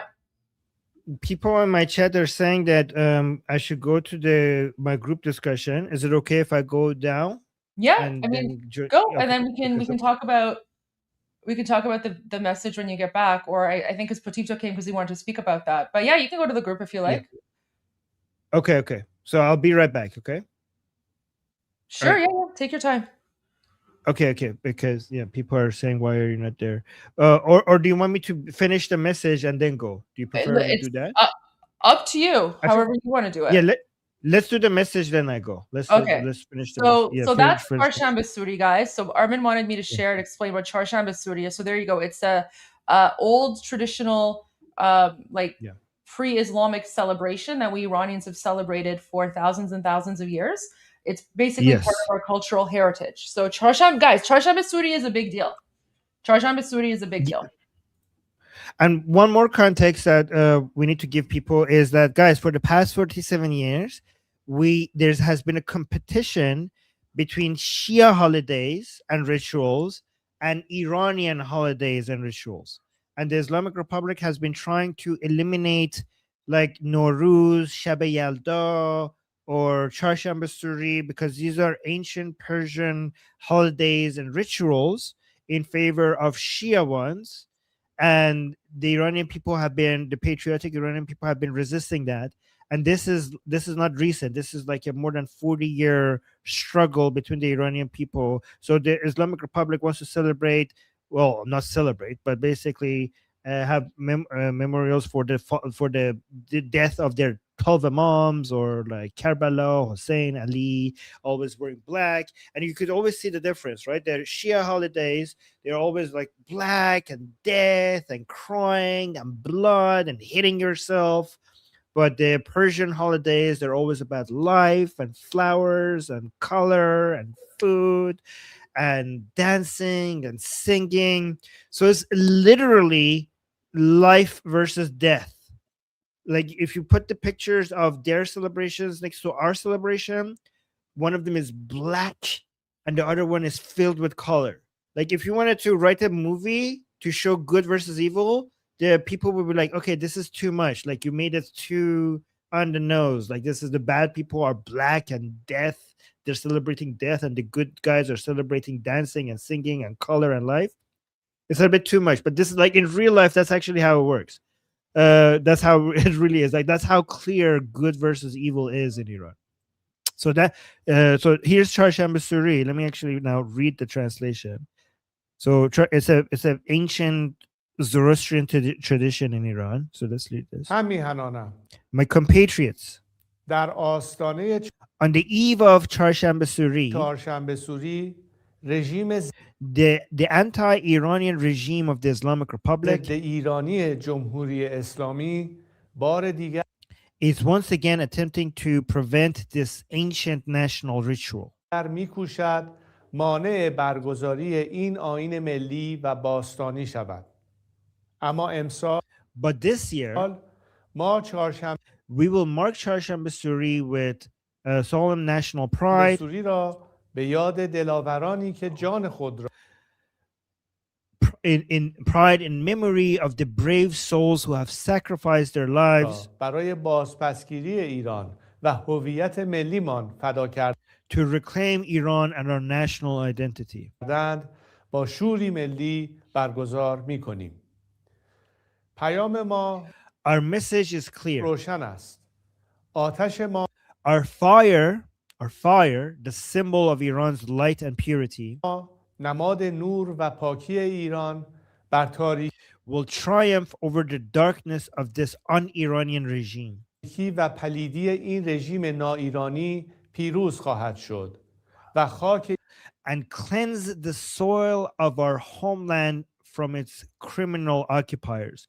Guys, remember in Zoroastrianism, fire is has cleansing effects. So he's using Zoroastrian symbolism here right now. ایران را از اشغالگران جنایتکار پاک خواهد کرد. از همه I call on all Iranians abroad to gather on Charshamba Suri. ایرانیان خارج از کشور نیز می‌خواهم در چهارشنبه سوری در برابر in front of the regime's embassies around the world and shout with one voice. سفارتخانه‌های رژیم در سراسر جهان گرد هم آیند و فریاد بزنند تا وقتی The Iranian nation will not rest until Iran is liberated. ایران آزاد نشود و جمهوری اسلامی از صفحه روزگار محو نگردد. And the Islamic Republic is co-signed to history. ملت ایران What, did I read that right? آرام نخواهد گرفت. Signed.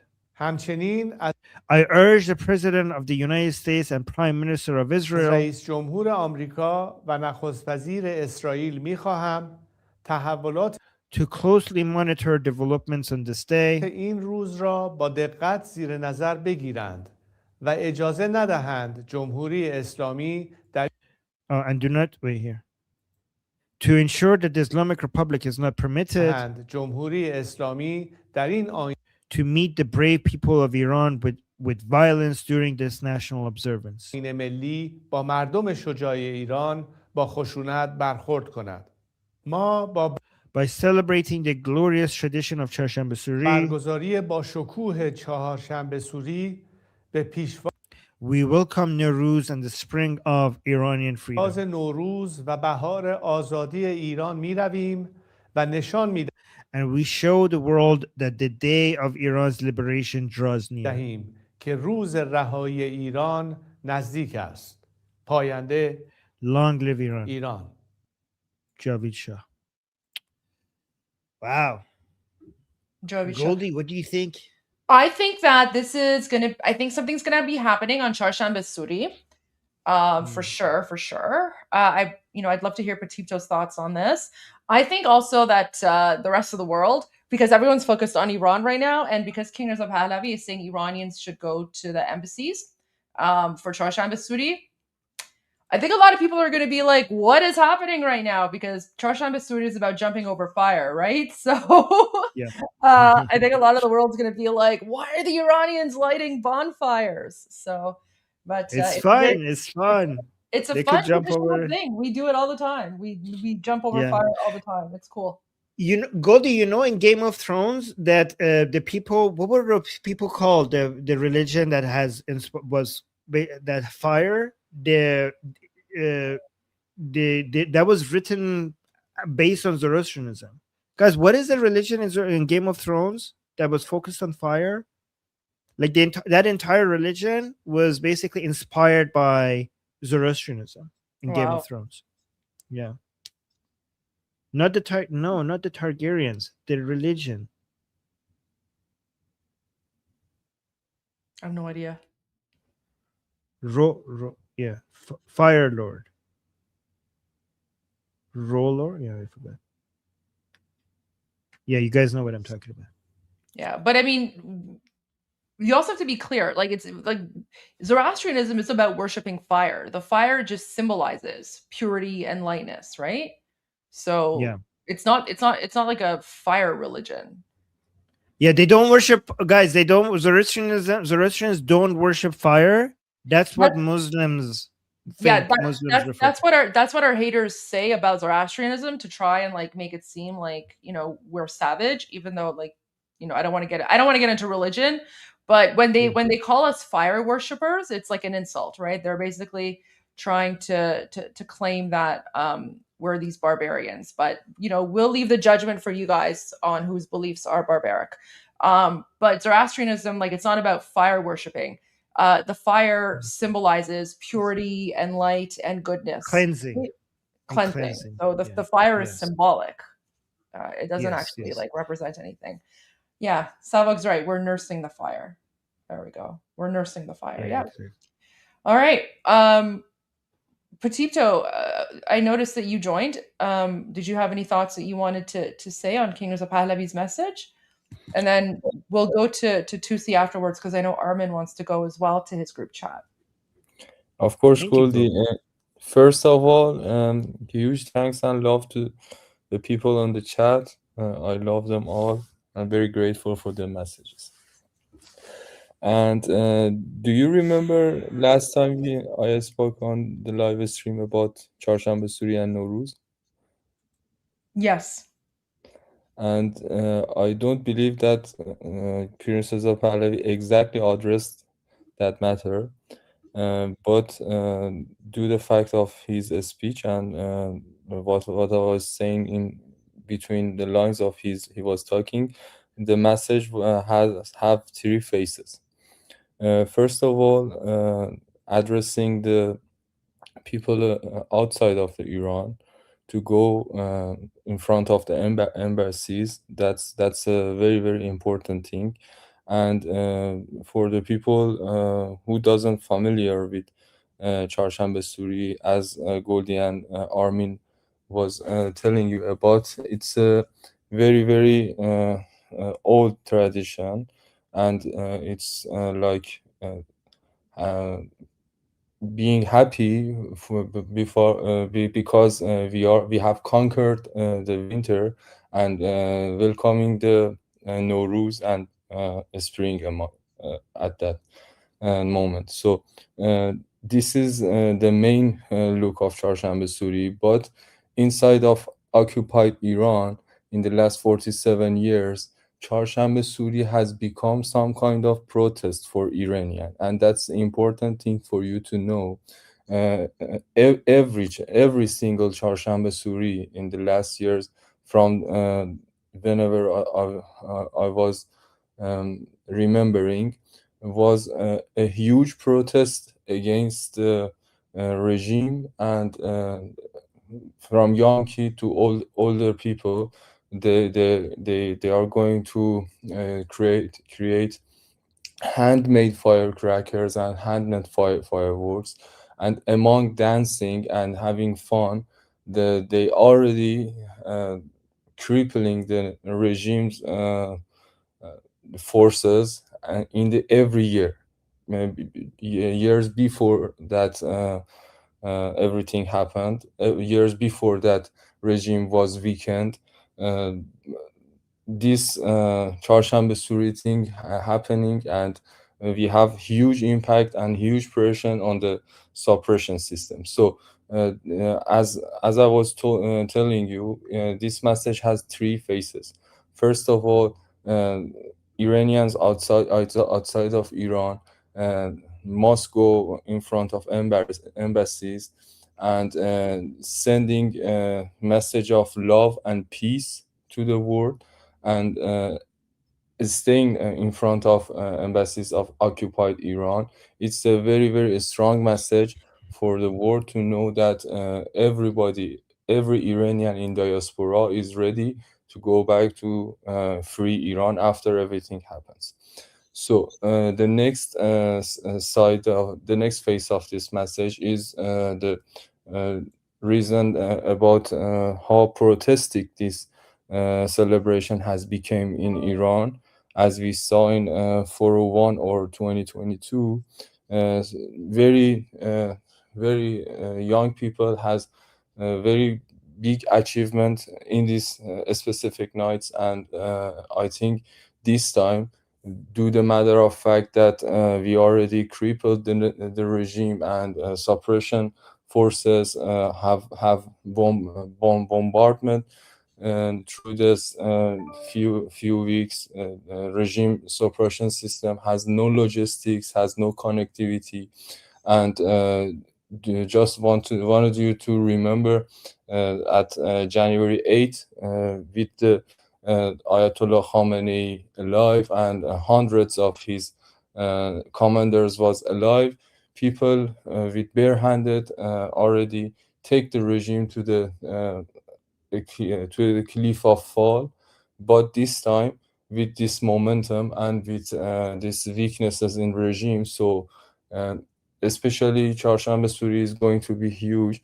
And the last phase of this message was the confidence is Prince voice and face, because he already knew that IDF and US Army going to support Iranian people, as he called them in the addressed them and called them directly in the message to support observe Iranian people and support them in the specific night. And last of all of the message, he was addressing the free Iran in Nowruz. It's a very, very huge point and huge message for me to hear from him, and everybody around me was looking for a signal that's when is going to be end, and when we're going to win. And that's the first sight of direct message of the time frame we're going to have in front of us. It could very well be that. It could very well be that. Things are definitely ramping up. So yeah. Goldie, before I go, the embassy of the Islamic Republic in The Hague posted a video that I think you might want to, that you guys might want to see. Sure. What did they post?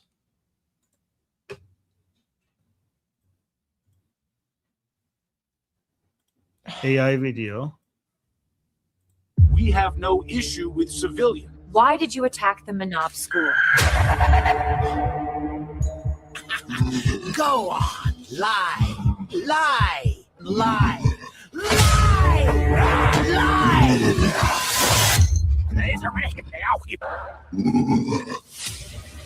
We didn't hit the Manab school. America doesn't have Tomahawk missiles at all. We care deeply about the Iranian people.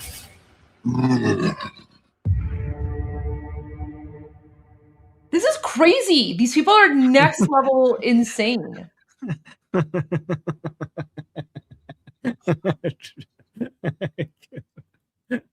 This is this is by the Islamic Republic's embassy in Hague, guys. Amazing. Utter insanity. Utter insanity. All right, let's go to Tusi because he's been live for a while. All right. So, guys, I'm going to go to my discussion group. Link is in the chat, and I'll see you guys pretty soon. Sorry for the... let's go to Tusi. I'm Israel Chai. Long live America. Javid Shah. Pi and Iran. See you guys See you in a bit. Wish you luck, Armin. And because I was away and I just got back, I'm going to now do my quick thing as well while we watch Tusi, and I'll be back soon as well.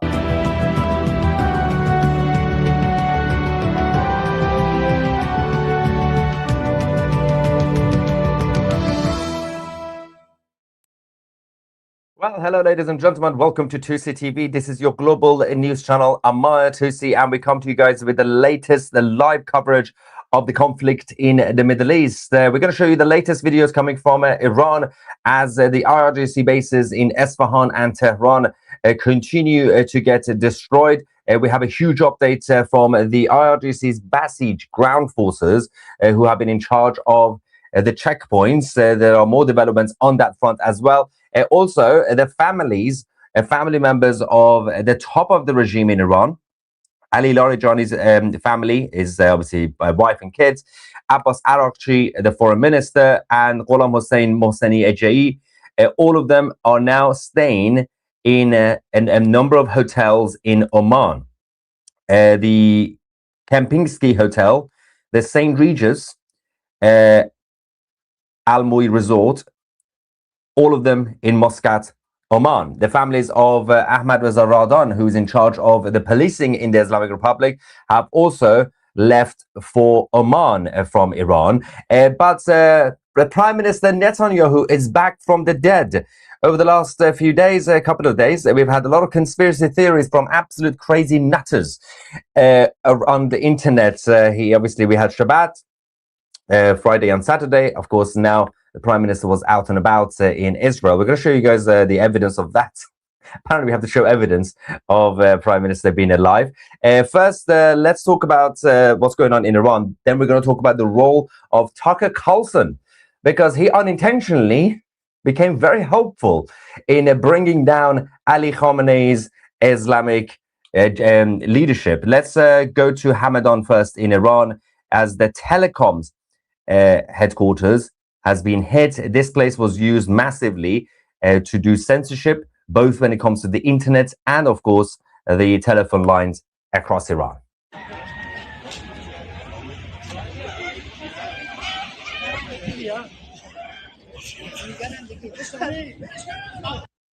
Now, let's also go to the situation in Tehran itself as well. And then we're going to talk about the other airstrikes around the country. دیدی چی شد؟ Say they've hit them زدن again. این دفعه میبینی چه دودی بلند میشه؟ دیروز هم massive زدن smoke. یکی از فرمانده بسیج رو که مسئول قتل عام مردم تو ززارو بود از بینش Yesterday, بردن. they've assassinated another chief of police. مشتبه رو با همه دار دستش یه دفعه بزنن تا شر همش رو خلاص بشیم یه دفعه. He's saying, let's hope that they can hit Moshtaba Khamenei and the rest of the leadership as well, so we can get rid of them as soon as possible. That video came from the capital, Tehran. We also had massive explosions in Desful. I think this was the fourth Air Force base of the Islamic Republic that has now been flattened. And I'm not really sure exactly what we should be expecting when it comes to the missile situation, because today, the Islamic Republic have only managed to launch a handful of ballistic missiles towards Israel and other neighboring countries. We're going to obviously show you guys the situation in Israel as well. There was an impact and there was some damage to residential buildings. Let's go back to Desful in Iran.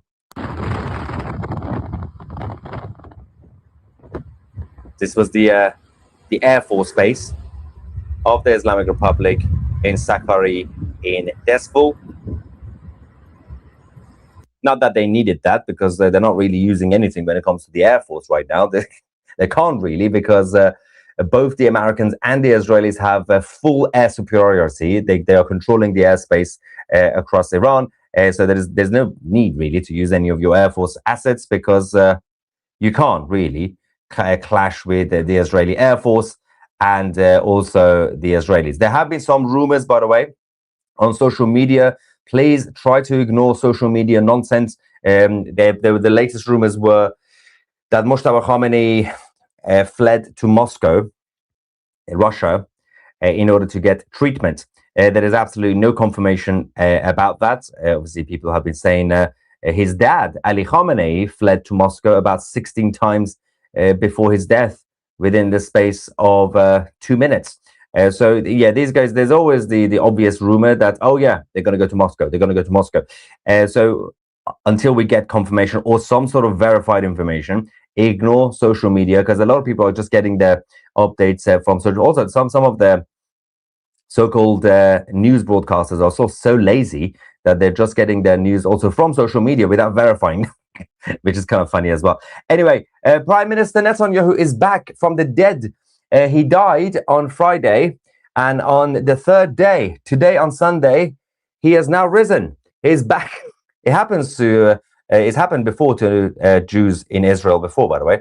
There was a guy about just over 2,000 years ago who also died on Friday and came back on Sunday. But Bibi is back. Of course, we had Shabbat, the weekend, and is out and about today. There was a video that he did, and also we have some more photos from his visit to a coffee shop and other places as well. Let's go to the Prime Minister. מה שאלת אותי? ראש הממשלה אומרים ברשת שאתה בכלל מת? אני מת על קפה, אתה יודע מה? אני מת על העם שלי. איך הם מתנהגים, פנטסטי. אתה רוצה לספור את מספר אצבעות? אתה יכול להראות לנו? פה. פה. ראית? יפה מאוד. לחיים.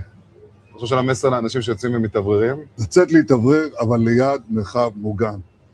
והעמידה שלכם היא מדהימה, נותנת כוח לי, לממשלה, לצה"ל, למוסד. אנחנו עושים דברים שאני לא יכול לשתף ברגע זה, אבל עושים דברים מכים באיראן חזק מאוד, גם ביום הזה, גם בלבנון, ממשיכים. אתם אומרים לי להמשיך? אני אומר לכולכם, גם אתם תמשיכו. תמשיכו להישמע להוראות פיקוד העורף, כל הזמן, להישמע להוראות פיקוד העורף, וגם לראשי הערים, להיות תמיד ליד מרחב מוגן. ואנחנו נקל ככל שהדבר ניתן. ותודה לך על הקפה, הוא מצוין. אני לא יודע לגבי הקלוריות, זה נראה לי מסוכן מאוד. Anyway, and then of course there have been more photos that have now been published from his visit to this coffee shop. Obviously, the leadership in Israel have been busy coming up with the more medium-term plan in terms of the campaign in Iran. We should expect more heavy bombardments over the next few days, as obviously most of the concern right now is about the ground forces rather than ballistic missiles or drones, because they are being targeted massively by both the Israeli Defense Forces and the US military. But first, let's also go to the northwestern parts of the country. Actually, we're going to go to Hamadan. This was yet another Basij unit base. So these are the IRGC Basij forces. They are the ground forces who have checkpoints, who obviously do crackdowns against uprisings and protests. Another headquarters gone.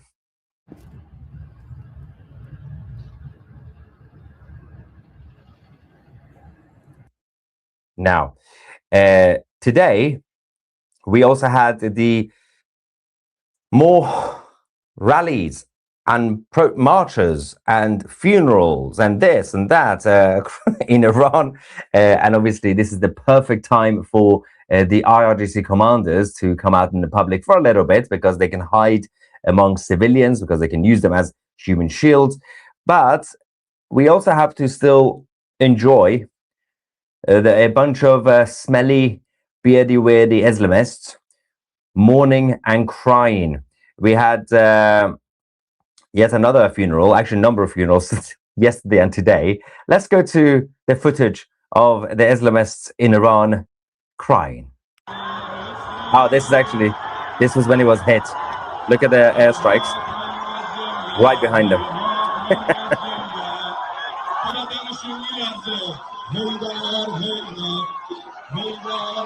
It sounds more like a concert than a funeral.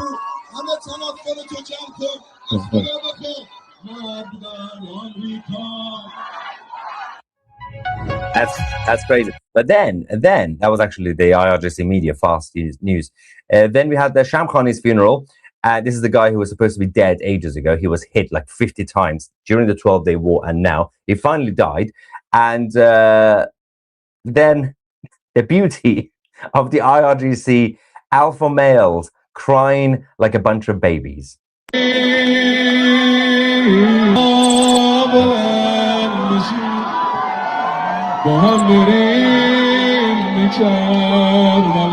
for it.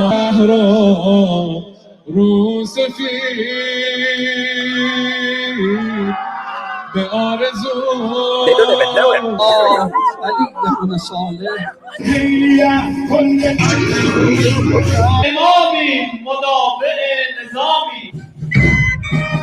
They picked the smiliest photo of him as well. It looks creepy when he's smiling. It's like North Korea. Wow.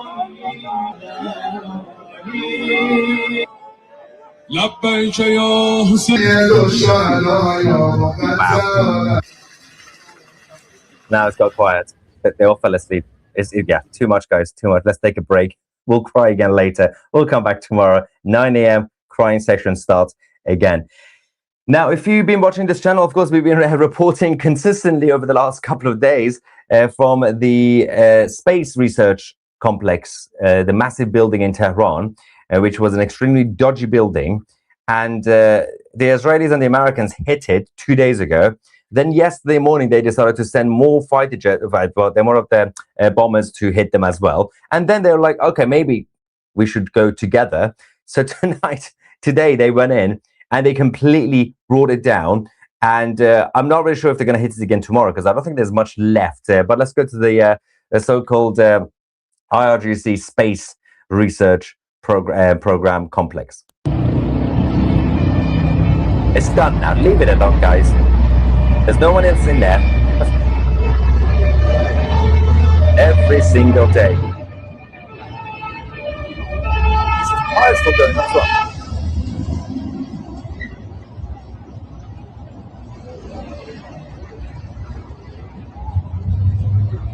Oh.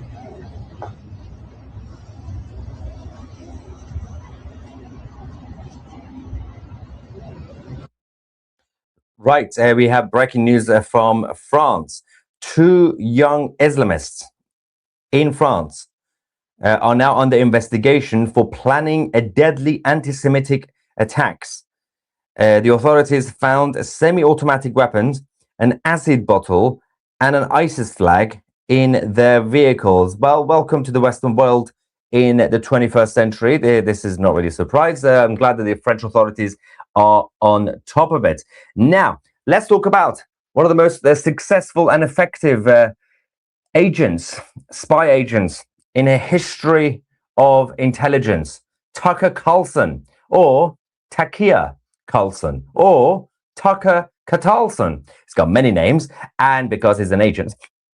So Tucker Carlson may have unintentionally helped President Trump to take out Ali Khamenei. This is absolutely fascinating. So yesterday, Tucker Carlson made it public what was actually happening behind the scenes, which is the apparently CIA have read his text messages, and CIA may be preparing documents against him. Why?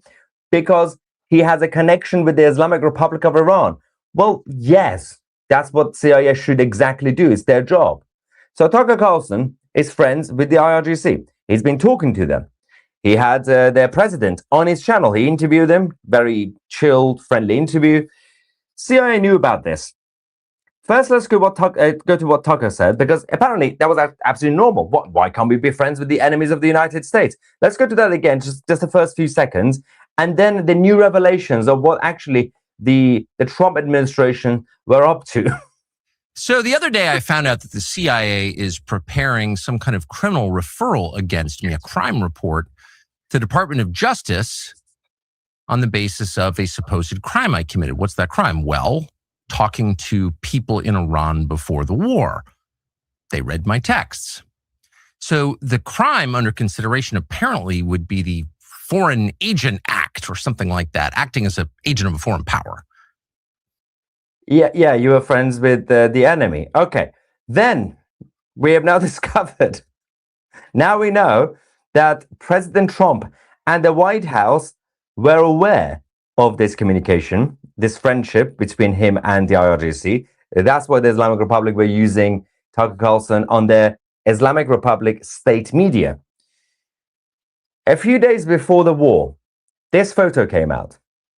A lot of people freaked out. This was a time when a lot of absolute crazy weirdos, losers, low IQ losers were going around saying, Maya Tusi, you're talking nonsense. President Trump has betrayed the Iranian people. He's never going to hit the IRGC. And then this came out. Look, he's hanging out with Tucker Carlson. He's a traitor, blah, blah, blah. And I said, wait for it. Something is happening. I didn't know exactly what it was. I was like, obviously, this is not normal. But Trump seems to be very happy. Then we discovered, considering then afterwards Trump came out saying Tucker Carlson lost his mind, has lost his mind. I've known for a long time he's crazy and everything else. So, based on what we now know is that in this moment, Trump knew that Tucker Carlson was in touch with the IRGC. This was a moment when everybody was speculating, is Trump going to attack or not? So he invited Tucker to the Oval Office before the strike, just before the strikes, knowing that Tucker Carlson, obviously, the IRGC are watching him, saying, well, this is a good sign. Our friend Tucker is now hanging out with President Trump, and they're happy. So seems like Trump is bluffing. He's not going to attack. Now, Trump was bluffing, but the other way around. President Trump knew exactly what he was doing. We then got this information as well from PragerU's Shabbos Kestenbaum, who said, on the 17th of January, I called a friend of mine at the White House to express concerns about Tucker Carlson visiting the Oval Office. She answered rather quickly and said, just trust the plan, the White House said. Little did I know that the plan meant we know Tucker is speaking to the Iranians, so we are using him as a useful idiot to bait the Ayatollah and kill off the IRGC leadership, and then we'll arrest him for espionage when this is over. Tucker Carlson is now in huge trouble over his links with the Islamic Republic. Now, of course, unless he actually has shared some sensitive information or has done anything against national security, technically, as on an individual level, he should probably be all right. But if he has actually done something dodgy with the IRGC, there's no evidence of that, by the way. The only evidence which he has admitted is his connections, his communication with the IRGC. That's the only thing. But we don't know exactly to what extent. So there's no evidence of him, for example, sharing some sensitive information, right? So he might be okay with this investigation, but he's already done what he was supposed to be there to do, which is to trick the IRGC without him even knowing. Anyway, let's go back to Isfahan in Iran as the Americans and the Israelis continue their strikes throughout. Wait, guys, before we continue, I really want to add something here. I need to find the post. It was from Dan, but let me see if I can find it. It was about Tucker Carlson.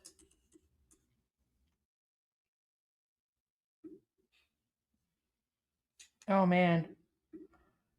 Jeez.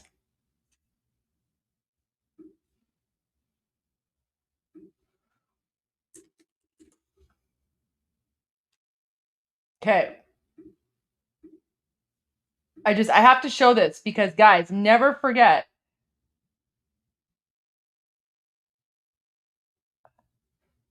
Never forget that.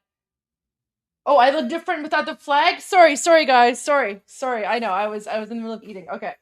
Don't worry, I have my flag. Okay. Oh, sorry, guys. I'm sorry. Look, I have my flag. Sorry. There you go.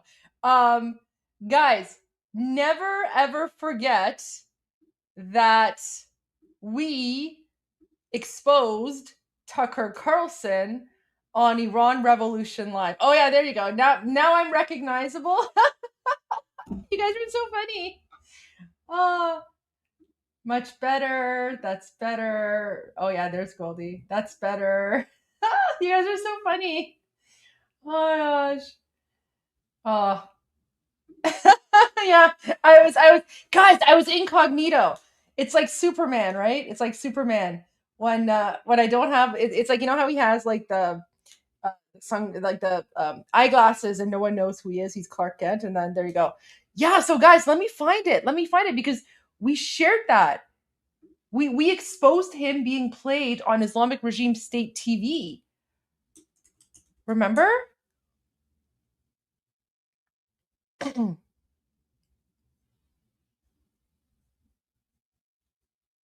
Like, I have to find the actual clip, but like this was on January 8th, right? Look at this. I'm pretty sure I have the actual like reaction video somewhere, but guys, this was January 8th. This is when Armin, Sohail, and we found out that the Islamic regime is playing Tucker Carlson on Islamic regime state TV, and they're playing like his dubbed interviews, right? You guys are so funny. I was gonna say, who's this woman on the screen? Then you put the flag and you said, oh, it's Goldie. Oh, you guys are so funny. Guys, but watch this. Look, this is January 8th. Wait, second, Armin. So the Islamic regime right now is literally broadcasting Tucker Carlson interviews in Persian on their 24-hour news channel. The country is in a state of chaos, and yet for some reason, the Islamic regime is choosing to Tucker Carlson interviews because this is like, you know, it's Islamist propaganda. I'm just filming this right now because if I didn't do this, no one would believe. This is literally what's going on in occupied Iran right now. And remember, guys, this is the first night. This is the first night that the Islamic regime shut down the internet and when they began the mass slaughter of Iranians, right? So the 30,000 Iranians, over 30,000 Iranians that were slaughtered in the first 2 days, January 8 and 9. This is January 8. This is before Armin and I heard about the slaughter, because this is right at the moment that the Islamic regime shut down the internet. And that's why we were like, why don't we check like state media to see what's going on? And the fact that like they were playing Tucker Carlson, it was wild. And then guys, this went viral. Everyone was talking about it. Even Senator Ted Cruz called Tucker Carlson out for being like played on Islamic regime state TV during like an interview with Maria Bartiromo, right? But yeah, like it's wild. It was wild. It was wild seeing this. I'm gonna try to find the actual footage from January 8. Because like our reactions are crazy. But okay, let me go back to Mahir Tusi. But there you go. Like, guys, this Tucker Carlson thing is insane. And then you're right. Like, a lot of people were like, why is Tucker Carlson going to the White House when he's doing this stuff? And even I was having some difficulty understanding. But I know a lot of people were criticizing President Trump. And I was like, guys, I'm pretty sure there's a reason. I was like, President Trump is not, President Trump is very smart. He's very, very well informed. There are like all the and guys, this is the key part here. This is the key part here. All the people surrounding President Trump were talking about Tucker Carlson, right? So Mark Levin, Senator Ted Cruz, Laura Loomer, like all these other people, right? So they were all speaking about Tucker Carlson and pointing all this stuff out. But President Trump himself was silent. He didn't say anything. He kept on inviting Tucker Carlson back. And now we know why, because even I posted about this. And a lot of people were criticizing President Trump for inviting Tucker Carlson to the White House. But I was saying to myself, I was like, guys, there has to be a reason. Like there's a reason for President Trump inviting Tucker Carlson to the White House, because I mean, I let me put it this way. The possibility of President Trump taking advantage of Tucker Carlson to go after the Islamic regime, I mean, it sort of crossed my mind, but even like I was like, no, that's insane. Like I was like, I don't know. I don't know if that's a thing. But now that I look at this picture from January 17, right? Just the way that President Trump is smiling, like just from the way President Trump is smiling, he knew. Right? So President Trump is like so, and Tucker Carlson has no idea what's going on. But that smile from President Trump, that's the smile of someone who's like, you're too stupid to know what's going on, Tucker. Right? This is 4D chess. I mean, the thought, honestly, guys, the thought crossed my mind. Yeah, exactly. President Trump is laughing at him, right? President Trump is laughing at him, right? 100%. So the thought crossed my mind, but I was like, no, guys, I can't. I was like, if I say that I think President Trump is using Tucker Carlson to get to the Islamic regime, people are going to think I'm insane. So I was like, I'm going to keep that theory to myself, but it made no sense. It made no sense why Tucker Carlson kept on getting invited back to the White House, right? It literally did not make sense. Okay, we have to go back to 2C, but I see some people are posting some links, something from Laura Loomer. Let me just go to that because she's amazing. I love Laura Loomer. What did she say?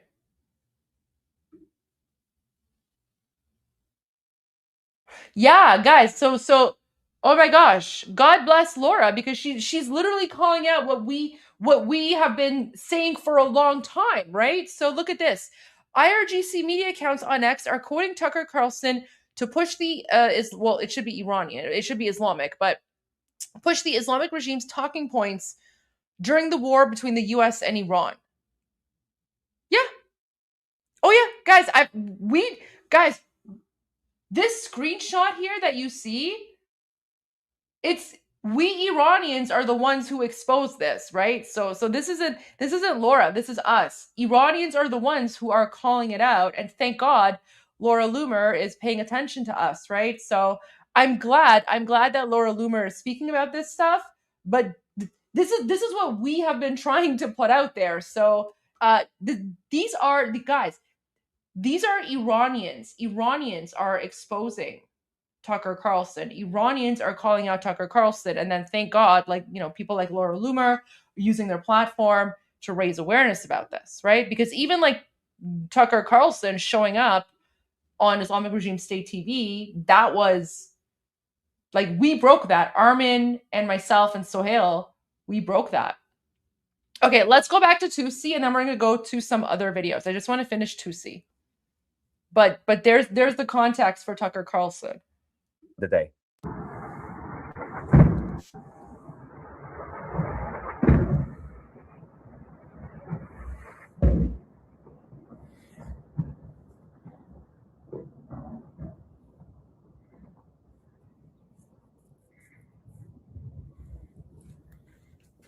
Also, it's been a rather embarrassing day because today we actually have had the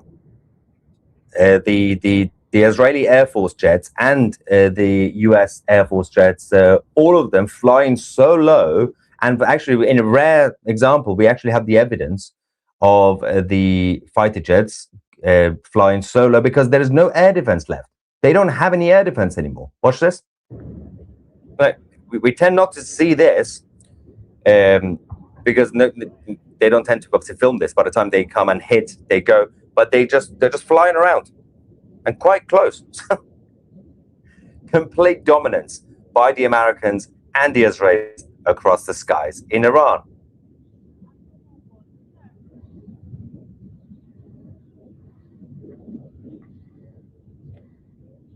Now, let's also talk about the Crown Prince Reza Pahlavi's latest announcement. He's been very proactive over the last few days. We've had at times multiple video statements and written statements by the Crown Prince in every day. But today he made a major announcement about his government plans. Of course, his transition government is getting ready. Wait, I found the video. I found the video of us exposing, literally. So we posted this. Guys, this is from January 8th, okay? This is from over 2 months ago when Armin and I found out that the Islamic regime is playing Tucker Carlson on Islamic Regime State TV. Watch this. It's live Islamic Republics. They're airing on Sado Sima on Islamic Republic's TV. They're airing live stream. Show that. They're translating it in real time in Persian.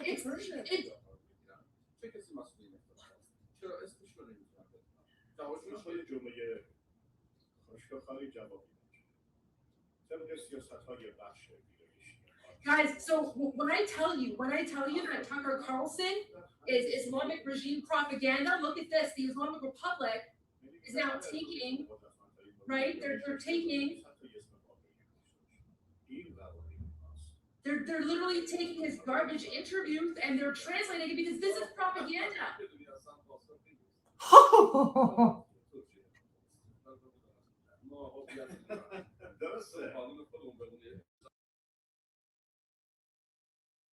That was wild.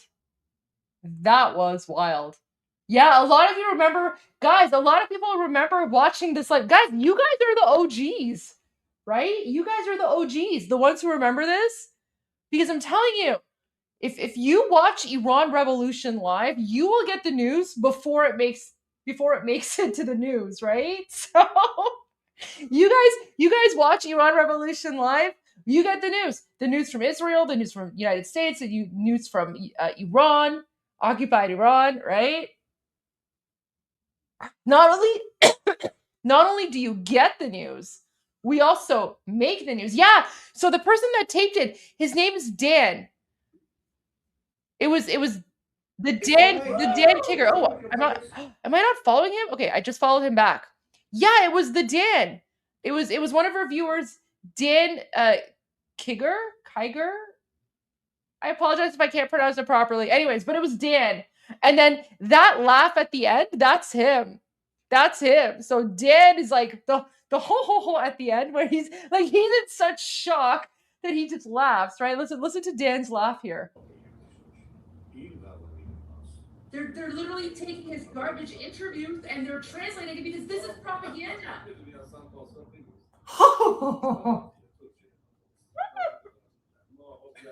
I'm telling you guys, there's so much drama and so much so much happening.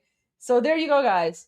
Never a dull day. Never a dull day with Iran Revolution Live. All right. Now let's go back to Tuesday. Yeah, I know many of you guys were here.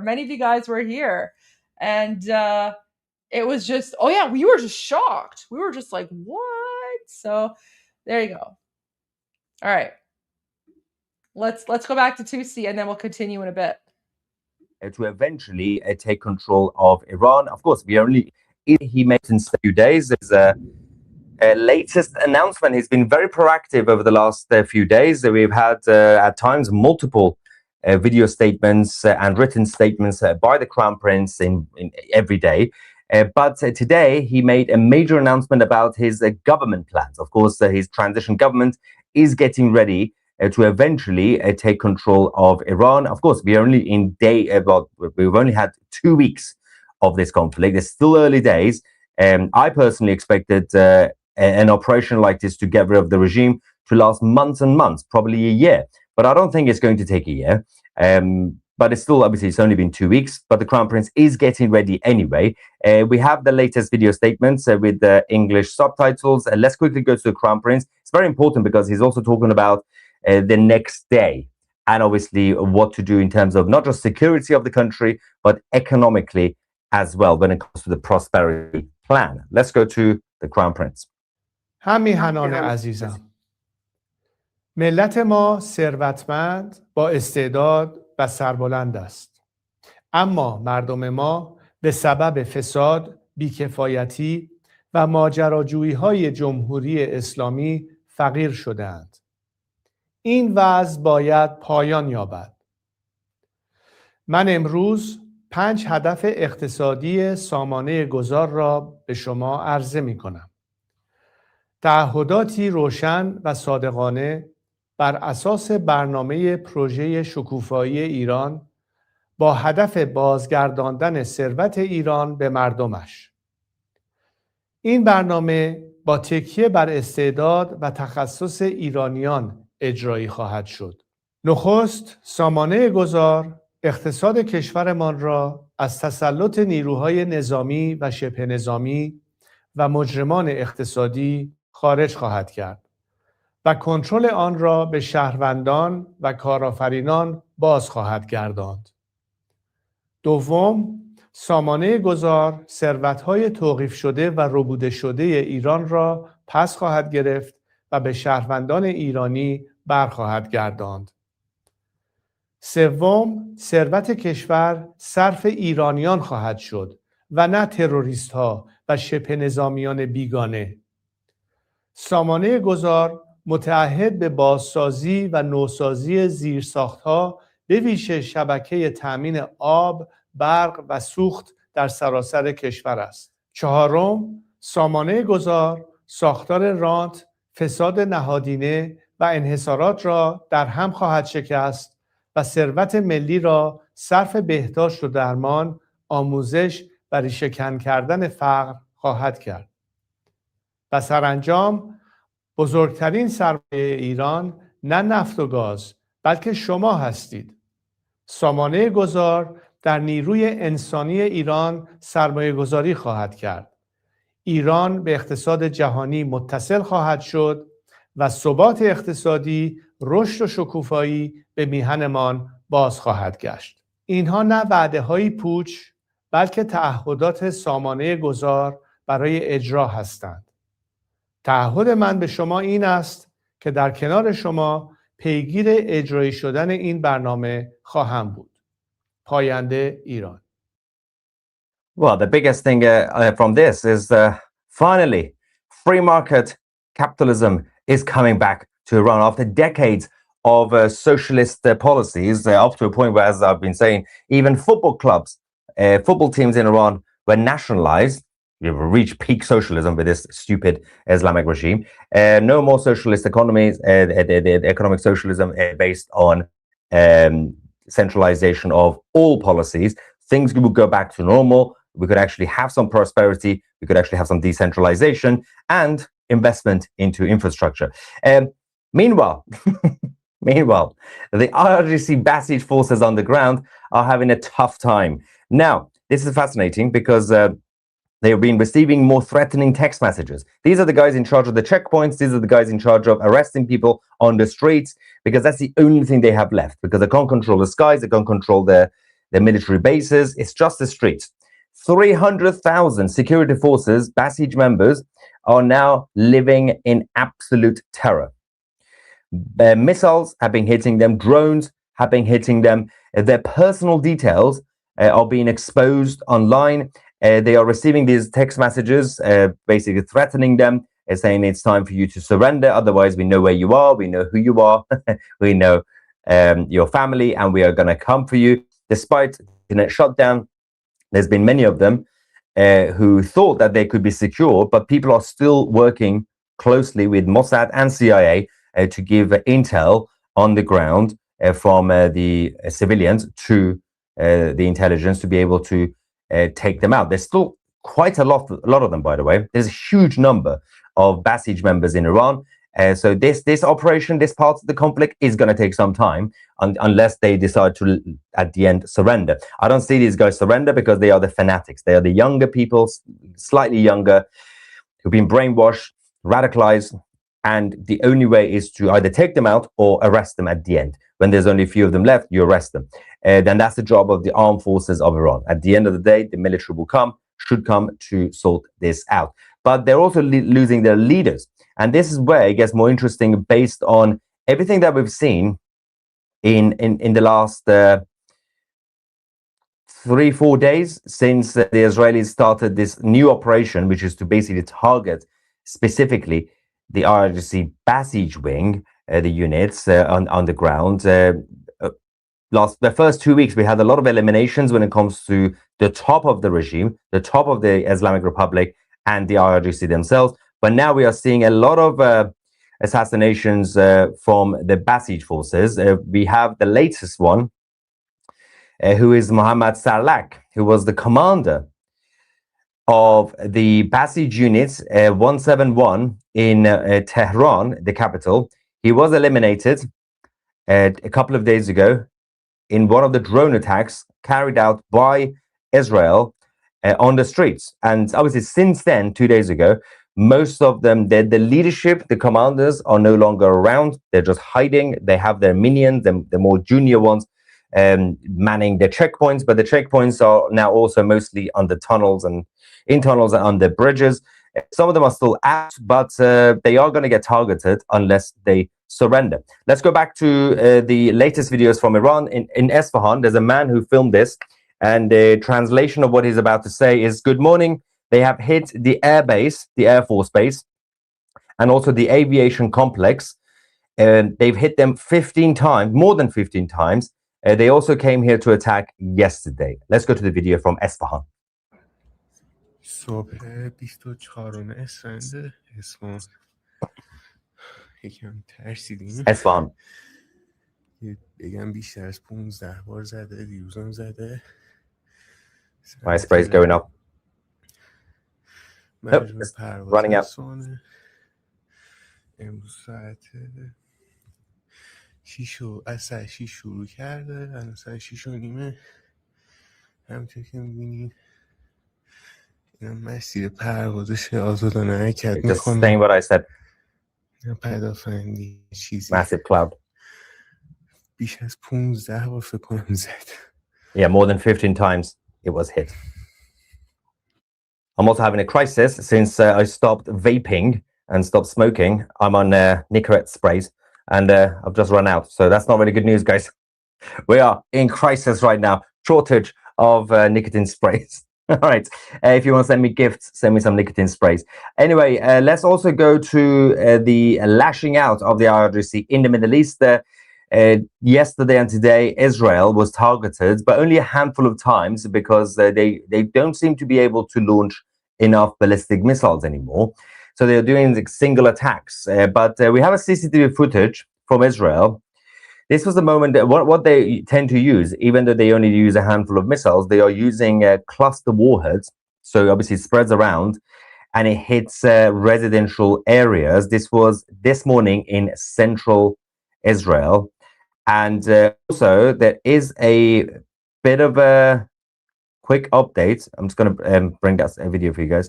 There is an update in terms of the Arab countries who are uniting against the Islamic Republic, but there seemed to be some conversation amongst the so-called Arab League. But this is in central Israel this morning. You can see the cluster warheads hitting the streets. This is the only thing that is a bit of a problem, because while the damage is never that huge, they can't take out the whole city, they can't take out even a huge group of civilians, but they are hitting civilian areas. There have been residential buildings that have been hit, but compared to the 12-day war, where they managed to basically launch everything that they had at the time, all the missiles, and the air defense system in Israel was overwhelmed, this time round, not only the Israelis improved their defense system, but they also had extra help from the Americans and all the others. But also at the same time, this time they decided to go in very quickly and take out the launchers and everything else that they had, the Islamic Republic had. So, and for some stupid reason, the IRGC strategy became more about launching more missiles towards Dubai and Abu Dhabi than Israel. That also backfired massively. Let's go to central Israel again. This is the moment of the impact of the latest IRGC attack at the country. The aftermath of the attack.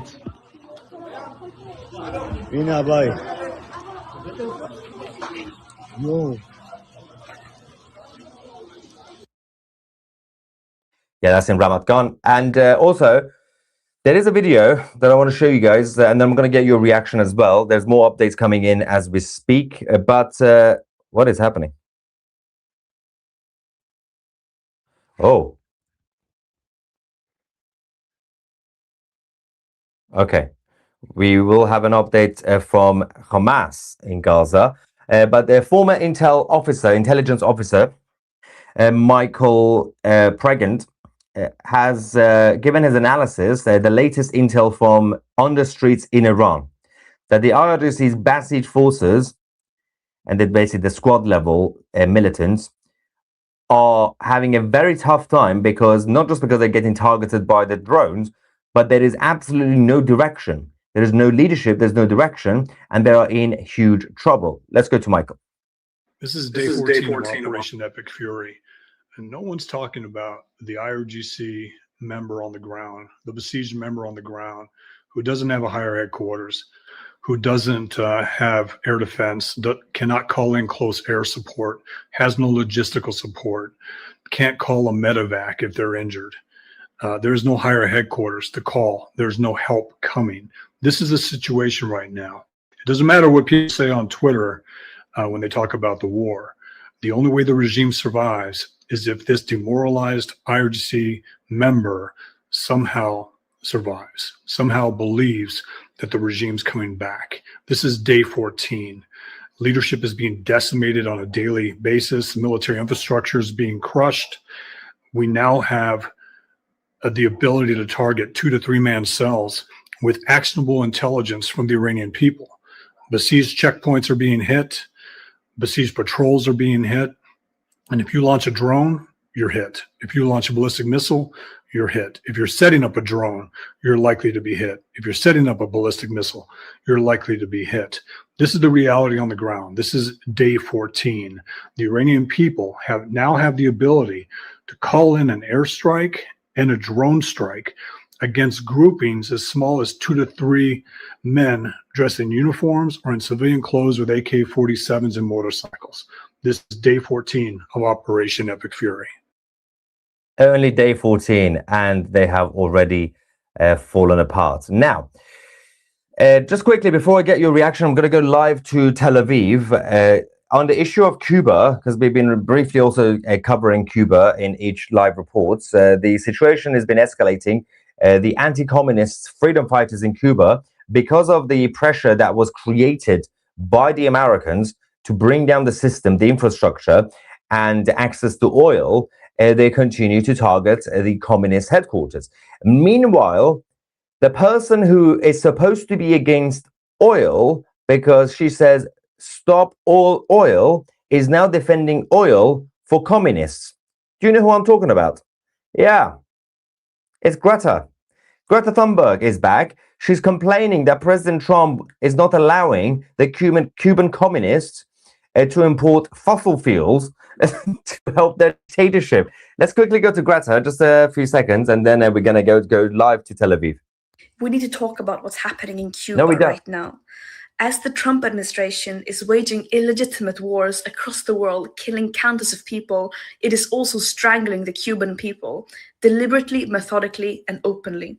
The pedophile Trump himself bragged about it, saying, "There's an embargo, there is no oil, there's no money, there's no anything."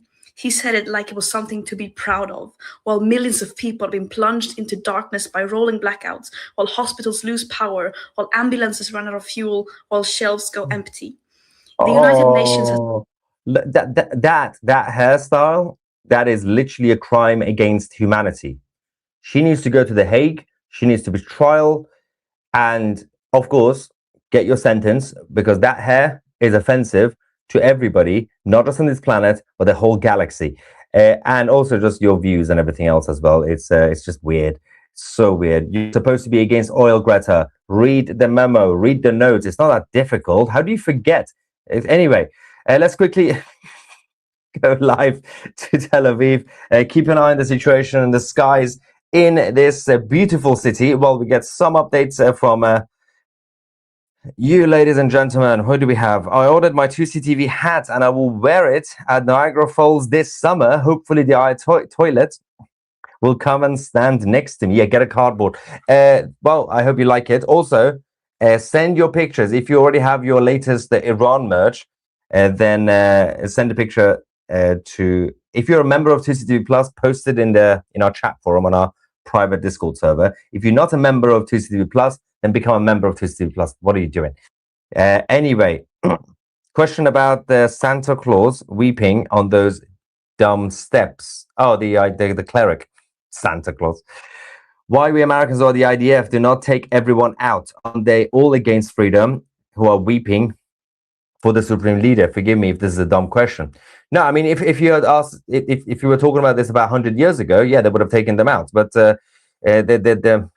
moral values, basic human rights has obviously escalated since then. We tend not to randomly target unarmed supporters of terrorist regimes, for example, because in that moment they are not a threat. It's not an active battleground. That is the issue. So technically speaking, there will be a lot of people in these gatherings and funerals who are still members of the IRGC, who will still probably have guns, but not in that situation. And of course, they also come with their family members and their kids and their wives, multiple wives at times, and they use them as human shields. You can't really just randomly kill women and children. You can't do that. It's not the right thing to do, even if their views are radical, even if they support the Islamic Republic. You can't do that. That is not an active battlefield. Anyway, that is the main problem. But what you can do is, at the end of the day, when the regime falls, to go and arrest them. And of course, they have to face justice, see which ones had what sort of role during this dark times of the Islamic occupation in Iran.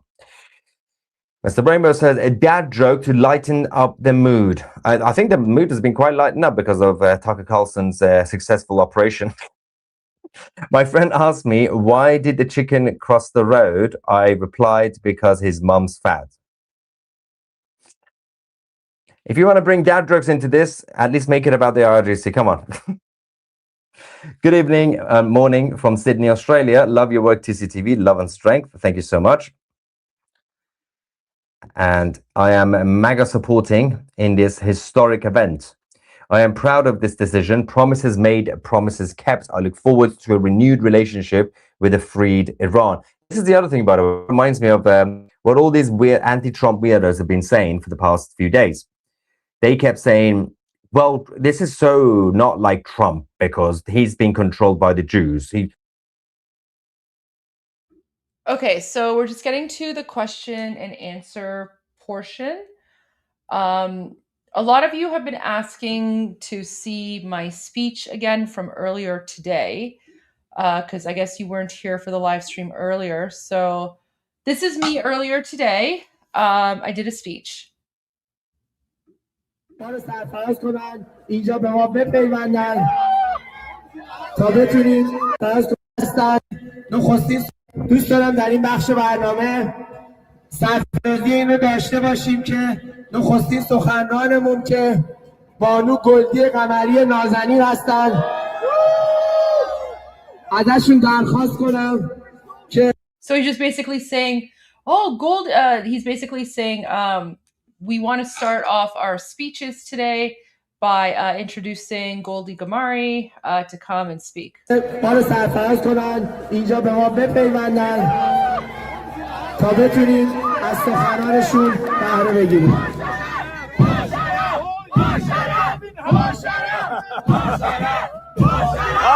And then everyone starts chanting Ba Sharaf. Ba Sharaf means honorable. So Bi Sharaf is dishonorable. Ba Sharaf means honorable. So everyone starts chanting Ba Sharaf, and it's so nice of everyone. Like, I was just really honored that this is happening.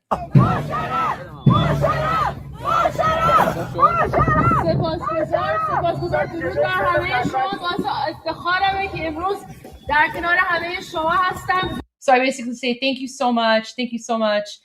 Durud, which is, hello to everyone. It's my honor and privilege to be here beside all of you. واقعا از همه شما سپاسگزارم که هر هفته میایین بیرون و یه صدایی برای مردم ایران هستین. واقعا. And I say thank you so much for coming out every week and being a voice for the Iranian people. درود به همه شما. شما همتون با شرف هستین. And then I say all of you are ba sharaf. All of you are honorable. با اجازه شما من به زبان انگلیسی صحبت میکنم چون که خب الان خیلی‌ها دارن نگاه میکنن. Then I say, with your permission, I'm going to speak in English because there are many people who are watching, especially online. There's, 10, 20,000 people watching on our channel, so I'm going to speak in English. I say, like, live stream of Khodam, like my own live stream. People are watching on my own live stream.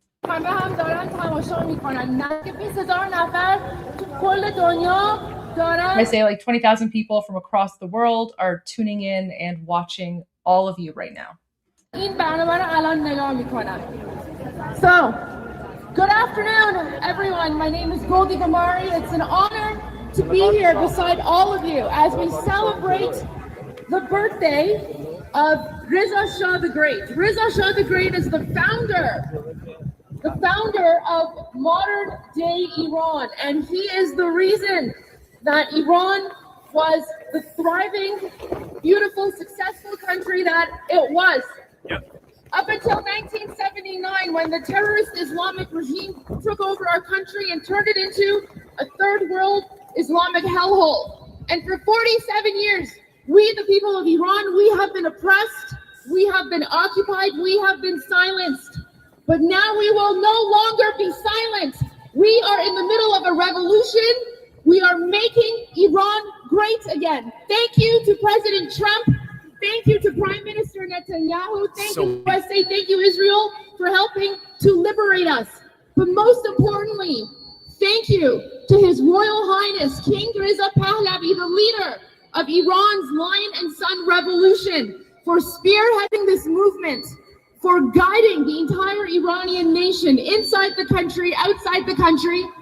We are so close to freedom, and now more than ever, when the Islamic regime, the terrorist Islamic regime, has shut down the internet, silencing the voices of 90 million Iranians, we will continue to be their voice. We will not allow the mainstream media, to control the narrative. We will not allow the mainstream media to say that we do not want this liberation. We will not allow the jihadis to silence our voices. We will not allow the terrorists to wave the terrorist flag of the Islamic regime in the streets like they did yesterday. Shame on the government of Canada for allowing these terrorists to glorify the Islamic regime. Shame!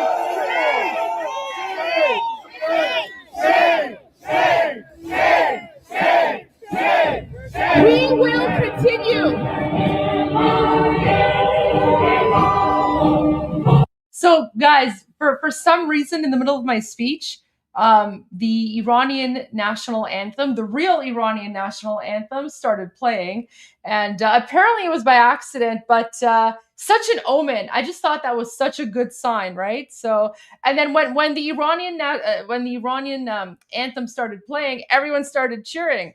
So I just thought that was really epic. It fit. It totally fit. We will continue.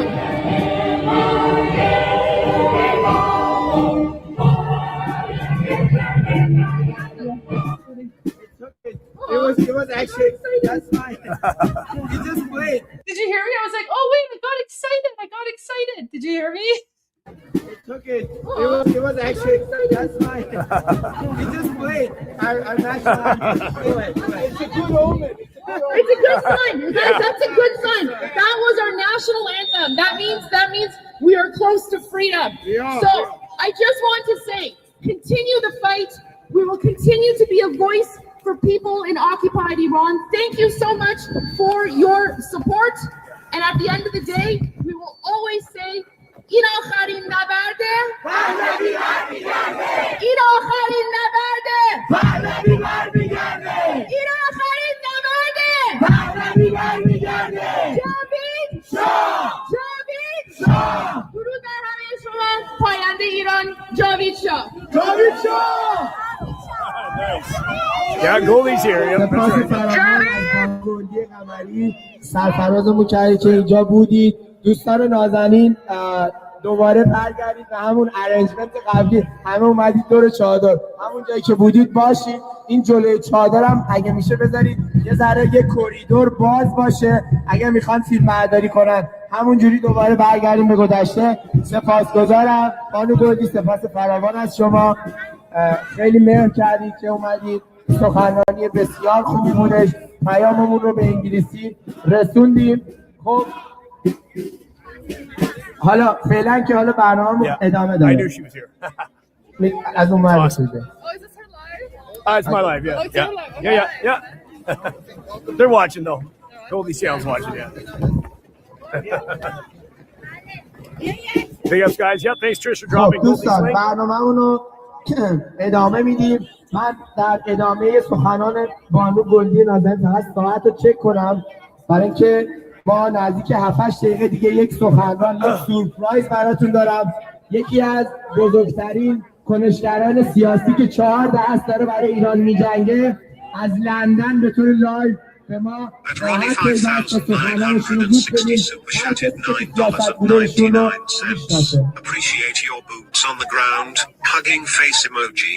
Blue heart emoji. Hugging face emoji. Thank you, Ronnie. Big ups again with the super chat. Thank you.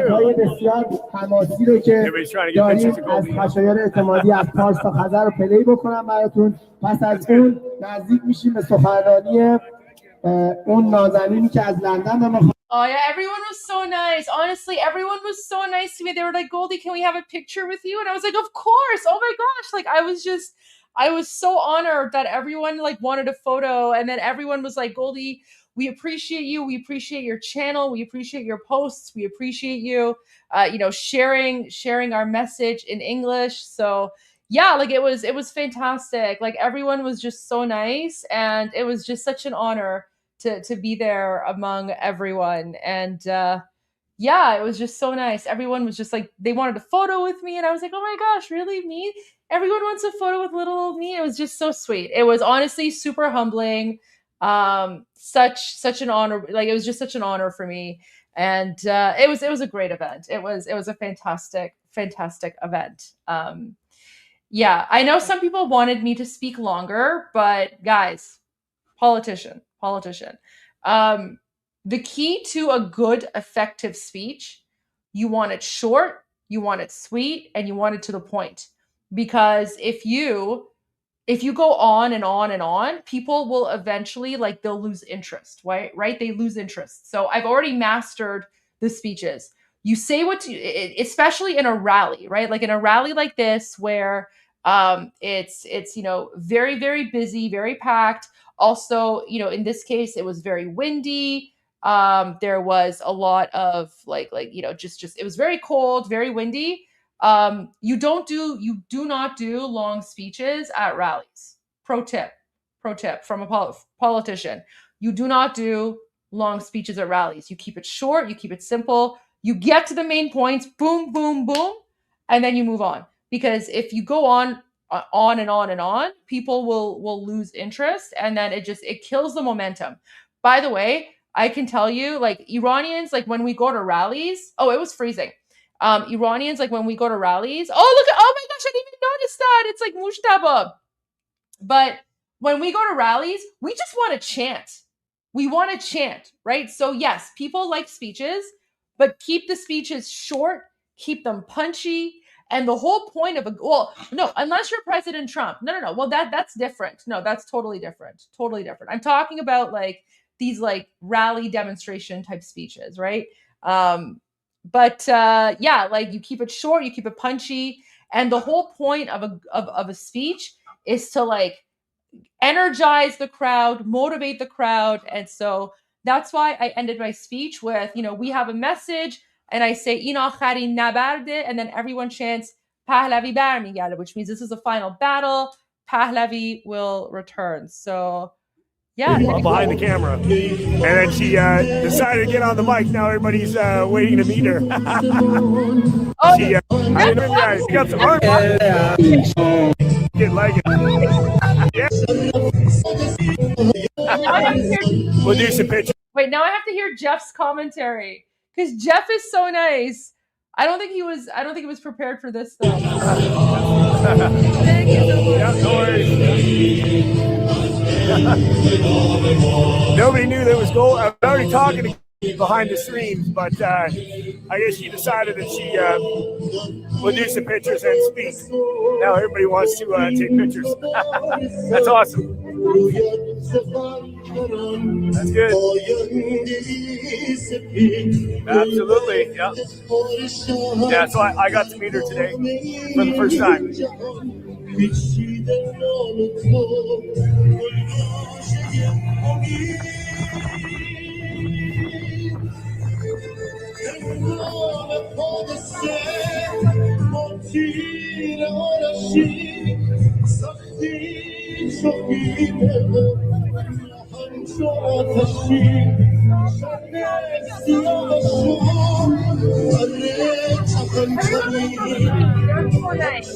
Yeah, it's good.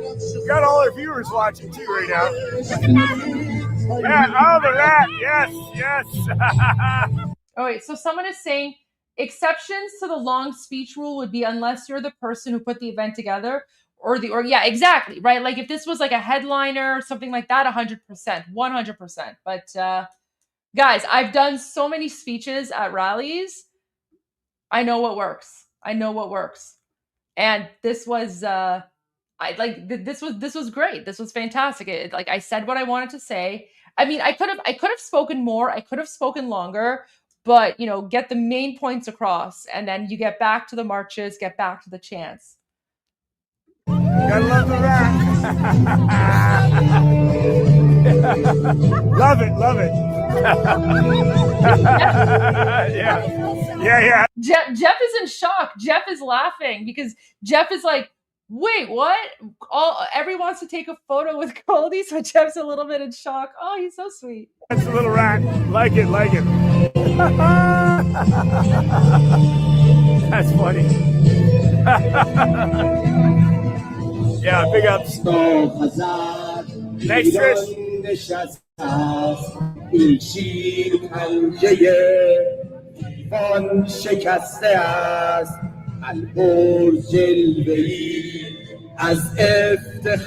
Armin's channel staying high. All right, big ups Armin channel. Big ups Armin in the house. We were chatting last night. Yeah, big ups Armin. Yeah, I finally got to meet Goldie today. I didn't know she was coming down. I was talking to her behind the camera. And then she decided to get on the mic. Now everybody's waiting to meet her.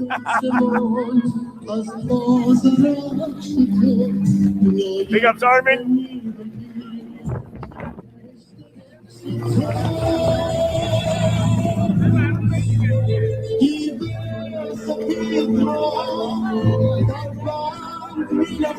Yes, that's right. Good to see you. Good to see you guys. Hit the thumbs up, like, share, subscribe, all that good stuff. Sign Goldie's petition. That's right. That's right. Thanks, Mom.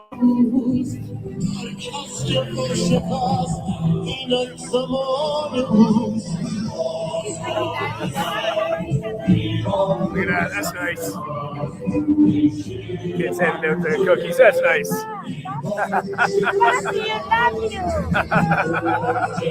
Nice. They made cookies. That's good. Hey, Tony. Good to see you.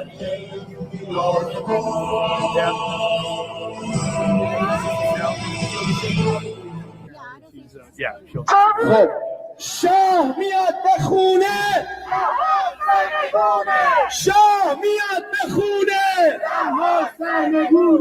شاه میاد به خونه. There we go. So that was my speech from earlier today. Okay. Let me just go to some new.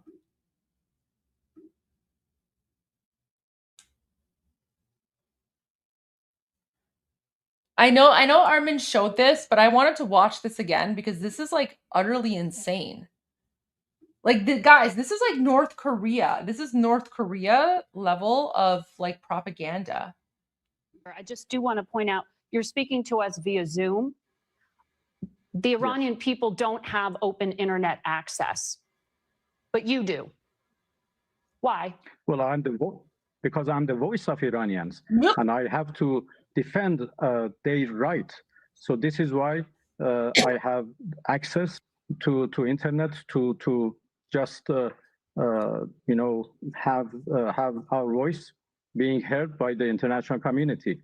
But internet is closed because of the security reasons, because we are under attack, we are under aggression, and we have to do everything to protect our people. In any country, there are urgent measures taken for the sake of war. Literally North Korea style propaganda. Right? Like, that's insane. That's insane. Like, that's just next level crazy. The audacity to go there and just say, "Oh yeah, we shut down the internet for security reasons, but don't worry, I'm the voice of the Iranian people," right? The Muslim Nazi who slaughtered just in the last 2 months alone 90 million Iranians, right? He thinks he's the voice of Iranians. And then he's trying to say, "Yeah, we shut down the internet for security reasons." Really? Do you see like the insane level of like, I don't know, the level of insanity that we Iranians have to deal with? I don't even know how to describe it. And look at this, new footage. So new footage coming out of occupied Iran. This is from tonight. So Sunday night, they're chanting, "Long live the Shah, death to the IRGC and Basij, and death to the Islamic Republic." So here's the actual voice of Iranians.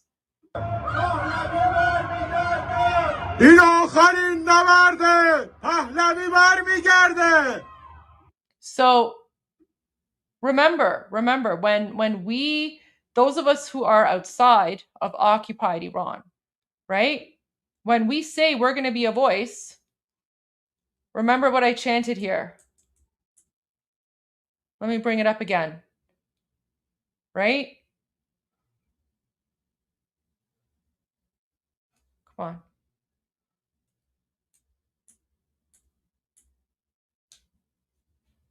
Remember this? I just want to say, continue the fight. We will continue to be a voice for people in occupied Iran. Thank you so much for your support. And at the end of the day, we will always say, این آخرین نبرده پهلوی برمیگرده این آخرین نبرده پهلوی برمیگرده این آخرین نبرده پهلوی برمیگرده. So now compare that with what this Iranian in occupied Iran is saying. So I was literally today, I was chanting in akharin nabarde Pahlavi barmigarde. This is the final battle. Pahlavi will return. And I'll listen to what this Iranian man in occupied Iran is chanting tonight. این آخرین نبرده پهلوی برمیگرده.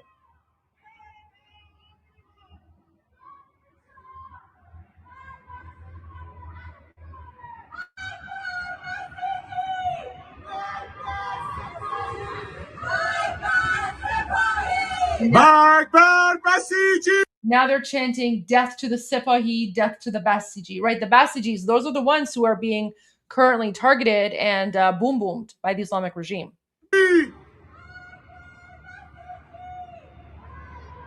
مرگ بر سپاهی. مرگ بر جمهوری اسلامی. Now they're saying death to the Islamic Republic.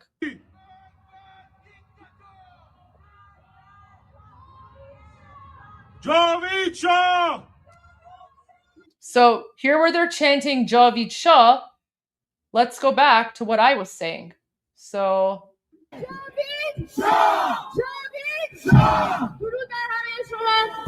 there you go. So even today, we were chanting Javid Shah.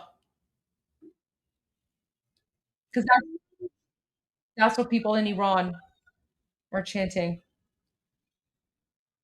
Oh, wait. Oops, I forgot to share the tab. Sorry.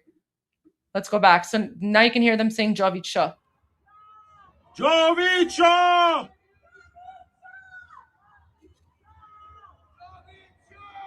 مرگ بر بسیجی.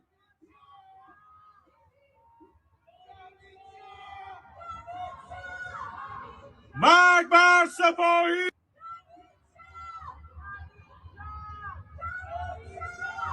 جاوید شاه. جاوید شاه.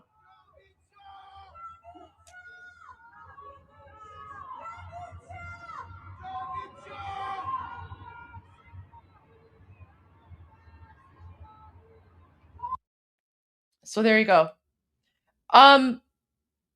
Guys, Ted Cruz is having a lot of fun.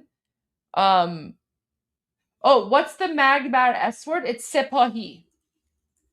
So Sipahi is another word for Islamic Revolutionary Guard Corps. So Magbar Sipahi. That's what they're saying. Okay. So I want to show you. So Ted Cruz is having a good time.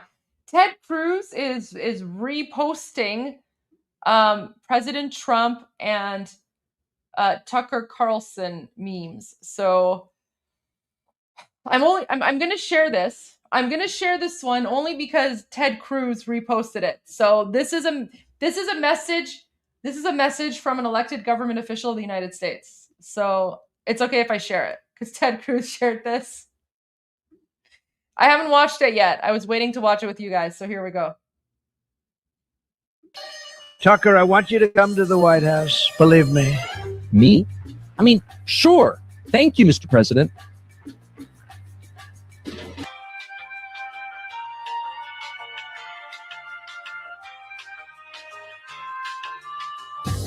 I'm just bluffing with Iran, you know?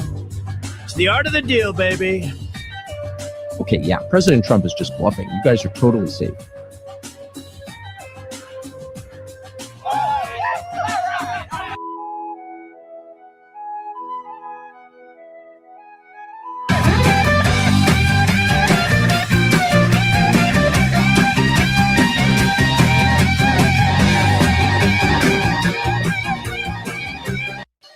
Tucker, I want you to come to the White House. Oh, look. He posted this. He posted this from his government account that has like a great tick, right? The great check mark. The great check mark means that. Oh my gosh.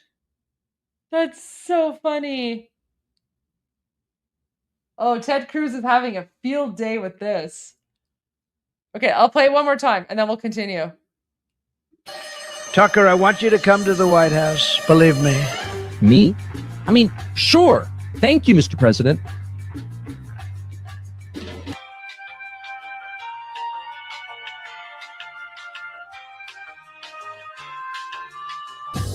I'm just bluffing with Iran, you know? It's the art of the deal, baby. Okay, yeah, President Trump is just bluffing. You guys are totally safe.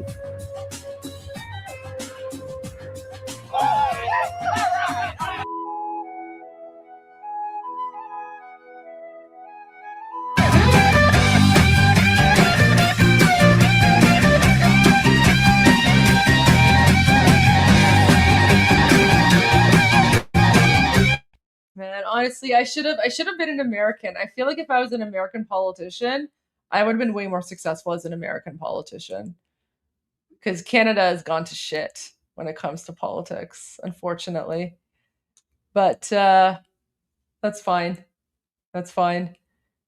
I would have made an amazing American politician because I would literally be calling out the terrorists left, right, and center. Like I would just like no quarter, no mercy. So guys, I can't be an American politician. I'm not a citizen. I'm not a US citizen.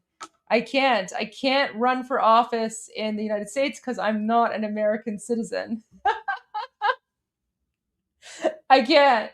I would love to. I can't. I'm not a citizen, guys. I can't do it.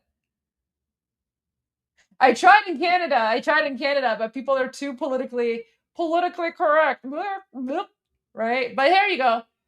I just, say shame on the Canadian government. There you go. Man.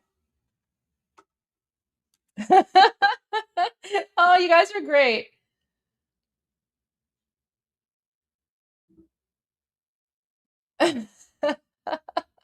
Oh, the love. Oh, Americans, you guys are amazing. Love you guys. Love you guys.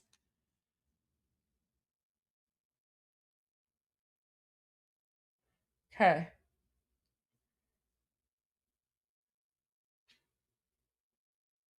So here's like new footage.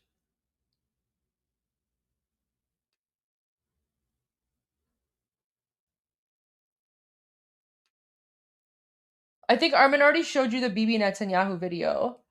Okay, let's go to some updates from the IDF Persian. I don't know if Armin's shown any of this. IDF Persian has been going insane with the updates. So let's go to a few here. Okay.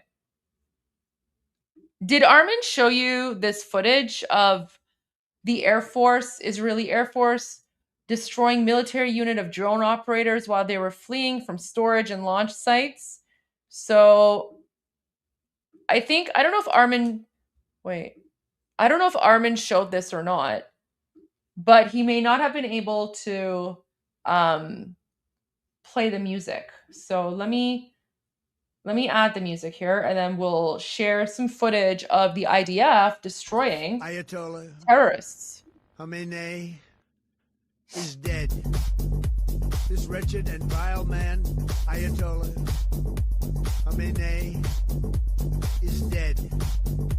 This wretched and vile man, Ayatollah Khamenei, is dead.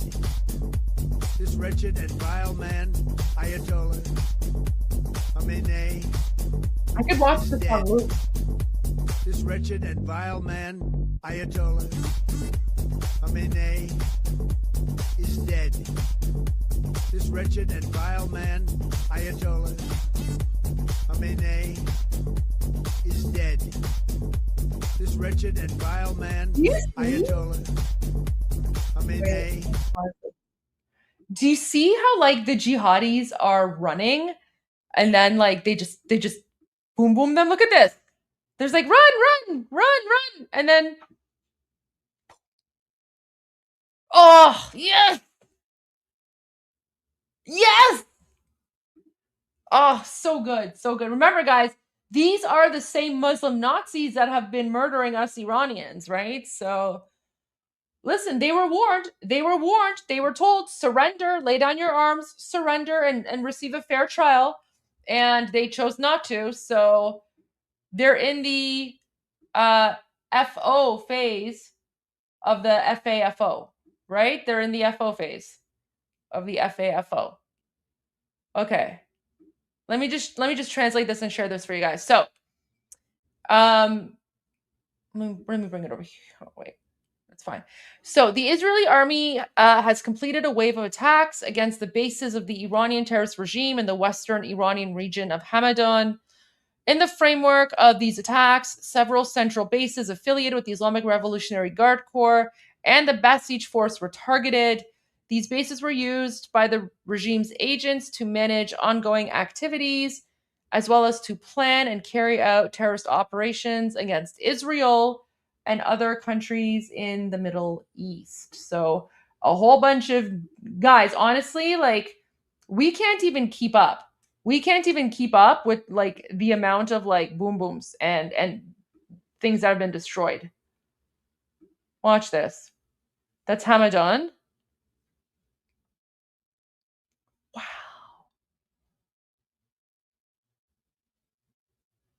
You know what's really sad about all of this? Like, so guys, Hamadan is actually like a 3,000-year-old city. Right? So Hamadan is like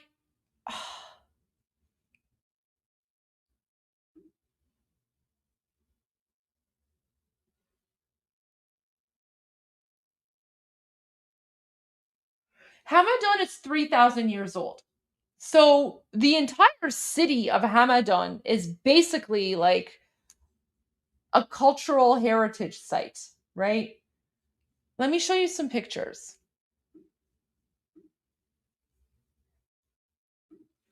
It's such an old, beautiful city.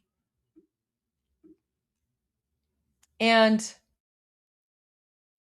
look at this. So this is the city of Hamadan, founded in the 12th century BC. It became the first Iranian capital in 700 BC, chosen by both the Achaemenid and Parthian empires. Okay? This is how the city looks today. So I just want you to think about this. 3,000 years ago, when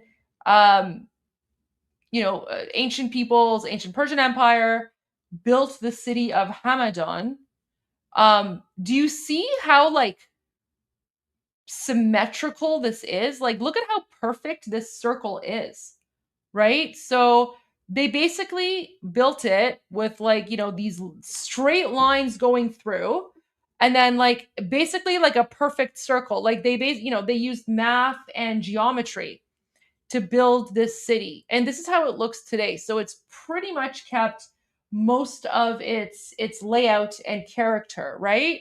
So this city was built 3,000 years ago. Everything about aliens. Yeah, okay, it's not aliens. Oh my gosh. No alien conspiracies here. So the entire city is pretty much like a cultural heritage UNESCO site.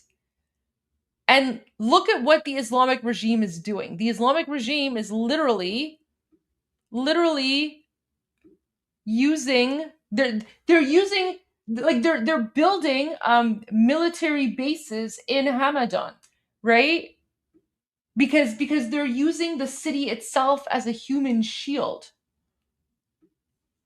Look at this.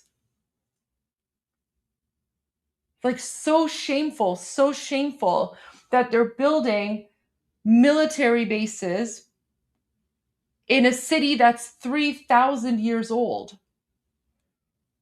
Because they're relying on the IDF in the United States to not attack because of the fact that the city is so old. But that's not how, the Geneva Conventions work. If the military target is important enough, they will strike. That's just how. Hi, Armin. Welcome back. Hi, Goldie. I'm upset with you. Why? Because I prepared the Tucker Carlson video, and when you were away, I didn't watch it, so I could watch it with you. And then when I was away, you watched it without me. I'm purposely You see the No. AI video. The AI video. Oh, I didn't. Sorry, I didn't. It's okay. It's okay. I'm just kidding. I didn't know. I didn't know about the AI video. I just saw that Ted Cruz shared it, so I was like, I'm going to share that. But we can watch it again. You know what? I actually haven't seen. You know what I haven't seen, or like, not that I think I watched it one time, but I haven't seen Tucker Carlson's full like admission. His full admission, where he's like, I think the CIA is investigating me, and then he goes on this like insane rant. Yeah, I think I have. Wait, is this the 5-minute video? This one? Yeah. We're talking about this one, right? It's so crazy. When you discover the CIA has been reading your texts in order to frame you for a crime. Armin, he's so stupid. He's trying to get ahead of the narrative by claiming that like he's been framed. Goldie, remember it was you and Sohail that exposed him first of his ties with the Islamic Republic, and now it's getting bigger. Yeah. You know what? I actually shared that video here, and I even said, here, let me just share this really quickly with you before you show this. I reposted it 47 minutes ago. I was like, never forget that 2 pro-freedom Iranians exposed Tucker Carlson being played on Islamic regime state TV. This is why you should watch Iran Revolution live. Armin Navabi and I don't only share the news, we are the news. January 8, Armin. Let's go back to January 8. Look at this. January 8, yes. This is over 2 months ago. They're airing on Sadr Sima on Islamic Republic's TV. They're airing live stream. Show that. I'm wearing the same shirt. They're translating it. That's a different color, I think. They're translating it. Goldie, look at Goldie's face.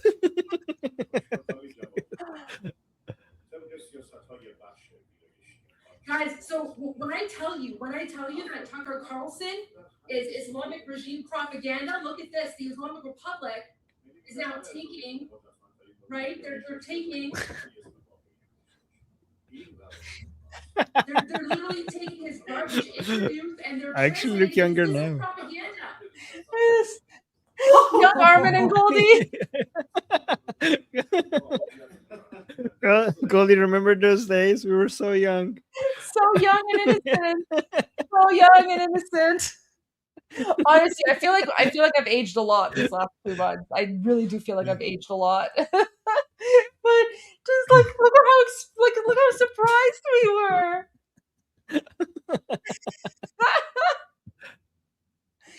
And there you go.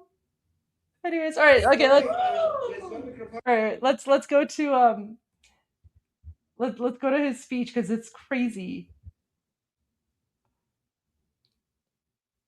Oh yeah, let's play that. Okay. But you can share the AI video first if you want. Okay. Wait, let me read the context for people who don't know what the hell is happening, right? So the CIA knew, apparently, guys, this is all allegedly, okay? The CIA knew Tucker was speaking to the Iranian regime. That means that when President Trump invited Tucker to the Oval Office multiple times in the lead up to the Iran strike, he knew full well that Tucker was back channeling information to the Iranians. Essentially, President Trump seems to have used Tucker as an unwitting counter intel asset to convince Khamenei that he was bluffing, that nothing would happen. Trump was basically able to kill Khamenei thanks to Tucker's arrogance. Now Tucker also legally effed.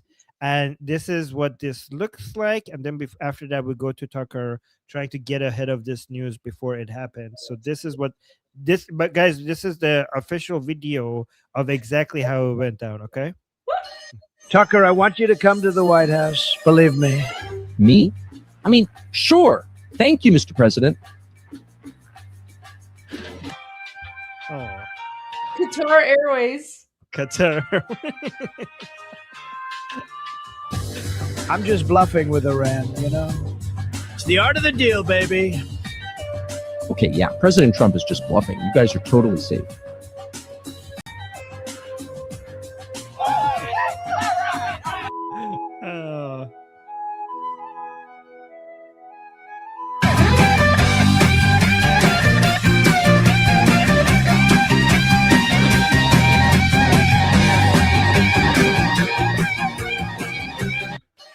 Armin, so we know this is exactly how it happened because Ted Cruz retweeted this meme. Yes, it's official. Then. It's yeah, official. Ted Cruz reposted the meme, so it's official. So this is true. It's not AI. This is now fact. Goldie, I want a 2-hour version of this. I want a 2-hour version of this movie. Somebody please make it. It's now canon. Ted Cruz posted this for sure. He reposted that AI video, yeah. But Armin, look at the way President Trump is smiling. This is back in January. This is back when like everyone is like, what? Why is Tucker Carlson going to the White House? Like, what's going on? Do you see President Trump's face? Now it all makes sense. Now it all makes sense. Like there's an expression here that President Trump, like his expression says something. Wait, let me send it to you in the WhatsApp chat because I can't say it out loud. But he's basically saying, I've never seen him so happy. Right. I need to mute my mic so I can say this. Give me one moment. Oh god, look at President Trump. It's like we're playing this guy. I hope President Trump posts. Imagine, guys, if President Trump posts this video, that would be so epic. Wouldn't it be great? Now that Ted Cruz posted it, I'm pretty sure Trump is going to see it. And if President Trump sees it, it's very likely that he might actually post it on Truth Social, on his Truth Social account. Armin, look. That's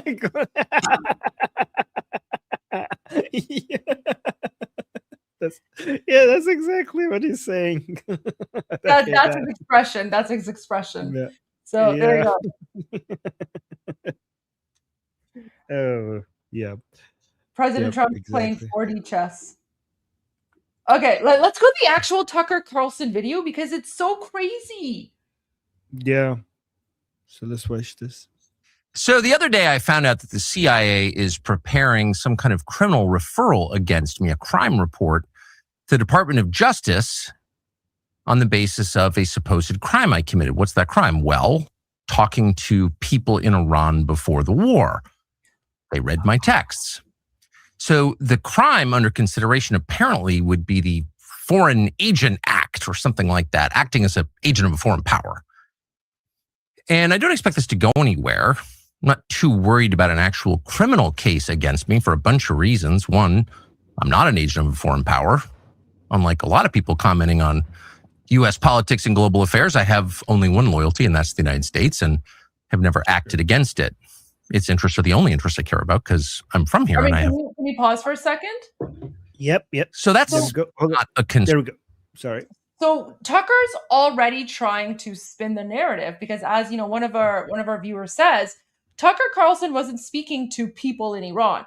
Armin, you and I, we speak to people in Iran all the time, right? Yeah. We even have people in Iran come on our show. The issue isn't speaking to people in Iran. The issue is speaking to Islamic regime officials, right?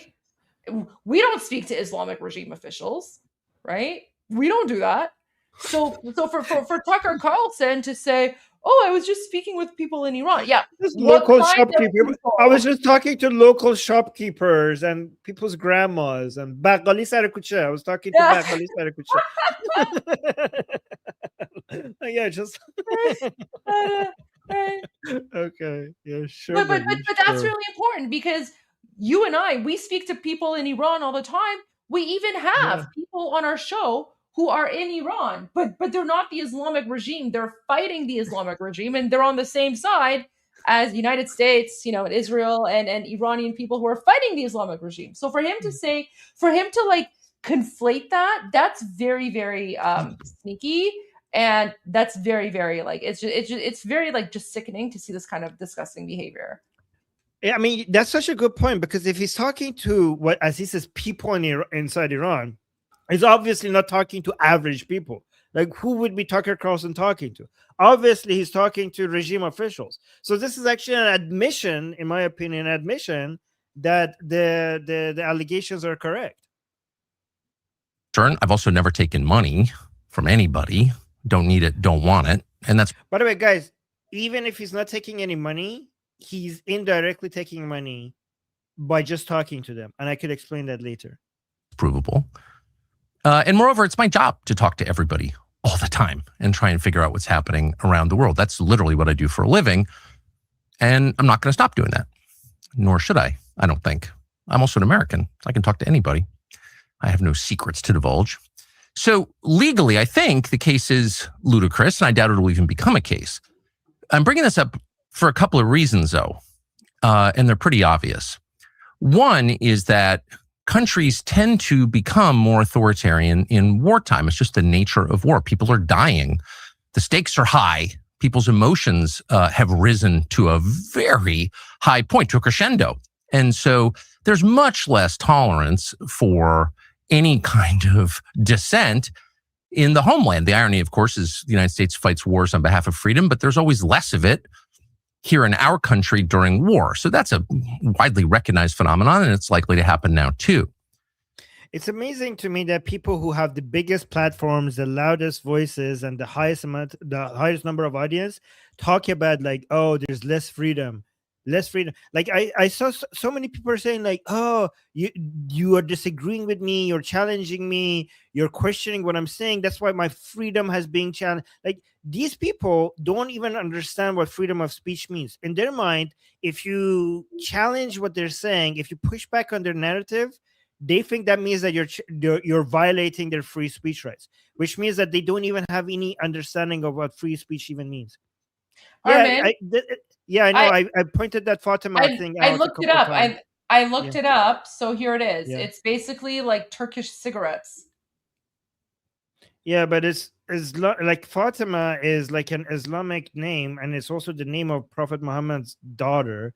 That's why so many people. I don't understand why. Well, that's exactly it. I don't know why he would have like Fatima in the background with like the like Islam symbol. And I don't know if this is like it's just very weird. It's just a very weird post. Like, why is he like, what is he advertising? Like jihadi cigarettes? I don't know what's going on here. It's a very Shia name. You know, Fatima is like a name that Shias consider very holy. So every time I see him, I'm like, I feel like Ya Zahra. Like, what the hell is that?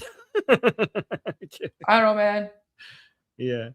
I mean, someone's gonna have to ask him why he has a poster of like a Turkish cigarette brand that has Fatima on the poster.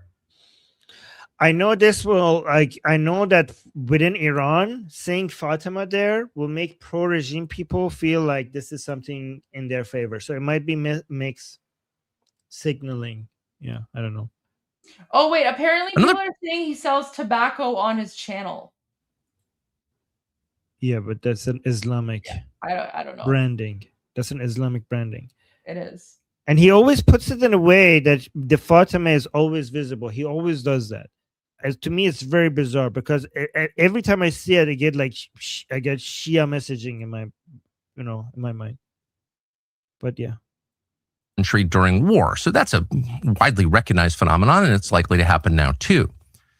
Another point to make that is worth knowing is that the USIC, the intelligence agency, spy on Americans. Now, you probably knew that, and it's been revealed a lot, including by Julian Assange and Ed Snowden, both of whom are threatened with death for revealing it, but everyone knows. But it's probably a little more widespread than most people understand. He speaks okay, so given the national security, that is justified, and every other country does that. And given that you've been speaking to the enemies of the United States, you could see why that's justified. You're speaking as if the assumption is that's a wrong thing to do. But given how many of the enemies of the United States are trying to basically find ways to have control over, have some influence over American media, that's a very justified thing to do by the intelligence operations of the United States. And it's outrageous. There's no justification for your government, which you own, you're a shareholder in it, you pay for it, to be violating your privacy like this. But it happens. Well, unless they're speaking to the enemy, then there is justification for that. Happens all the time. And in fact, one of the reasons that CIA or people within CIA, just to be clear, it's a huge, sprawling, disconnected agency. What it does in a specific case doesn't represent what everybody in the building thinks, but there are some people who are mad at me for my views about Israel. And they have some latitude. And one of the reasons they pass on criminal complaints, in effect, to law enforcement is to justify warrants for spying on Americans. So that is an absolutely real thing. But the main reason they do it is to leak the existence of the investigation, such as it is.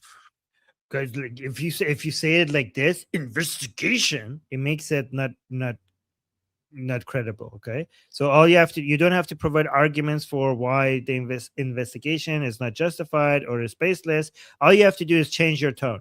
You just have to, instead of referring to that as the investigation, you have to say investigation, and immediately you have debunked any arguments in favor of it to the media, and then humiliate. Armin, sorry, someone. Yes. So I just saw someone in the chat. Apparently, the Fatima poster from 1914 symbolizes the alliance of the Ottoman Empire and the German Empire. Well, that makes it worse. Because that Goldie, does make it way, way worse. Yes, because Goldie, you know what that's what the dog whistle that is? That's a dog whistle when it comes to Muslim and Western alliance against the Jews, especially if it's Germany. If it's Germany, because Tucker Carlson has been talking about that the enemies are not the Muslims. He has been signaling this whole woke right neo-Nazi narrative that Muslims and white Westerners, they actually see eye to eye because both of them understand that the threat to the world is Jews. And to me, that's a dog whistle to that narrative.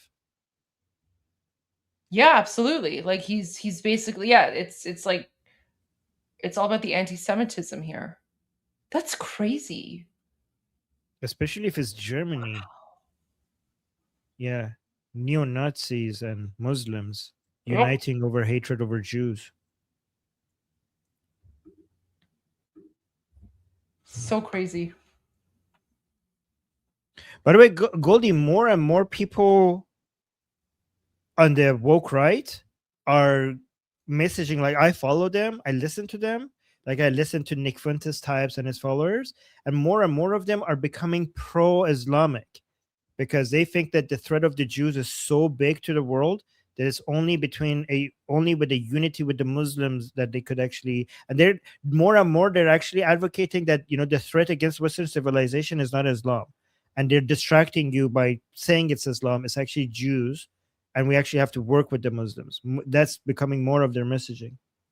Yeah, America has a big problem with this. You guys are going to have to do some housekeeping and house cleaning. Housekeeping. Yeah. All right, let's continue. Verify the subjects of this op. And that's, of course, happened to me repeatedly, many times, including in famously 2021 when I was still at Fox News and trying to set up an interview with Vladimir Putin. And the NSA, I heard from someone there, had grabbed my text messages with an American citizen and had leaked them to news outlets. Those texts were basically my attempts to set up an interview with the foreign head of state, and they leaked them to the New York Times in order to stop the interview, which they successfully did, by the way. And they admitted that they were spying on me. This is not a fantasy. It actually happened. He keeps saying as if that's a bad thing. If you're talking to Putin, of course the intelligence, you should be firing every single member of your intelligence institutions if you're talking to Vladimir Putin and they're not paying attention to that. Are you kidding me? Like, you should shut down all of them if they're not listening to that. You're speaking to Putin and like, oh, they're listening to that. Of course they are. Of course they are. That's their job. What the hell do you want? You want them not to listen to what Putin? Here's the thing. This has even nothing to do with you. Putin talking to anybody, they would be listening on that. Whether it's you, whether it's even when Putin is talking to his nanny, they want to speak and listen on that as well. Of course, you should be disappointed if they're not listening on that. Unbelievable. They did it again 2 years later. My second attempt to get a Putin interview, I managed to get it anyway, and they've done it since. And so when you get a call from Boo, guys, tears and violin. He's a victim. Small violins. a reporter who knows the contents of your texts, it's pretty clear something's going on. None of this, in my judgment, as of right now, is a huge threat to me. So I'm not making this video to complain about it or whine or ask you to send me money because I'm under attack. I'm saying it. Oh, guys, look at this. This is exactly that. Like, hey, guys, I am not asking you for money because I'm under attack. Then why even bring it up? You're doing exactly, you're reminding people that I'm under attack and you could send me money by saying, I'm not saying send me money because I'm under attack. You're doing exactly that by even mentioning it. I see what he did there. Guys, I'm not telling you to send me money because I'm under attack. I'm not saying that. You heard me say exactly that, but I'm not saying it. Unbelievable. Wow. 2 years later, my second attempt to get a Putin interview, I managed to get it anyway, and they've done it since. And so when you get a call from a reporter who knows the contents of your texts, it's pretty clear something's going on. None of this, in my judgment, as of right now, is a huge threat to me. So I'm not making this video to complain about it or whine or ask you to send me money because I'm under attack. I'm saying it because it's true, and you should know what your own government is doing, and you should know what the stakes are, and you should know that. Yeah, anybody who is not retarded would know that if Putin was talking to an American, your intelligence units of your country would be listening to that. So thank you for the information that we already knew, I guess. A lot of what happens in this country that affects outcomes happens behind the scenes. Some of it is legal, some of it is not, including what I'm describing now. Oh, it's illegal. He's guys. I didn't know he's a legal expert. He thinks this is illegal. It's illegal. And in that case, that every country in the world is doing illegal thing. Like every country is doing this. Every country is doing this, especially if it's between your citizens and heads of states that are the enemies of your country. Like, what the hell are you talking about? How is this illegal? Explain it. Do you have the legal expertise to explain to us why that's illegal? You don't. By the way, guys, like he's trying to. This is how some Americans, like Tucker Carlson, try to turn you against your own country. Try to turn you against the very people who are keeping you safe. By making it seem like they're doing something evil in the shadows. Basically, is the reason why they have to gather this information is to keep you safe. This is not your intelligence agencies against the American people. This is your intelligence agencies protecting the American people. You should be thankful. Of what happens in this country that affects outcomes happens behind the scenes. Some of it is legal, some of it is not, including what I'm describing now. Behind the scenes, guys, it's happening behind the scenes. As opposed to what? You want the CIA to do their operations in front of the scenes? Like, of course it's behind the scenes. There's an intelligence agency. It has to be behind the scenes. What do you expect? But it has an effect. And the intel agencies, again, not everyone in the intel agencies, because there are decent, hardworking Americans who work in the intel agencies are Americans, just like they're decent, hardworking. This is basically he's saying, like, please don't come hurt me. I'm just trying to protect. So he's trying to do both. What he's trying to do here is to attack the CIA and other intelligence agencies of the United States as an organization, but also basically play both sides. We're like, well, not all of them are bad people. Not all of them are bad. So create mistrust of these institutions in the minds of Americans, while at the same time saving himself by saying, well, they're not all bad people. Americans who work at the DMV. But there are also people with agendas and grudges and no sense of restraint who are happy to misuse the power they have, granted them by our elaborate secrecy laws, to hurt fellow Americans for ideological reasons. That is entirely real. That's the story of Russiagate. And it's likely that things like that will begin to happen at greater scale now. So you should just know that going forward. Thanks. Oh, this is him trying to get ahead of the story, as Goldie mentioned, trying to save himself. but we'll see. We'll see what happens to him. I do have an interview of Mujtaba Khamenei talking to Western media. He actually came out and spoke to Western media. I haven't watched this video. Do you guys want to see that? That seems like a big deal. Here. Let's watch that. The Iranian people don't have open internet access, but you do. Why? Well, I'm the guy, the supreme leader, who is totally alive, by the way. I got that new Starlink Mini, I watch Mr. Beast videos on YouTube all day. Everything totally fine in Iran. I just don't want other people to have internet. That's all. I don't want them Googling fake news that say I'm dead and shit like that, I'm totally alive, you guys. Everything honky-dory here in Iran. Yeah, okay, so that was the first media appearance of Mujtaba Khamenei. Happy to see it. So apparently he's not dead. And then we have, I think this has a lot of swear words. I don't know if I want to show this. It's in Persian. So Goldie, I've been sharing videos when you weren't here. Yeah, I know. I was watching. Oh, you were watching? This is not the same one. This is another person with a Palestinian flag passing by. And can we watch this? Can we watch Sure, this? just I'm not going to translate. I'm not going to translate. So, guys, Iranian people showing a lot of love for, well, no, I'm not love. A lot of hate for anybody with the Palestinian flag passing by on Quds Day. Let's see. I showed another one earlier. Let's see if this one is as good as the other one.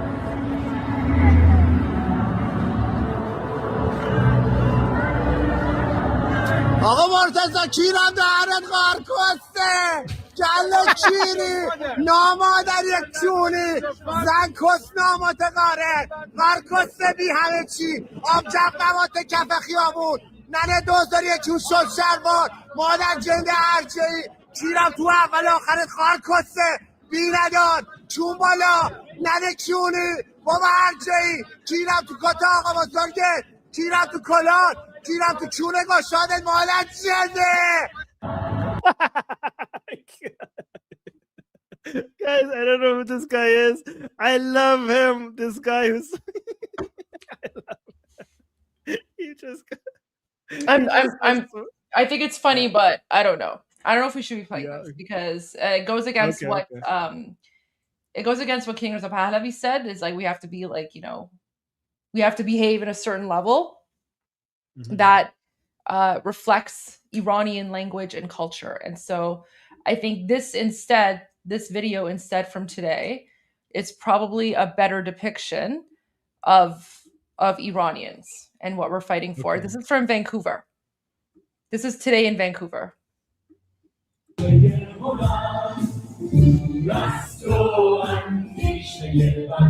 So you can see they're singing the Iranian, like the unofficial national anthem. There's a flag of Canada. You can see the flag of the United States in the background as well. United States. And then I think there's like a rainbow flag, and then there's like an Israel flag somewhere there as well.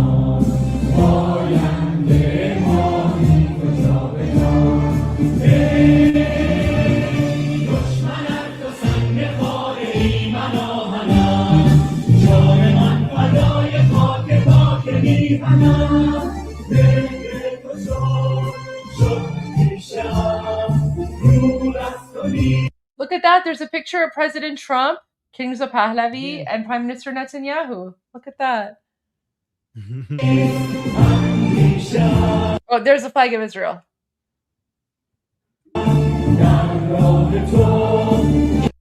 I know the swear videos are fun, but the swearing comes from, 47 years of oppression. But if we focus too much on the swearing, we forget all the positive that Iranians are doing as well. So I just want to point that out as well. All right, back to you with the AI video you wanted to show. Well, is this is Sardar Shamkhani? Sarnadar Shamkhani.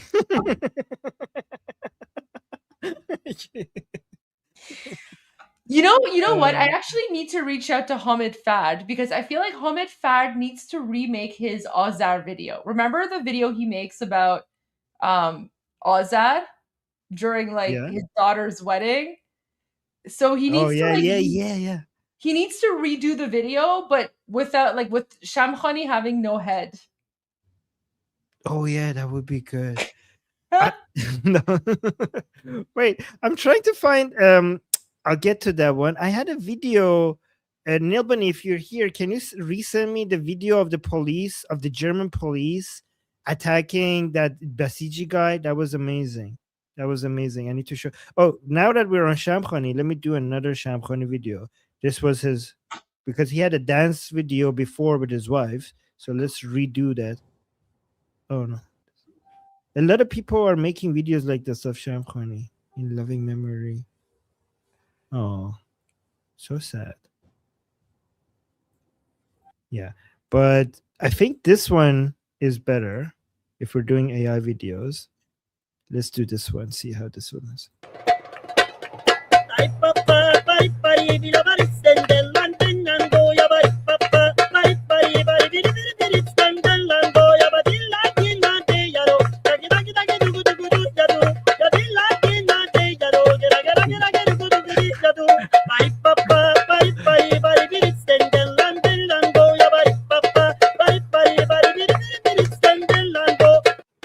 Yeah, this is good. I like this one. I sent you something. And then I sent you something in the studio chat. Okay, let's do that. Like if we could do AI videos forever, but there's a few funny ones that are, well, this one's not funny, but this one's important. But I'll send you a funny one that you can translate after. Okay, let's do that. But this one's not funny. This one's serious. Oh, yeah, this one. What's going on here? Okay, let's play it first. This one hits in the feels. درود بر نادر جهانبادی.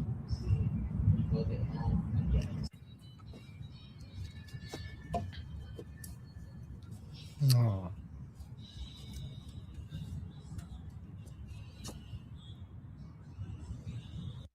درود بر. Okay, so Goldie, this is one of our fallen, Nader Jahanbani. Do you know more about him? Yeah, I used to play the song about Nader Jahanbani. So Nader Jahanbani was one of our generals. He was basically the commander of the Imperial Iranian Air Force, and he was executed by the Islamic Republic. He was executed by the Islamic Republic during the revolution. So here he is doing the military salute. Yeah, this is him. So even to this day, Iranians, we honor our military heroes, the people that were murdered by the Islamic regime.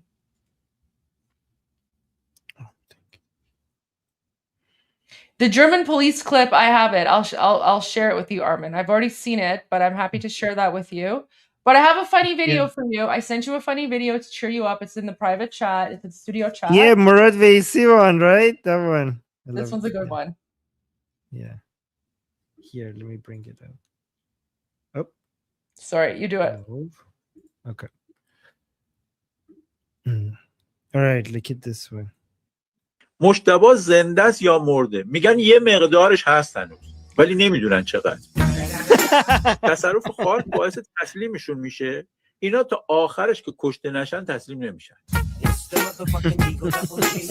مجتبی زنده. So he says, so Murad Veisi is like one of the major analysts. He's like very popular. Like he has some of the best analysis regarding what's happening in Iran. So it's a very good source of information, right? So he's saying Mushtaba. But let me just add some context. So, during his lives, he's very serious. But then once he gets to like the question and answer period, he throws in a few jokes here and there. Like, remember his Mad Yamush comment? Yeah. So like now this is like, so whenever he says something that's like really funny or he's joking around, Iranians will take it and they'll turn it into him. Yeah, he's basically our Mark Levin. There you go. This is so true. He's basically our Mark Levin. He's pro-America, pro-Israel, like pro-Shah, like pro-free Iran. So he's basically like our Mark Levin. Yeah, because he's very serious. When he all of a sudden he jokes, it hits differently because we're not used to seeing him joke around like this, right? So مشتبه زنده so you think is Mushtaba alive or dead? است یا مرده میگن یه مقدارش هستن So like he says, they say that some of him is still there. Some of him is still there. ولی نمیدونن چقدر But they don't know how much of him is still there.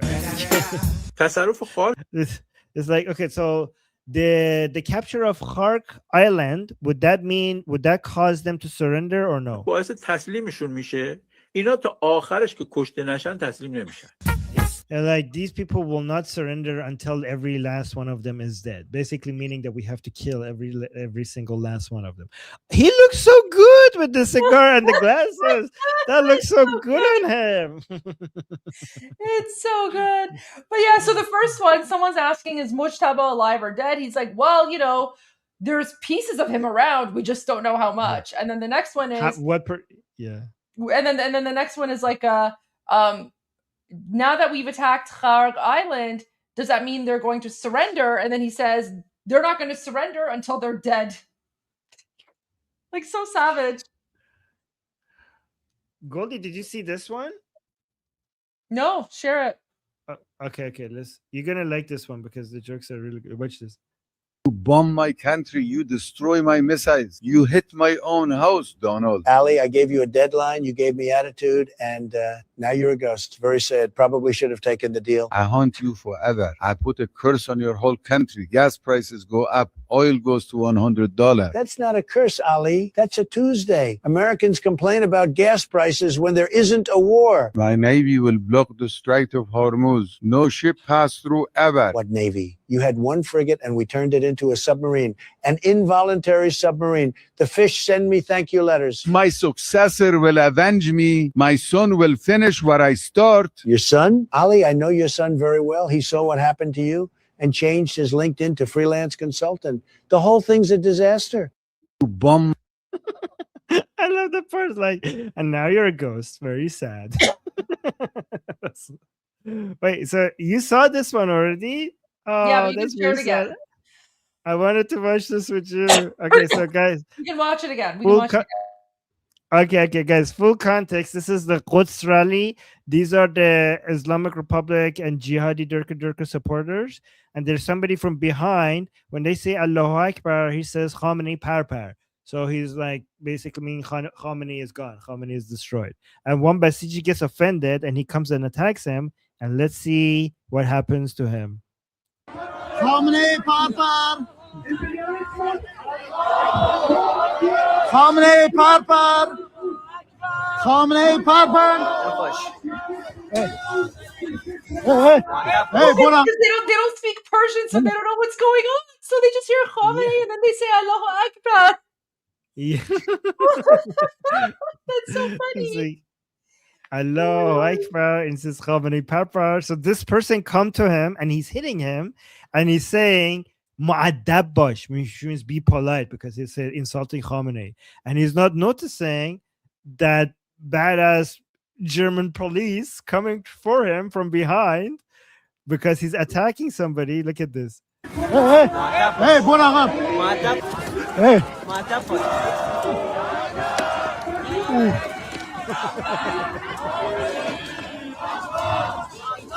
Oh, I never, Goldie, I never get tired of watching this. Look at this. Hey. Yes. Does he just grab his face? He just put his whole hand over his entire face. I love that. He took him like it was Oh man, so... God bless German police. God bless German police. Look at that. Geriftig. Manhandle him like like Goldie, the audacity of thinking he could do this in Germany. Yeah. Like he has authority over here to basically physically intimidate somebody who's saying something that he doesn't like. You're in Germany. Germany. But Armin, this is what they have been doing to all of us for the last 47 years. So guys, for everyone here who's not Iranian, this behavior is not like something that's just random. This is how the Islamic regime has been treating all of us Iranians, those of us outside of Iran, this is how they have been treating us for the last 47 years. So this is why many Iranians have been afraid to speak out. We've been afraid to like say anything because these Islamic regime thugs are everywhere and they have been monitoring us. They have been observing us. They have been threatening us. They even think that they have the right to come and hit us, right? 47 years they have been doing this to us outside of occupied Iran, right? So this is why sometimes people think, oh, well, Iranians, like, you're outside of Iran. What do you know? Guys, for us, being Iranian right now, it doesn't matter if you're in Iran or outside of Iran. We're all oppressed in different ways, right? Because you know what they do to us inside of the country. Now you're seeing what they do to us outside of the country. So this is why we're all fighting for a free Iran, because none of us is free until all of us is free. And those of us who are Iranian and we live outside of occupied Iran, we still live in fear because we never know when we're going to be targeted by the Islamic regime. Yeah, and Goldie, look at the sense of entitlement in his face. To think that he gets to, like, he hears something that he finds offensive. Look at his finger. He thinks that he gets to decide what people say on German soil because he doesn't like what the person says. He thinks that with physical intimidation, he gets to control the narrative. He gets to control what is being said. And then immediately... Hey.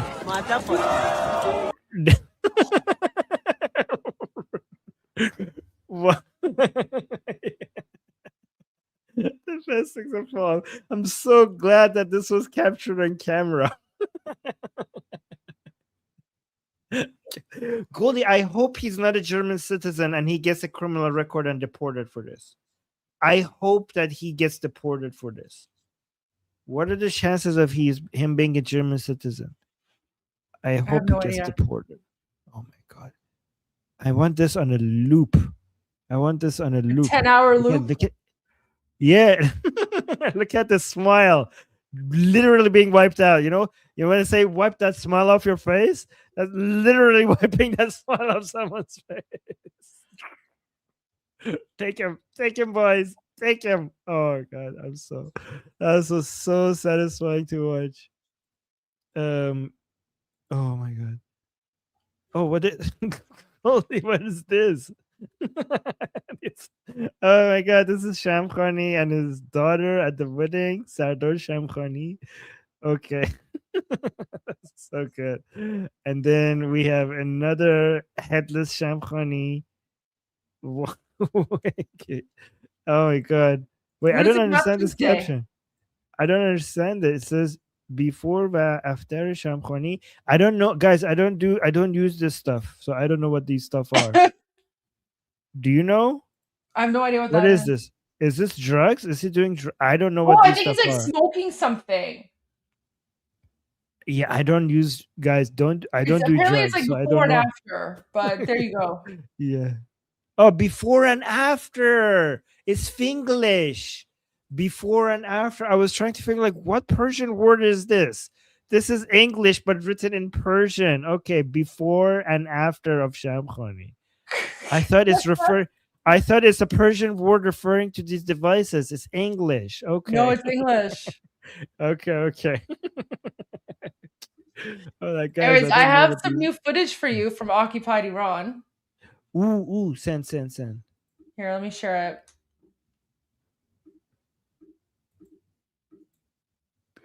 I'm like, what is before? What is before? Is that the device?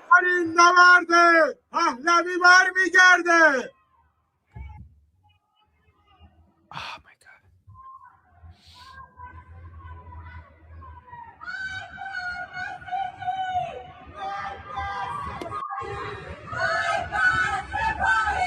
Akbar Basiji!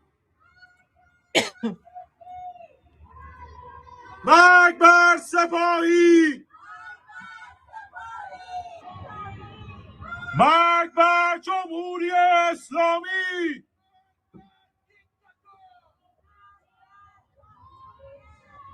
Javid Shah! جاوید شاه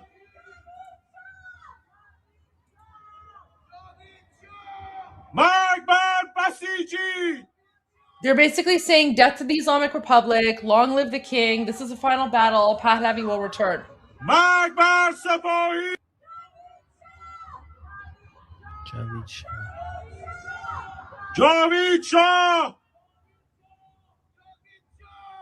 جاوید شاه. And then they're all chanting Javid Shah, long live the king.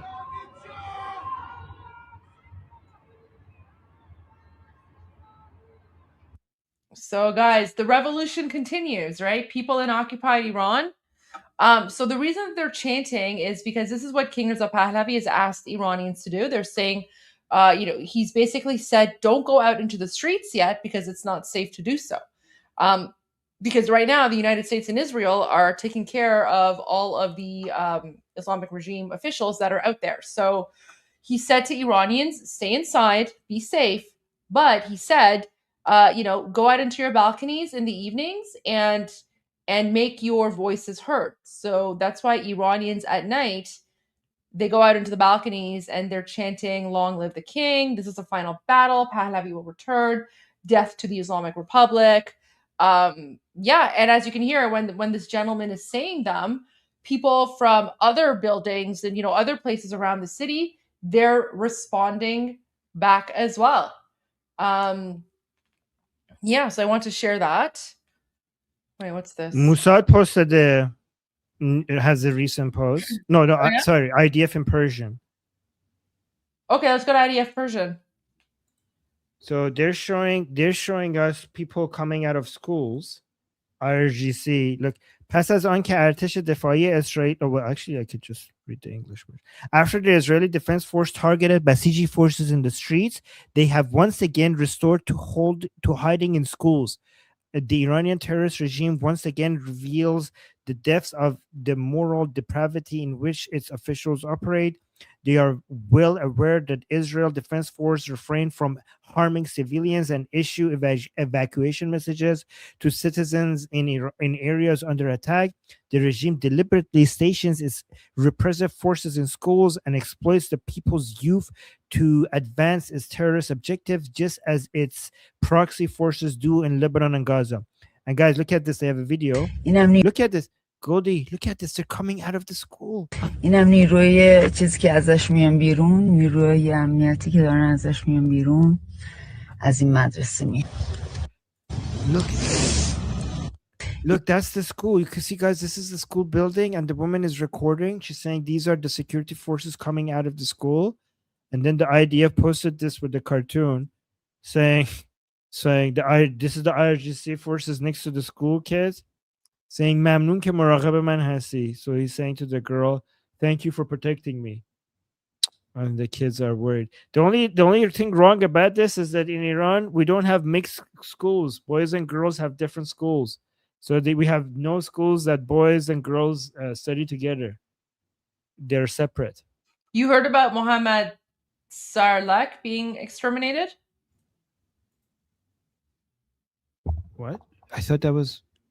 I knew another... Oh, yes! Oh, yeah. I heard it on the Persian channel. So commander of Basij District 171 in Tehran was killed in an Israeli Air Force drone strike on a checkpoint in northeast Tehran. So he was at a checkpoint and he was exterminated.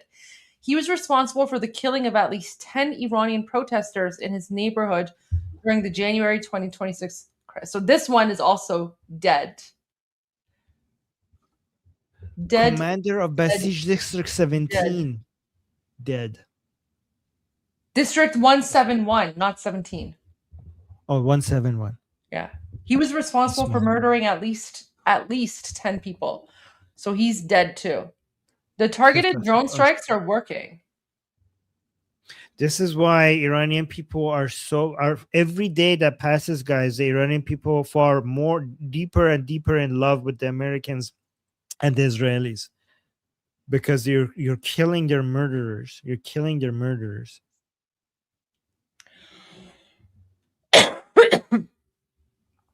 Okay, let's see what else we have.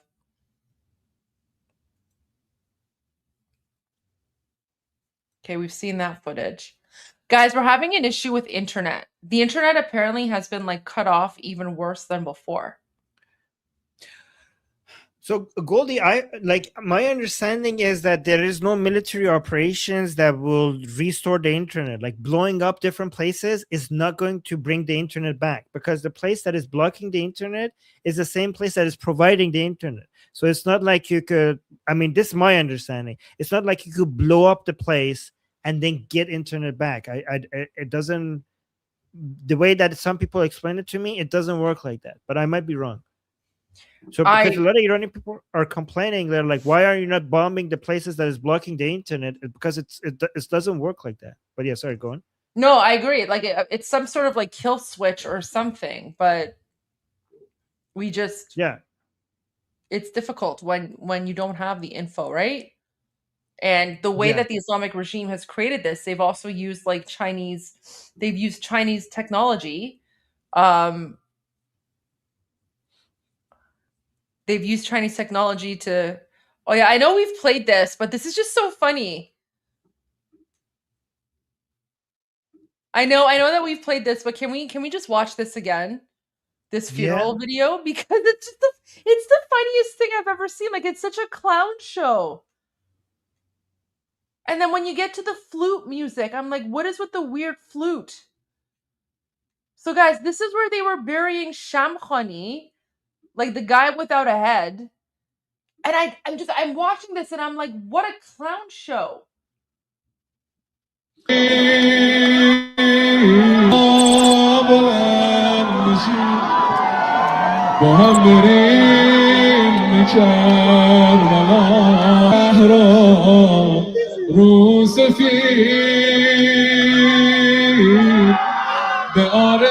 look, he's got like the Palestinian jihadi like keffiyeh scarf, right? Oh, look, that's his daughter. That's his like jihadi daughter, What? the one that was wearing like the one with the sexy dominatrix mistress clothing for her wedding. Yeah, she's the one that had no problem spending the stolen money of Iranian people for her lavish, luxurious wedding, where she basically, looks like a, I don't want to body shame, but whatever. Like, I don't care about her outfit, but like she spent a lot of money, a lot of stolen people's money for her like jihadi wedding. And now here she is. She's like, oh, boo-boo. You know what? That's what you get. That's what you get for being a terrorist. And I have no sympathy for you. And I don't know. I don't know. You all. Can I show the wedding? Can I show the wedding?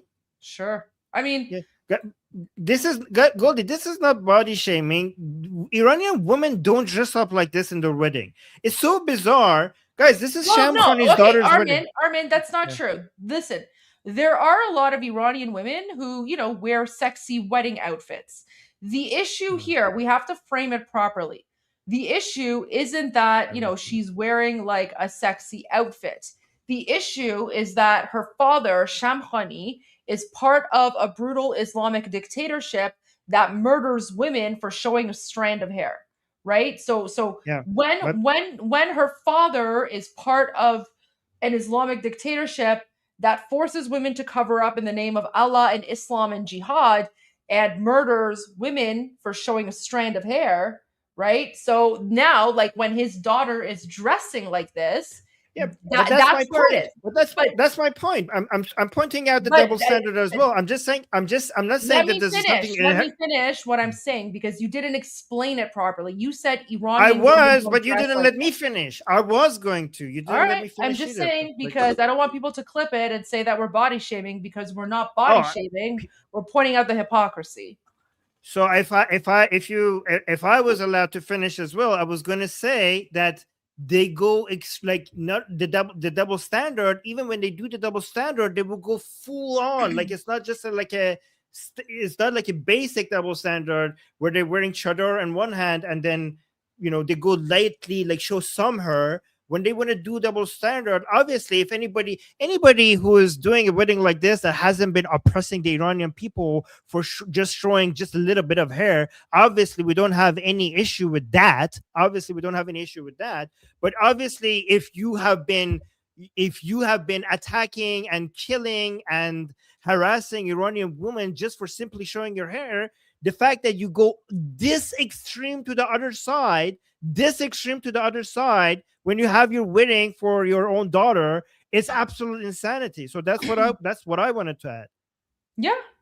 No, you're right about that, but I just don't think we should say that Iranian women don't dress like this, because Iranian women do, and that's not the issue. The issue is the father here. So you're correct. I didn't mean. Yeah. Okay. So I meant like in Iran, they're going even more extreme. I'm not saying whoever's wearing like this is doing a wrong thing. I'm just saying in Iran, they're going even more to the other side. That is what's the norm inside Iran among us more secular-minded people. In Iran, Iranian women, when they have their wedding, they have no hijab, they have dresses, but they not that there's anything wrong with that, but this is not the norm.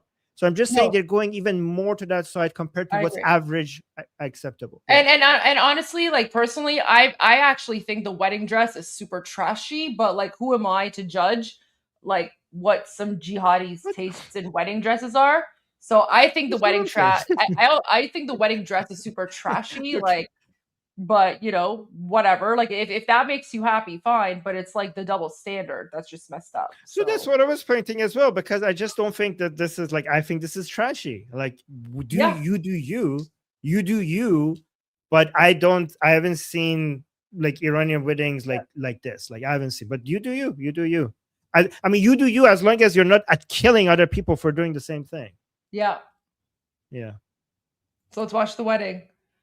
And then did you see Hamid Fard's music video where he's making fun of them? Oh, is that? Yeah. Oh gosh. Oh, he's great. I love him. So good.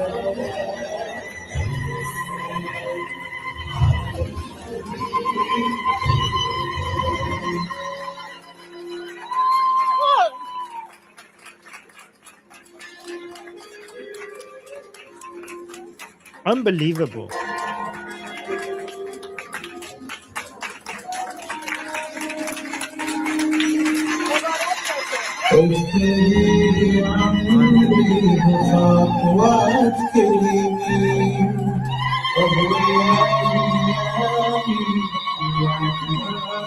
Goldie, it makes me so angry. This is not just an average Islamic Republic official. This is as high as it gets. This is there are so many, like, look at this. When he gets to the husband here, they're still not married. And he's here in the middle of all of these women without hijab. All of these women are no mahram. She's no mahram to that man.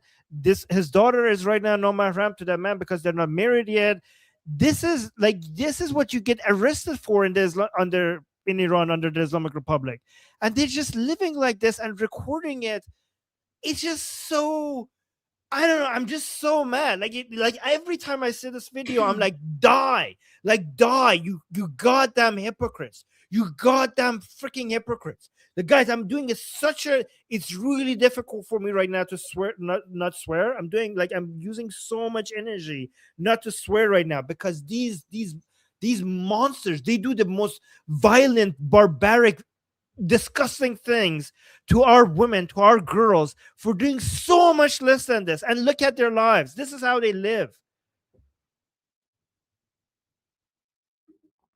Oh my God, you know what? Maybe Hamid Fard's music video will make you feel better. So guys, after this footage came out, Hamid Fard, our favorite Iranian rapper, remember he's the one that does Takbir, right? Takbir, Magbar Mullah.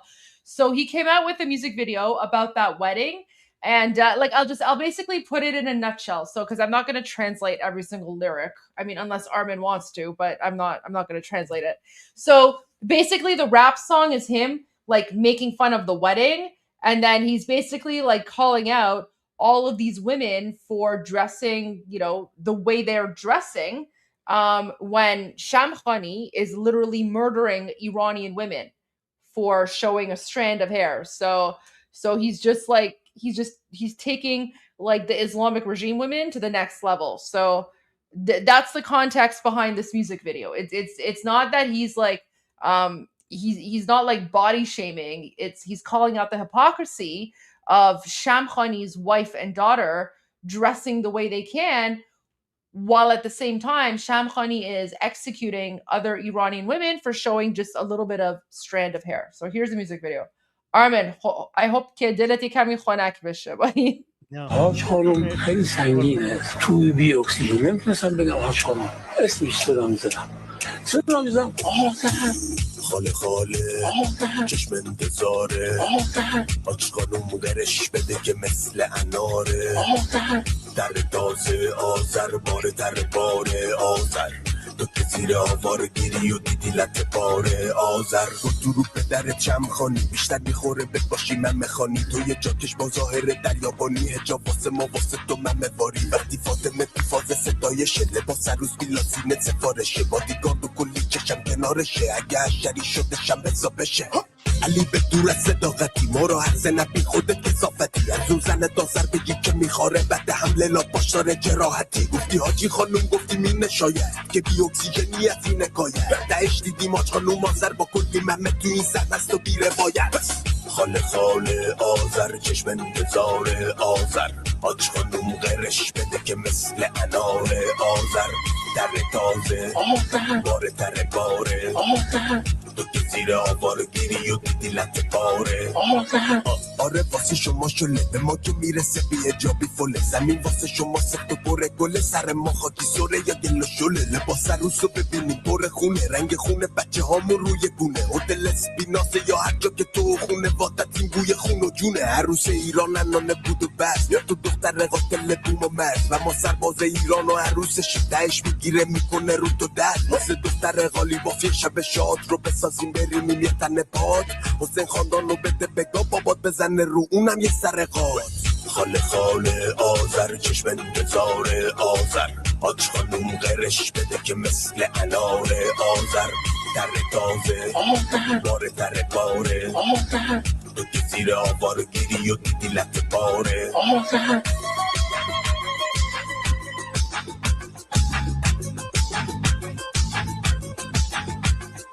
آره یارو کی بود توی فیلم پاپیون یا هنوز آدم زنده اون پاپیون بود تو باید بگی زنده من هنوز حروم زادم I want to see if I can find the part with Morty. Morty again. Now you're dead. That's what. Did you see what Israel in Persian posted about that clip where he's like, "Harum Zadah man zindam"? Oh yeah. So guys, guys, remember there's a movie Papillon. You guys know that it's a very classic movie, famous, like older people know. At the end of the movie, the guy shouts that, "Bastards, I'm still alive." So Shamkhani, during the 12-day war, when he was attacked by the Israelis and he survived, he refers to that movie and he says like, he uses that quote and he says, "Bastards, I'm still alive." So that's what he's referring to, that movie. Yeah.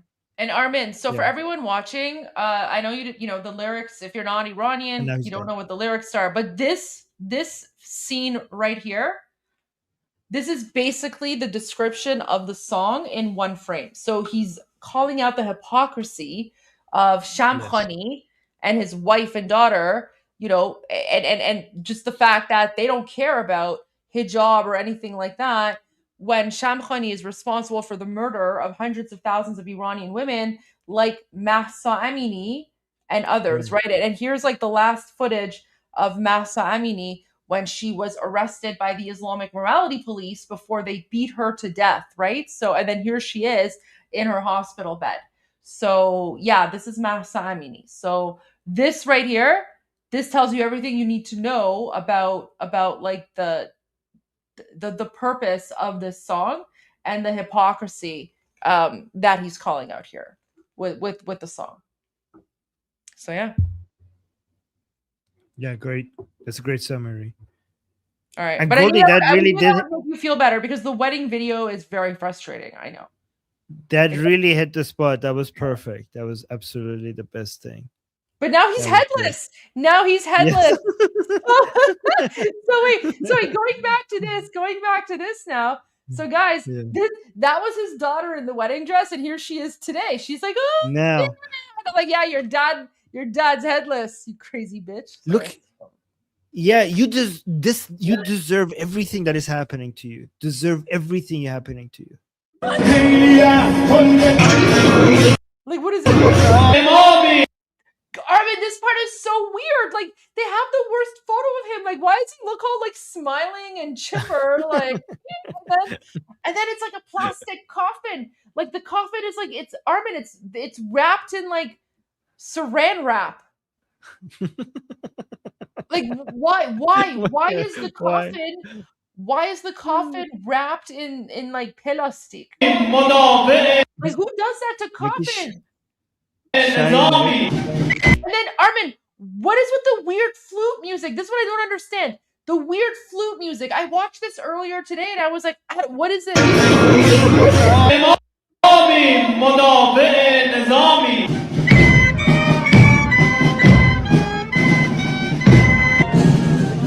What the hell? And then the coffin, like it's just wrapped in plastic. It came straight from the factory.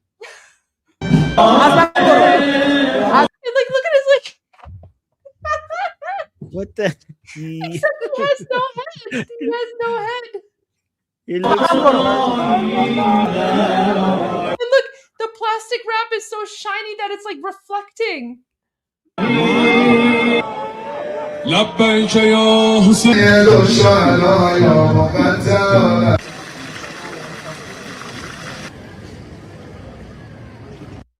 So messed up. So messed up. Weird people. Honestly, Absolutely. weird people, weird cult. Armin, can you is it like a Shia thing? Because you're like an ex-Muslim. Is it a Shia thing to like wrap coffins in plastic? No, it's not. I think it's a rich people thing. They want to show, like, I don't know. Shamkhani is like, by the way, guys, Shamkhani is very, very, very rich. He was very rich. Had the most luxurious life. I think like more luxurious than anyone in Iran. Shamkhani was living the most luxurious life. So I don't know. I wanted to show like my coffin is shiny. I don't know. I don't know what was going on there. I've never seen a coffin wrapped in plastic like that. I don't know. I think Goldie would have been nice if they had two coffins, a big one and a small one for his head. Did they find his head? No, he was buried without a head. He was buried without a head. How? Like, did they completely? Okay, I don't know. I don't know what happened there. Let me see. Here's a recent post from the IDF. Here, let me send this to you. Okay. And you can read this. It's actually very interesting.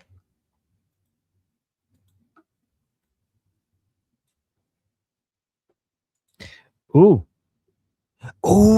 this is good. Let me see. The internet in Iran has completely collapsed, even worse than before. God damn it. This is not surprising. We are facing a weakened and terrified regime that is trying to hide this reality from the public eye. And this is the reality that they're trying to hide. Wait, share the screen, Armin. Oh, I didn't share the screen. I'm sorry. I thought my screen was already shared. So guys, look at this. This is from NetBlocks, and you can see that the internet is collapsed even more than before right now. So the IDF in Persian is saying that this is because they're trying to hide these facts. Okay, so let's see. Many Basijis and law enforcement force headquarters have been destroyed, and even their activists lack the courage to take to the streets out of fear of being eliminated. Oh, that's really good news. Military industrial factories, the ability to produce missiles, and 70% of launchers across Iran have been destroyed. A number of regime nuclear program sites and components have been eliminated. More than 40 senior regime leadership officials at the top of them, Ali Khamenei, have been taken down. Now the regime is hiding the truth of its defeat even from its own supporters, a truth that shows it has suffered heavy blows in all areas and lost dozens of its senior figures. We will weaken it more and more every day. The tower of lies behind which you have hidden is collapsing. So let me repost this one. This is actually very good information. This is good. By the way, if it collapses by this much, it means that they're getting so desperate that even their own supporters, guys. So the reason why we see some level of internet activity when the internet gets shut down is because we have this thing called white SIM cards. So the regime at first tries to limit the internet to only its own supporters, but when it cuts the internet to zero, and it means that they're so desperate to hide information, not just from the Iranian people, but from their own supporters as well. To me, Goldie, this suggests that even their own followers, there is a sense of defeat and a sense of loss, and they're trying to shut the conversation among their own followers as well. To me, that seems like there's a lot of criticism of how the Islamic Republic is performing against Israelis and Americans among their own followers, and they want all conversations to be shut down. They don't just want the people who are anti-regime. They don't want to shut only that. They want to shut down all conversation. That's the sense I get from this. I've heard they've also I've seen some reports that they're also shutting down certain elements of the internal intranet.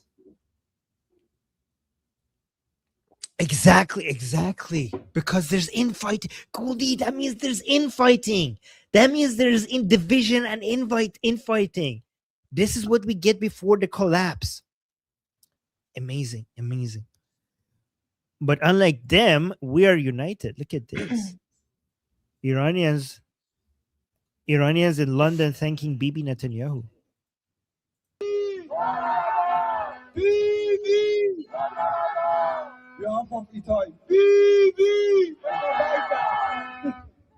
What are they saying? I don't understand. I know they're thanking Bibi, but I don't know what they're saying.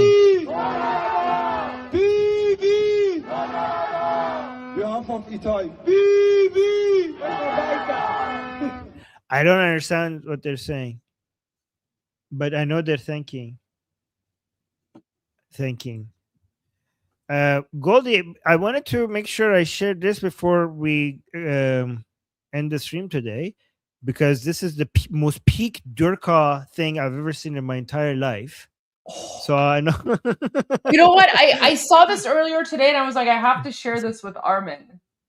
I sent it to you. You said I should share it tomorrow. Oh wait, okay, maybe you sent it to me. Sorry, it's been a long day. Okay.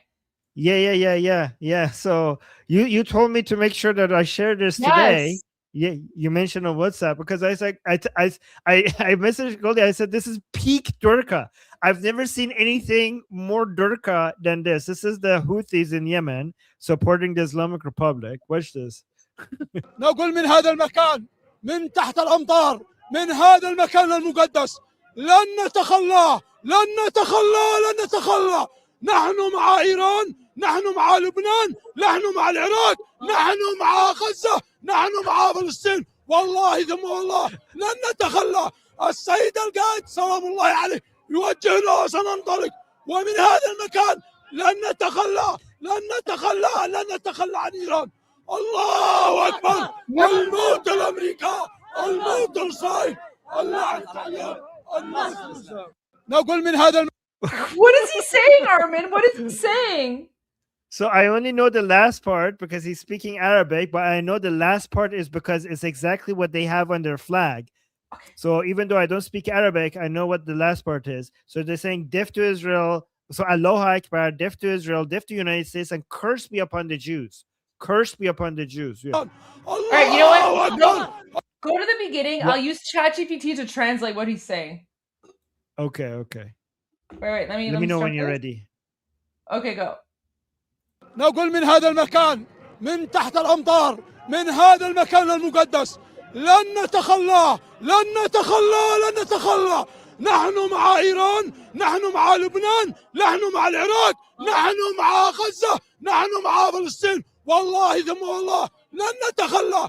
السيد القائد سلام الله عليه يوجهنا وسننطلق، ومن هذا المكان لن نتخلى عن إيران. الله أكبر. الموت الأمريكا، الموت الصايد، الله الطيب، الموت. نقول من هذا المكان. Okay. Oh my God. What is this? I don't know. Oh my god, this guy on the right is in love with him. Look at this. Look at guys, look at the look at Goldie, look at this, the way this like guy is looking at him. He's like, oh my god, I love you. Kiss him. There's some bromance going on between these two here. Okay, I'm just gonna like chat GPT this. Okay, so he says, we say from this place, from beneath the rain, from the sacred place, we will not abandon them. We will not abandon them. We will not abandon them. We stand with Iran. We stand with Lebanon. We stand with Iraq. We stand with Gaza. We stand with Hussein. Oh my gosh, he says we stand with Hussein. Hussein. And then he says, by God, we will never abandon them. The leader, peace be upon him, guides us. We will move forward from this place. We will not abandon them. We will not abandon them. We will not abandon. Oh, we will not abandon. And then, oh my gosh, Armin. Then he says, okay, so he says, God is the greatest.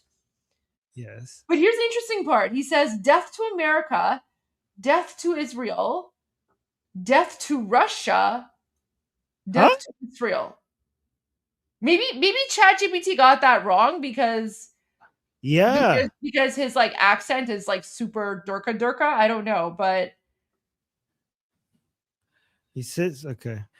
He says he wouldn't abandon Iraq, Lebanon, Gaza. You have abandoned your own teeth. Look at this. Take care of her. Deaf to America. More deaf to your own teeth. Look at that. Deaf take to your care cavities. Of Like, why don't you like focus on like deleting your cavities first, buddy? Yeah, I think ChatGPT got the end of that wrong because I don't think he says death to Russia, but that's weird. Let's listen to the last part. Let's see what he says. Yeah. Okay.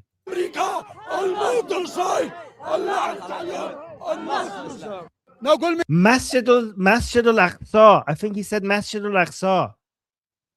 Guys, did he say did he say Masjid al-Aqsa? He was interrupted. Masjid al something. Look at him. He doesn't. Oh my god! Look at this. Oh my god! So what gross. is this? Oh my god! What cave did he crawl out of? Put him back in his hole. Kill that thing with fire. What is this?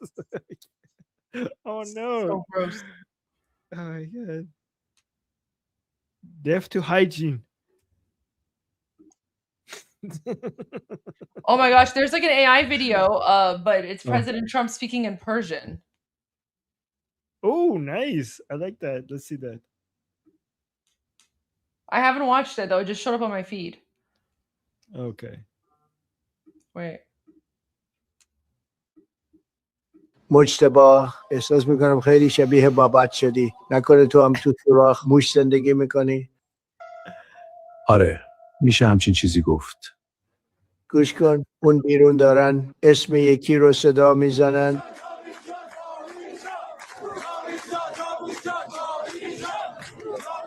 اون اسم تو نیست. تو بین مردم خیلی محبوب نیستی و به خاطر همین من اینجام تا بهت یک انتخاب بدم. تو میتونی بین حقارت و جهالت یکی رو انتخاب کنی.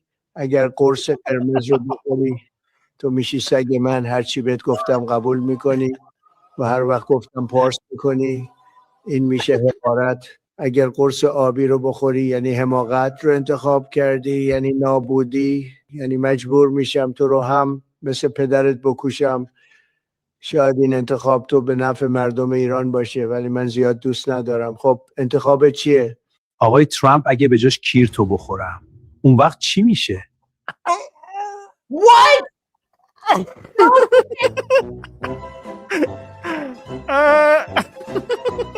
Goldie, you told me not to play this video. You were playing a video like that. I didn't know that I didn't watch this one. Goldie, It just showed up. Goldie guys shared the worst of all swear words. The most R-rated version of anything I've ever played. Nothing I've played so far is as R-rated of what Goldie Kamari just shared No, with yes us. it was. Okay? Yes it was. You played those people swearing at the Palestinians. No. This was about President Trump. This was about President Trump. Okay, so that's worse. That is far worse.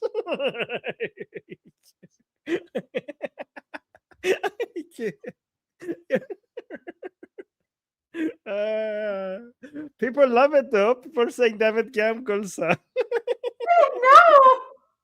Oh no. Guys, I didn't watch that video from before. It just showed up on my live feed. Oh, you should have watched it before playing. You should have watched it. Oh, no. Okay. No. People want to know what it said. Okay, you know what? You know what? All I can Yeah. say with 100% certainty is all I can say with 100% certainty is that the way that President Trump is speaking in Persian, that's exactly how I would picture him speaking Persian. Yeah, me too. He's even speaking Persian with like his Trump accent. I don't know how to describe it, but it's like honestly, AI is getting super scary. AI is getting super scary. Yeah, and this is just a beginning, Goldie. Like a few months from now, it's going to get even better. But like, yeah, like that's exactly how I would like if President Trump spoke Persian, that's exactly how he would sound. That's exactly. That's exactly how. We can't. Yeah. We could translate the part before the last few seconds. Oh no, it's okay. No pressure. No, Goldie, by the way, fine. I'm teasing you, Goldie. I hope I'm teasing you. I know. Right? You know what? I'll send it to you. That's fine. You can translate it. Okay. Just when you do the translation, just please be rated with the translation. I won't translate the last few seconds. I know you said we, important people are watching. I just didn't. You know what? It's my mistake. It's my mistake for sharing this because it literally just showed up on my page, and I was like, oh look, okay, this is like a cool thing of President Trump. Looks like he's in the Matrix. Wait, okay, hold on. So he looks so good here. Look at this. He's basically Morpheus.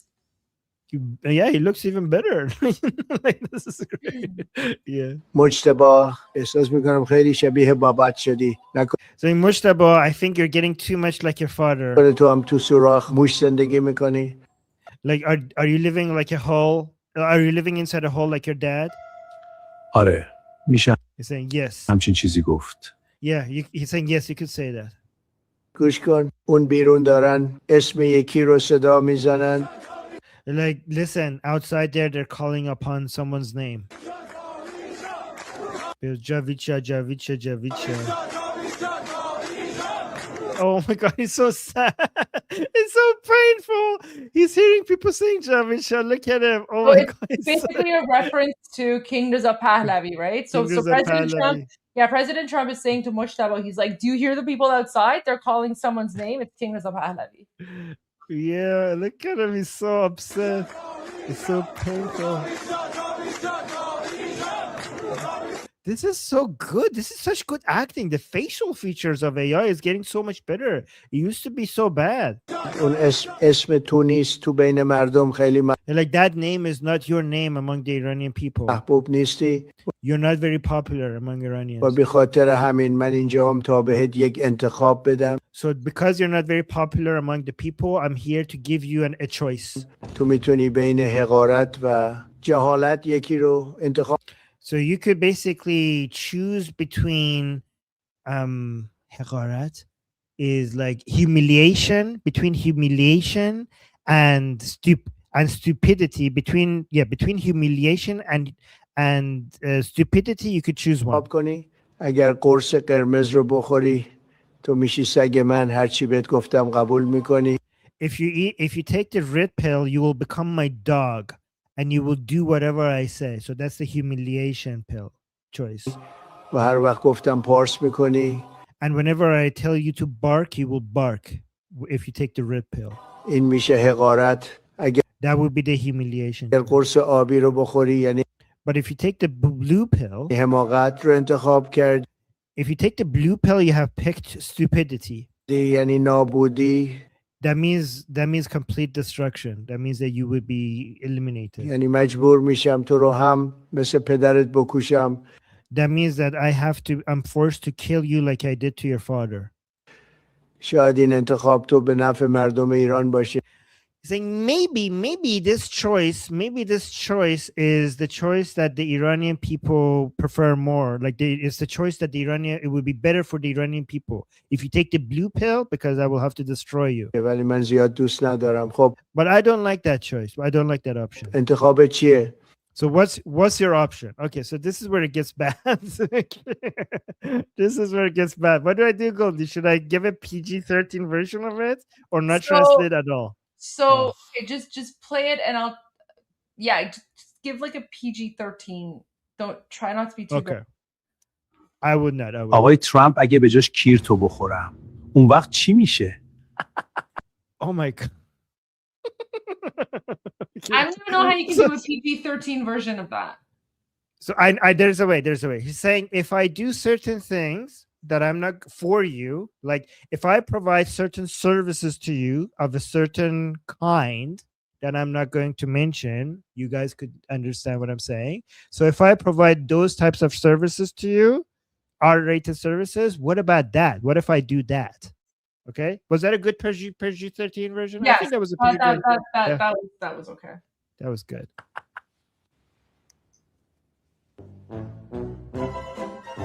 Oh, he looks disappointed. He was like, nah. He's like, yeah, no, you're dead. You're dead. So.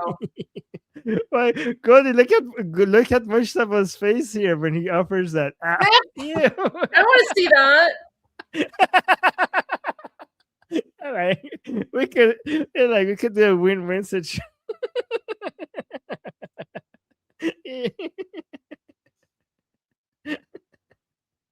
Oh my God, that was so weird. I don't even know who comes up with these things. I sent you another one on WhatsApp. Oh. That was actually kind of funny, and that one's PG. That one's PG. That one's PG. Okay, so guys, Goldie has now trauma. She's checking everything before she sends it to us to check. Oh, by the way, Goldie, look, people are enjoying these. Like somebody just caught up to I'm watching the part where you and Goldie discuss Tucker. I'm dying. LOL, LOL. If you're talking, yeah, people are having a lot of fun with these, Goldie. So this is good. We need this because we go through so much dark Trauma, news. I know. Trauma, yes. And thank you. All right, let me heart this. All right, so this is. Oh my God! I thought that maybe I already shared this, but no, this is different. The Iranian people don't have open internet access, but you do. Because I'm the voice of Iranians, and I have to defend their right. So this is why I have access to internet to just. The Iranian people don't. Wait, what is his name? What it go? Takali Harleman. Nah, ببین تاک علی Carl Manessian. They added the Chab because of all the Khomeinis, whatever, right? Unbelievable. Iranian foreign minister. Oh my God. By the way, guys, we played the original clip from Arakshi that this came from. I replayed it as well. I replayed it and I shared that. Yeah. Okay. Yeah, that was so disgusting, by the way. Like that. Unbelievable. Oh, look at this. Armin, I have some therapy for you. What? Nice. Here, let me send it to you. Zuze bache arzeshi. I know you like translating these ones. Here's one. No, They're don't call always him. No, don't call him Tehran Tucker. Don't like defile our capital city's name. No, don't do no, that. yeah, no, don't do that. And Call also, him it's not terrorist like Tucker or something. We don't want terrorist. anything related to like these jihadis related to Iran. We're trying to like get them out of our country. زوزه طول سپاهی ببینید برای جلای روتون. ننه بابای تروریستش رو کتلت کردن، خودش هم با سپر انسانی و با بادیگارد اومده بازم به اراگوز ادامه میده. Oh my god, I love the Persian sense of humor. بسم الله الرحمن الرحیم. من فرزند شهید ابوالقاسم بابایان با افتخار میکنم به دست خبیث‌ترین کسای عالم.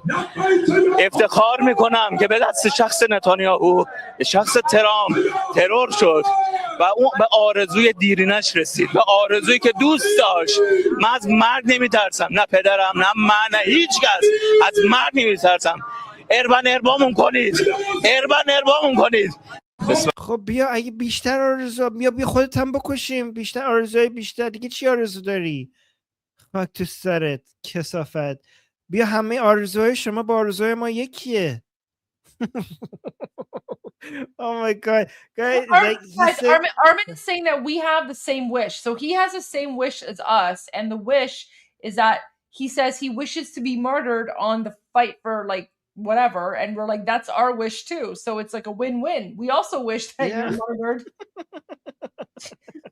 We'll make it happen. What can we do? What can we do to make your wish come true? Yeah, guys. Well, come to Bibi and Amu Trump and Amu Bibi will make all your dreams come true. You want to be martyrs? We want you to be martyrs, and we will deliver. Win-win. Yeah, win-win for all of us. We finally agree. Goldie, we finally have something that we could agree with these Arzashis. They want to die. We want them to die.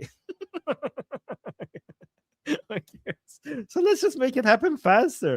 Stop resisting then, if you want to die. All right, people want you to translate. Oh, really? Okay. Let's go through this. Bismillah ar-Rahman ar-Rahim. He says, Bismillah ar-Rahman ar-Rahim. Like, I am the son of, and then when he says, I am the son of who? I'm the son of Abul Qasim. So he's saying the name of his father, and he starts crying in the middle of it because he can't finish it. So his father is, I could see his father's name. I couldn't hear what he was saying, but I could read down here that his father's name is Abul Qasim Babayan. افتخار میکنم. I'm so proud. به دست خبیث‌ترین کسای عالم. That my father died from the most vile people on earth. Like, he's proud that his father was killed by the most vile people on earth. افتخار میکنم که به دست شخص نتانیاهو، به شخص ترامپ. Like, I'm so proud that he was killed. My father was killed with the hands of Netanyahu and Trump. He's proud of it. He's proud that they are the people who killed his father. ترور شد. What a weird thing to be proud of. What a weird thing to be proud of. Like, imagine a normal human being saying like, yeah, so-and-so killed my dad, and I'm so proud that that person, that the more vile and disgusting the person who killed my dad is, the prouder I am. به آرزوی دیرینش رسید. And say he got his wish. He got his long wish, the wish that he was always waiting for. He managed to receive it. آرزویی که دوست داشت. من از مرگ نمیترسم. نه. Like, he wanted that wish, and he's saying, I'm not afraid of death. I'm not afraid of death. Then why are you crying? Then why are you crying? Huh? Why you cry? Why cry? Why cry? If this is your father's wish, and if this is your wish, and if you're not afraid of death, then what's the point of the tears? Guys, if this was your wish, wouldn't you go be like, my father died, woohoo, yay, my father's a martyr, he's now in heaven, 72. Go, dad, let's go, 72 versions. Good on you, dad, so proud of you. Woo! Dad's a martyr. Wouldn't that be the reaction? No, they cry and they're like, "This was her wish." I finally got the wish that I always wanted. Like, do people react like this when their dreams come true? No, they don't react like this when their dreams come true. So I think like you have like I don't think these people actually have as strong of a faith as they claim to have, because they would have been so happy. They would be celebrating right now. نه پدرم نه من نه هیچ کس از مرگ نمیترسم. Like, my dad, me, we're not afraid of death. Then why are you surrounded by human shield, huh? Why are you in the streets and surrounded by civilians, huh? Why none of you come out? Why none of you come out without human shield? اربامون کنید. اربامون کنید. Erba, what the hell is that? I don't know what that is saying. He's basically challenging them to come kill him. Yeah. Oh, people are saying خیلی حال داد. Look, the Iranian people love it. So this guy is posting this as a way to say, here's some therapy. So this is what the Iranian people call therapy these days. Unlike this one. Oh, frame that. Oh my gosh. You trying to torture us with that? I'm gonna frame that. Put that behind me.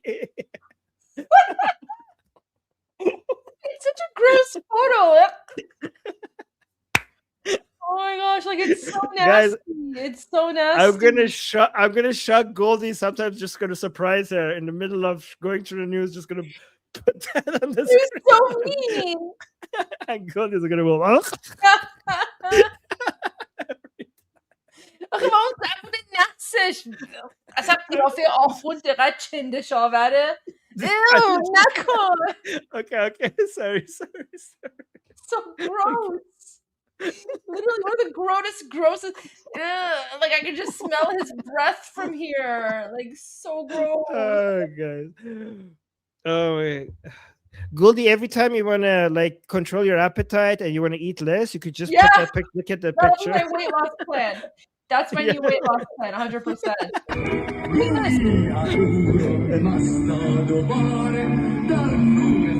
So when I went to the rally today, when I went to the event to celebrate King Reza Pahlavi the first's birthday, Reza Shah the Great, during the sort of like in the beginning, while everyone was still gathering and getting ready, they played Bapish.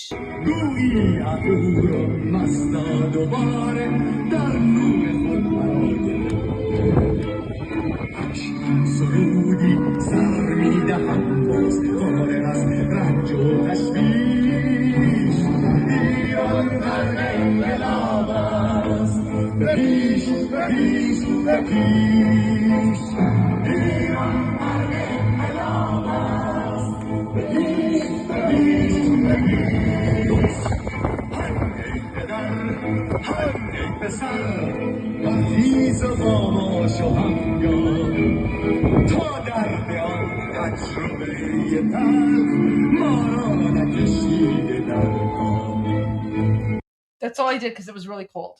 But yeah, they played Bapish and we're all just like kind of chilling and vibing to Bapish as we're waiting for people to show up. But today was a very busy day, Armin. Not just today, but yesterday as well. Iranians are still out demonstrating, right? Look at this. This is from Glasgow.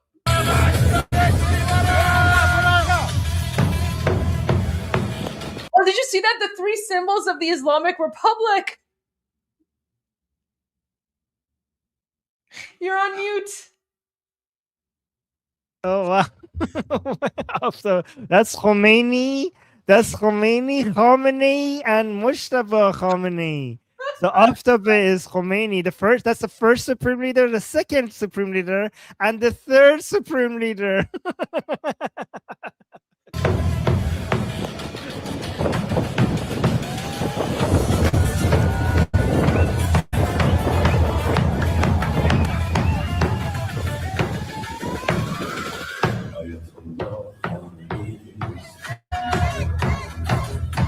Oh, that's the new one.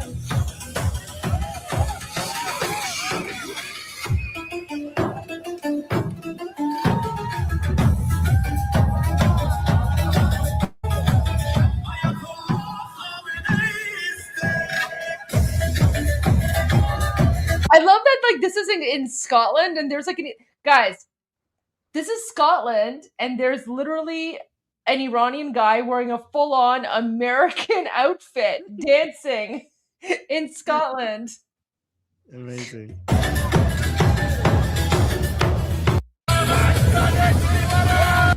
Look at that.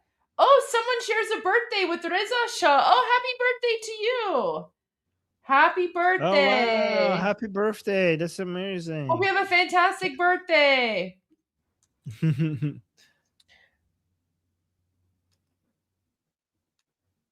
Okay, look at this one. So the other day, I found out that the CIA is preparing some kind of criminal referral against me, a crime report to the Department of Justice on the basis of a supposed crime I committed. What's that crime? Well, talking to people in Iran before the war. They read my texts. So the crime under consideration apparently would be the Foreign Agent Act or something like that, acting as an agent of a foreign power. So the other day I found out. That's really good. That's really good. That's really good, yeah. Oh my God. Armin, we haven't heard of Ghani. Where's Ghani? He's missing. He's missing. Like, he has no statement, no public appearances, nothing. And this is what is amplifying the memes that he's a Mossad agent, because we don't know where he is. No public appearances, no statements. He's been missing for a long time. He's supposed to be the head of the Quds Force, which is basically the replacement of Qasem Soleimani. So that's a big deal.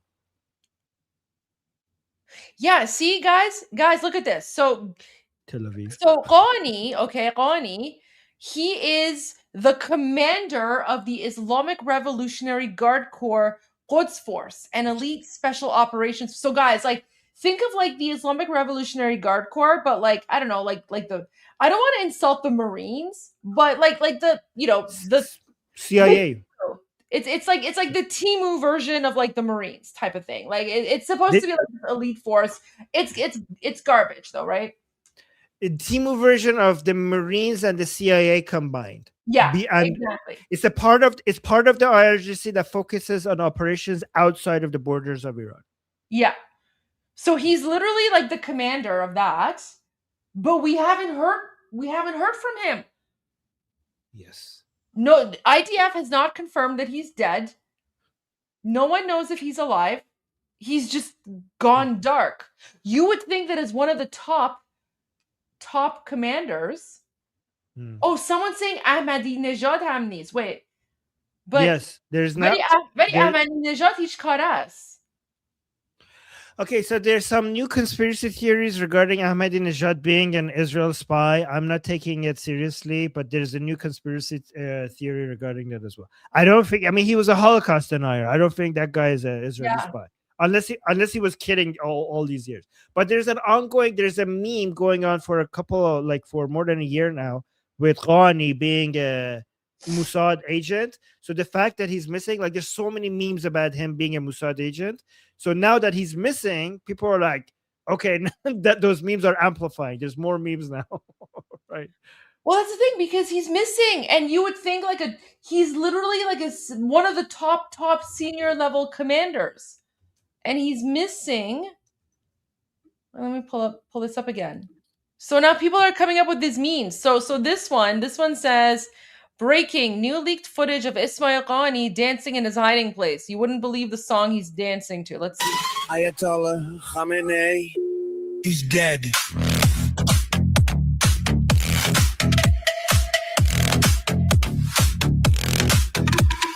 Ayatollah Khamenei, he's dead, dead.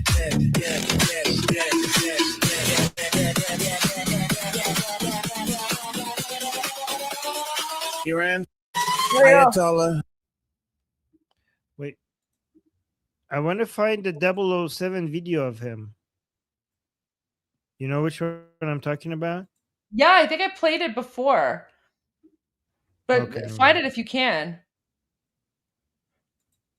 Oh wait, what's this? No, this is like weird lefties, but they're speaking in Persian. Armin, is this true?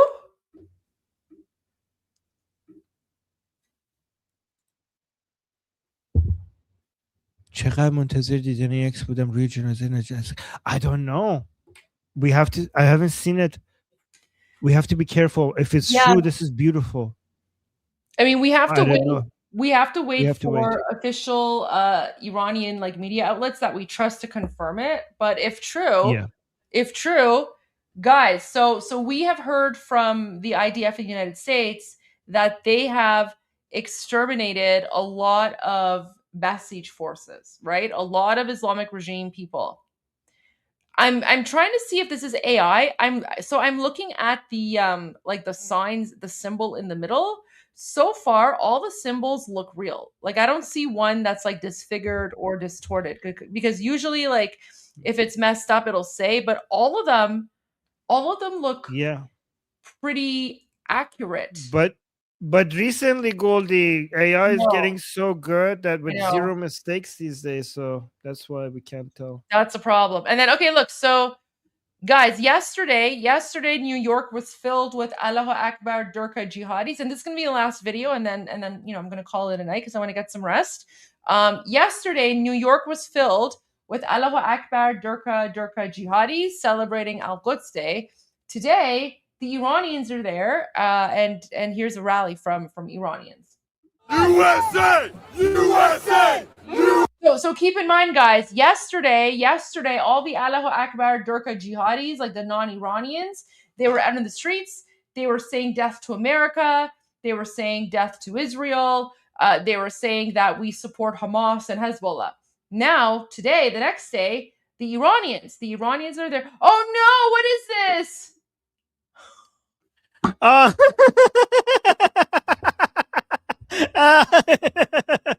Oh no, Goldie, you're gonna have to see that every day now. Oh no. That's so Guys, gross. guys, make sure that don't go ahead and change your profile pictures. Like a lot of you, I'm not giving you any ideas. Don't go and change all of your profile pictures to this, okay? Don't do that. Don't do that. Oh no, Goldie, you have to see that in the chat every day now. Genius. Oh gosh, I love that. Like we all have the same sense of humor here. Oh my gosh. Yeah. You know what though? Hey, you know what? Texas trucker Jeff, you're in Texas. You're gonna have to explain to your friends and family why you have a jihadi Ayatollah as your profile picture. So good luck explaining that to everyone in Texas. Good luck explaining that to everyone in Texas. Why you have an Ayatollah as your profile picture. I should make a t-shirt of that. Maybe put it on my channel. Ew, let me go for it. Go for it. Yeah, see, look, someone just said that goes on his shirt. Yeah, you should be. Yes. I would never sell something like that at my merch store, but you go for it. You do it. But by the way, guys, I've already on my merch store. I'm already selling the one that Goldie said didn't make, the one that she's holding the vodka and the American with the hijab. Are you So kidding if you go to well, I told you. I told you.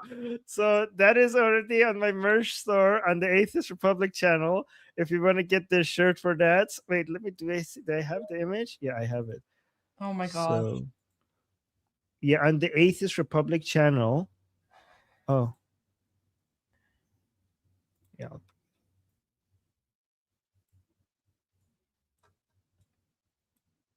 Here, this one.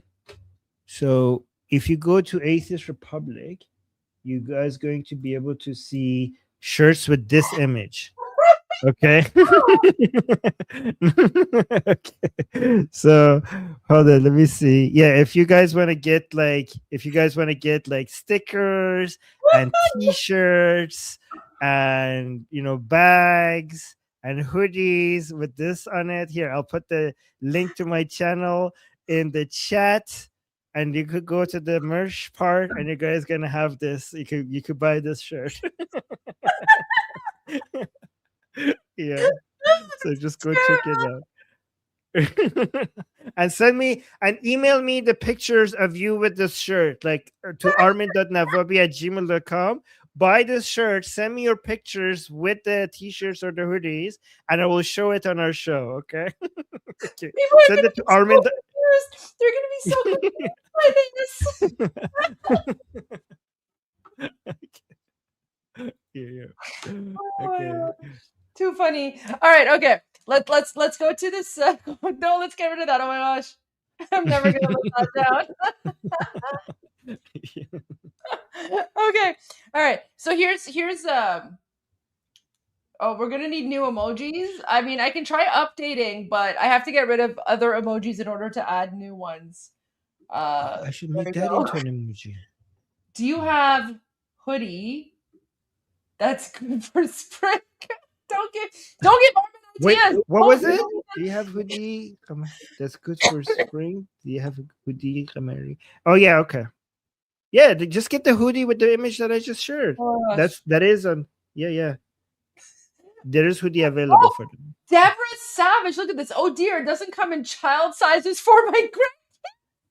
Oh, I'll make it available. Okay, thank you. I'll make it available. Okay. I'll make it available. Okay, just give me It's something. amazing. Oh my gosh. All right, okay. Let's play this video from New York. So, oh my gosh. USA! USA! All right, okay, so you know what? Actually, why don't we juxtapose this with the video from yesterday? Remember yesterday the Hamas video? Do we have that one? Yes.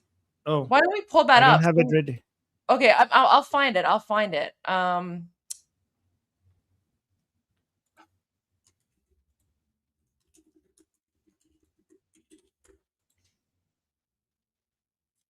Here we go. So, guys, this was yesterday. This was yesterday in New York City. These are the Allahu Akbar Durka jihadi terrorist savages that were celebrating Islamic regime Allahu Akbar Durka terrorist day. We support Hezbollah here. Say it loud and say it clear. We support Hezbollah here. Say it loud and say it clear. We support Hezbollah here. Keep in mind, both Hamas and Hezbollah are designated terrorist organizations. The Islamic Revolutionary Guard Corps is also a terrorist organization. And these flags are the Jihadi Allahu Akbar flags of the Islamic regime, which the United States is currently in conflict with, right? So they're literally waving the flag of the enemy. So this is treason. This is pretty much treason. And I don't really see any Iranians in this crowd. No Iranians. I see Arabs. I see Pakistanis, like South Asian people. I see some Afghanis, and then like random like white people or something. Goldie, the rhymes suck. Like FLP is saying in the chat, the rhymes suck. Like our chants are so much more creative. They're much more, they sound good. But like theirs is just like so, I don't know, meh. Yeah, because they're just low IQ. Yeah. Also, Persian is a very poetic language. So when people speak Persian, it's very poetic. It also might be inbreeding. Yeah, oh, that for sure.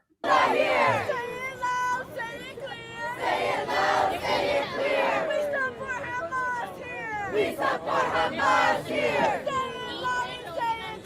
Say it loud and say it clear. We support Hamas here. We support Hamas here. New York City, you will see. New York City, you will see. Palestine will be free. Palestine will be free. Ew, it's a mullah. Look at that. It's a mullah. Goldie, you have the best allergic reactions to mullahs I've ever seen. I hate mullahs. I hate mullahs. Yeah. As soon as the mullah is in the screen, Goldie is like, ew, ew. You need to have a cross, Goldie. You need to have a cross. Like this. This is where I need like my American flag and like my bottle of vodka, guys. So guys, the American flag and the bottle of vodka, that's for this moment right here where I can just be like, stay away from me, mullah. Like I have my vodka, stay away, right? Wow. And look, not a single American flag. Not a single American flag.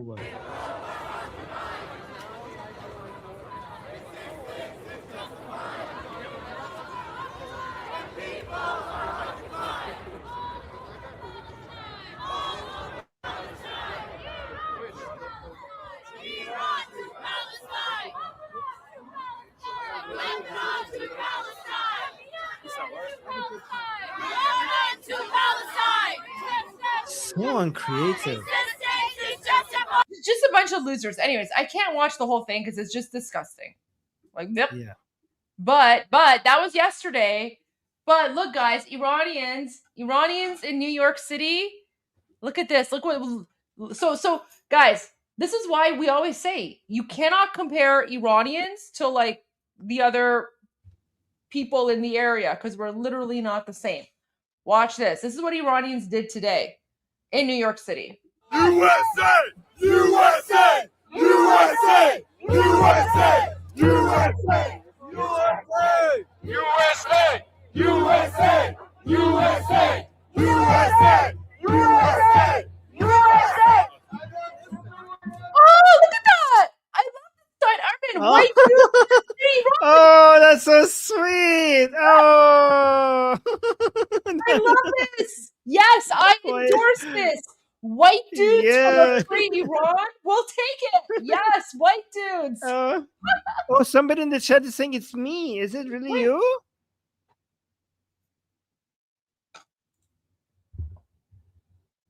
I don't know if it's Is that you? It's me. I mean, I can see that you're a white dude. Yeah. So Yeah.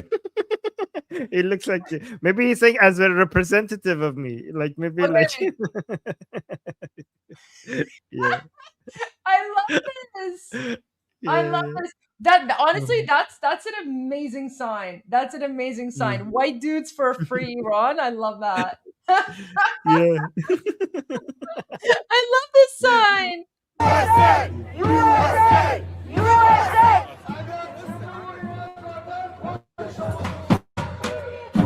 Oh, that's so funny.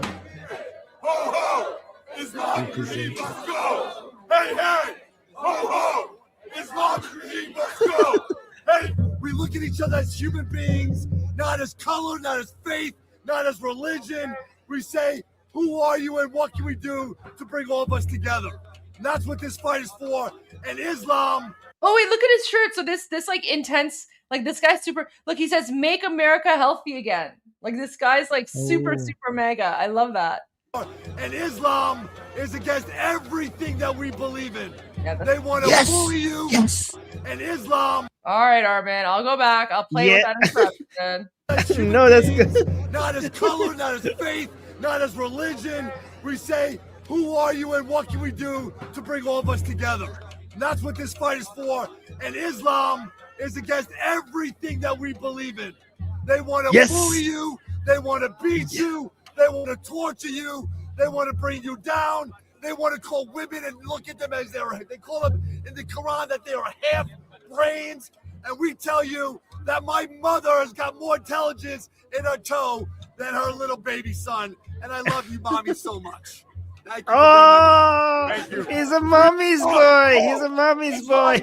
Well, he respects his mom. That's so important. Yeah, that's so cute. Hey, hey, ho, ho, Islam regime must go. Hey, hey, ho, ho, Islam regime must go. Wow. What a guy is. What the hell? That guy is. Who is that guy? I love him, but he's so extra. I think he drank too much coffee. Armin, read the sign. The next Ayatollah should be a bisexual trans woman of color. Hey, no, keep. Okay, guys, we're already dealing with Islam. Don't bring DEI to Iran. Okay, we're already dealing with one toxic ideology. We don't need a second one to. But that's the point. Okay? That's the point. He's making fun of the left. He's making fun of the left for like the toxic and like how the left is like supporting like the Ayatollah, right? So maybe the next Ayatollah should be a DEI Ayatollah. By the way, Goldie, I really can't decide which one is actually more destructive, Islam or DEI woke ideology. Like honestly, it's like it's that's the same.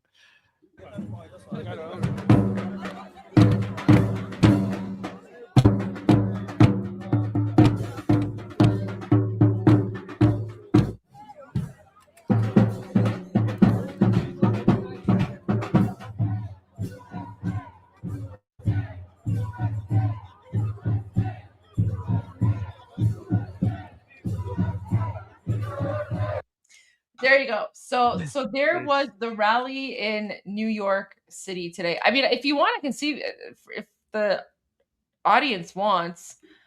I can see if I can find more of these, but I don't know. Oh wait, Freedom News. Let's go here. They might have a whole bunch of stuff. Nope, that's all they have. That's all they have. Let's see. Yeah, that's all I see from Freedom News. Okay. Goldie, isn't it beautiful that we have a global unity between patriots around the world? Like people, when I was a kid, people told me that, I don't know, nationalism or patriotism is basically an us versus them mentality that makes you hate people of other countries. And now I see that it's like the opposite of this. Like the patriots of around the world are bonding with each other globally over their sense of patriotism to their own country. Like I feel like the patriots of the world are uniting, and it's actually global. It's not isolating us in our own countries. It's actually connecting us globally. I agree. I agree. I mean, look at this one. Look at this one. I found another video footage.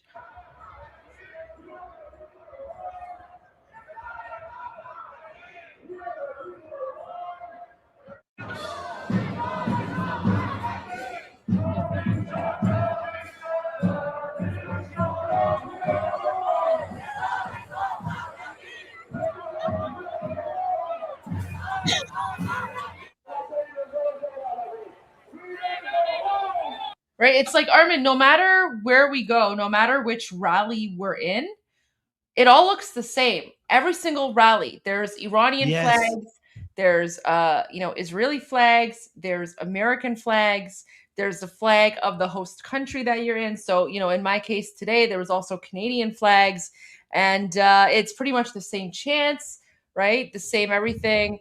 And it's so fantastic to see. Yeah. It's very, very patriotic, right? And look, Iranians are very respectful. So many flags of America, and they were all chanting USA at one point, right? Because we're also very grateful to our host countries.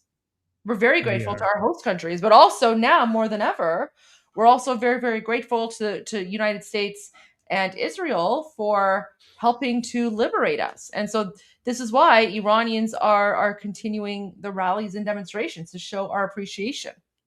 So there you go. Oh, guys, Morad Vaisi is streaming. Armin, sometimes what I do before I end the live stream, I always sometimes I tune into Morad Vaisi because our non-Iranian friends and followers are interested in seeing what he has to say. But I can't translate the whole thing, right? Because it's so difficult. I listen to him almost every day. Me too. Listen, literally. So, Armin, as soon as we're done the live stream, I always tune into Morad Vaisi because I always just want to make sure that what we're saying is correct. And pretty much every single thing that we've talked about and we've explained on this channel, it's pretty much exactly the same thing that he says. And sometimes we actually explain it first before he does, right? Because we live stream earlier than him. So we give an analysis, we talk about something, and then later on in the evening, when I tune into him, he's talking about the same thing. And I'm like, oh my gosh, good. Okay, so we're on the right track, right? So there you go. Yeah. So Armin, good job on that. Oh, thank you.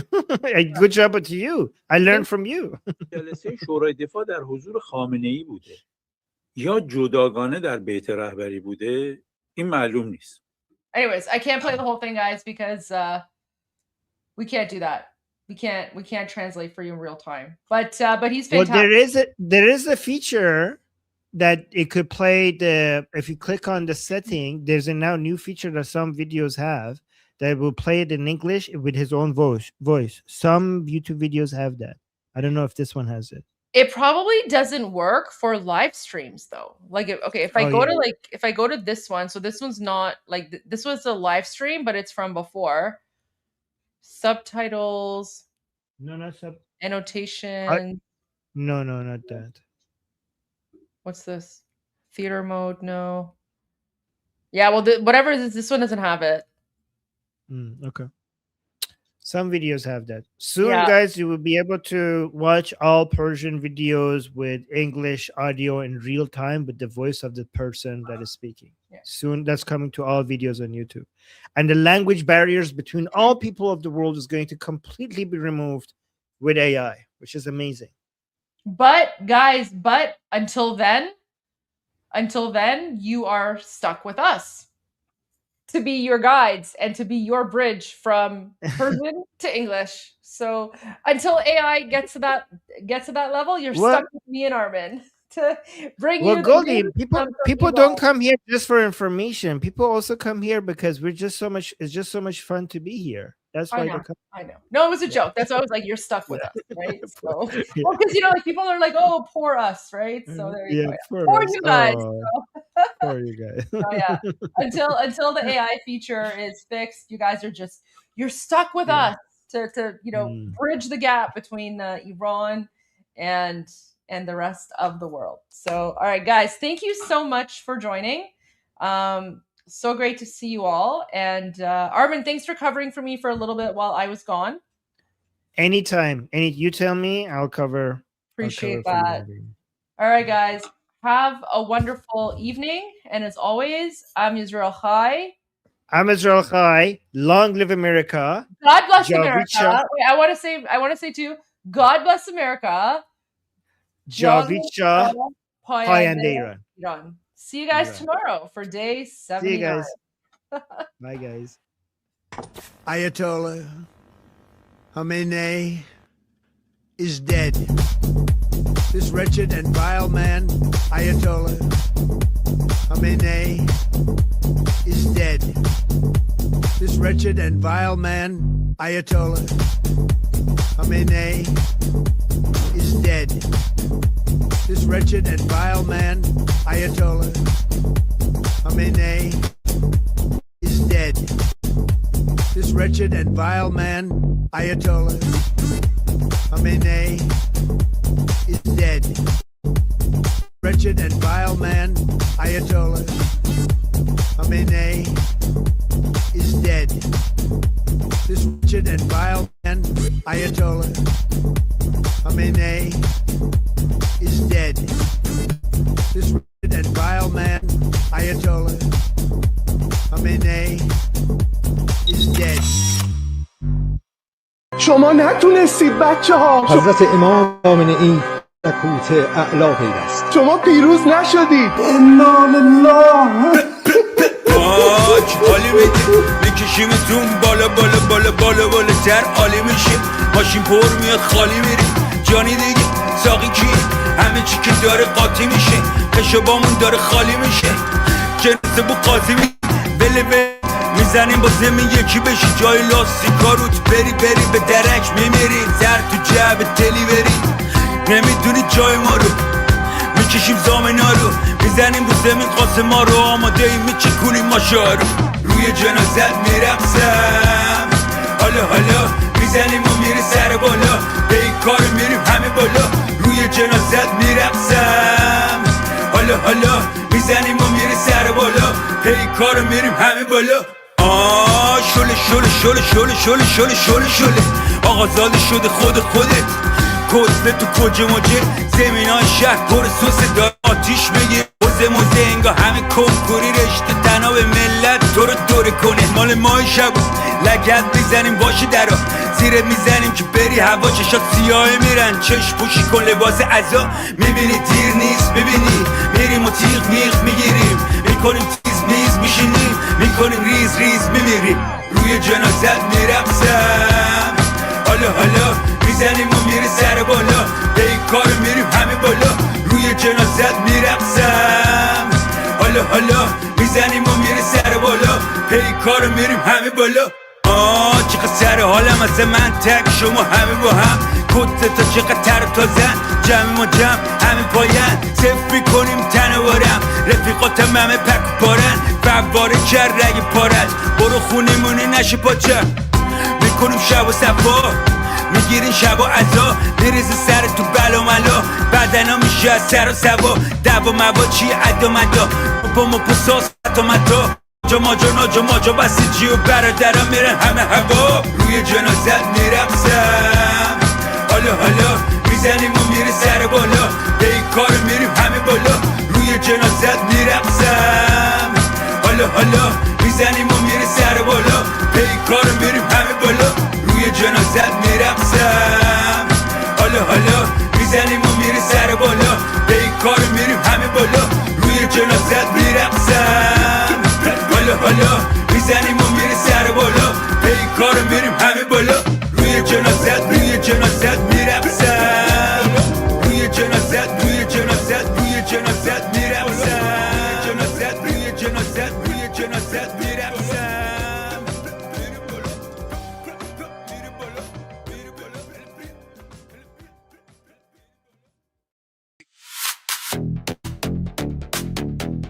Iran's formerly supreme leader, Ayatollah Khamenei, is dead.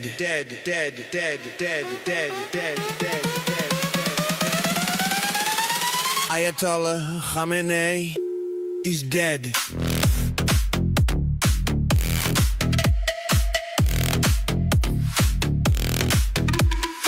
Ayatollah Khamenei is dead.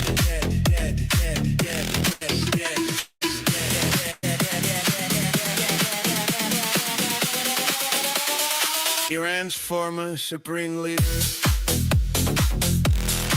Ayatollah Khamenei, is dead. Iran's former supreme leader,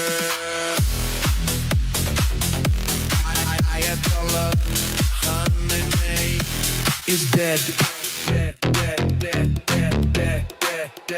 Is dead. Is dead. Is dead.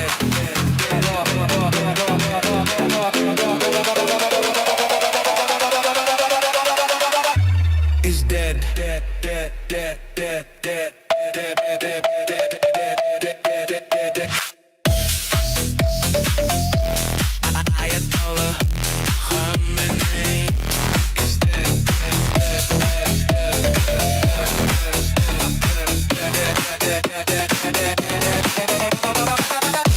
is dead. Is dead. Is dead. Is dead. ایران غرق انقلاب است.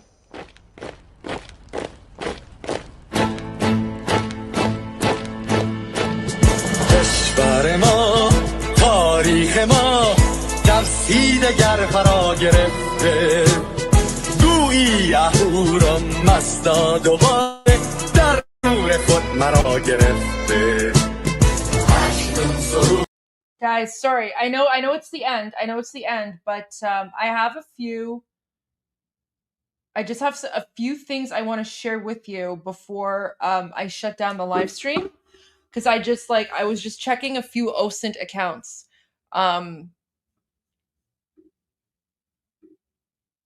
We're not getting a lot of news out of occupied Iran right now.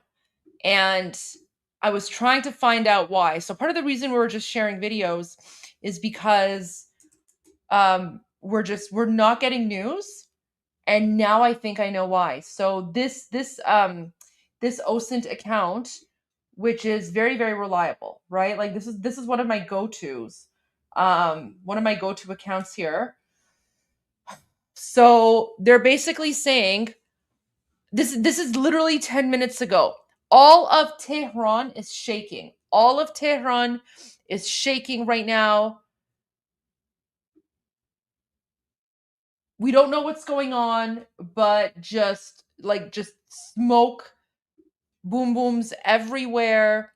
And he's basically saying, guys, this account does not swear unless it's serious. So he's saying, this is serious.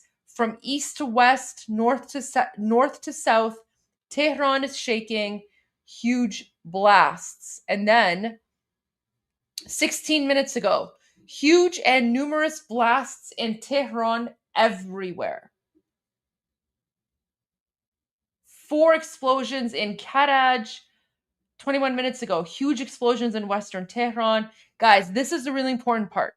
So he says, the reason I'm tweeting way less in the past 24 hours is that the Islamic regime cut a lot of access, including those whitelisted data centers who were selling VPN connections. Attacks continue, but there are very few reports, especially as people with Starlink access are scared. So guys, this is why we're not getting a lot of new updates right now, because like internet access, it is even worse than what it was 24 hours ago. And there's literally like explosions are happening all across the country. So the United States and Israel are really, really, really going after the Islamic regime in every way, shape, or form. So I just wanted to share that with you because like this is literally from like 10, 15 minutes ago. Oh my gosh, there was also an explosion in Dubai. Jeez. But this is important. So like things are serious from east to west, north to south. Tehran is shaking, huge blasts. And then people are like, we can tell just from your tone that this is different. Something is different. So I just want to share this with you. Again, like this isn't like, for, civilians, no cause for concern, right? So civilians are safe. Civilians are indoors. Iranians know what to do. But the internet has been like cut off completely. So we don't actually know what's happening in occupied Iran. But whatever it is, it's huge. So we're probably going to get some insane footage tomorrow when some people are able to like share things, right? And this all lines up with what Pete Hegseth said a few days ago, where he said they're going to be ramping things up and things are going to go even harder and that they're just getting started, right? So there you go. But that's like literally breaking news from 10 minutes ago. All right, I just want to share that with you guys. All right, now we're going to end the show. But there you go. Expect a bunch more updates tomorrow. All right, guys. پاینده ایران جاوید شاه به پیش. ایران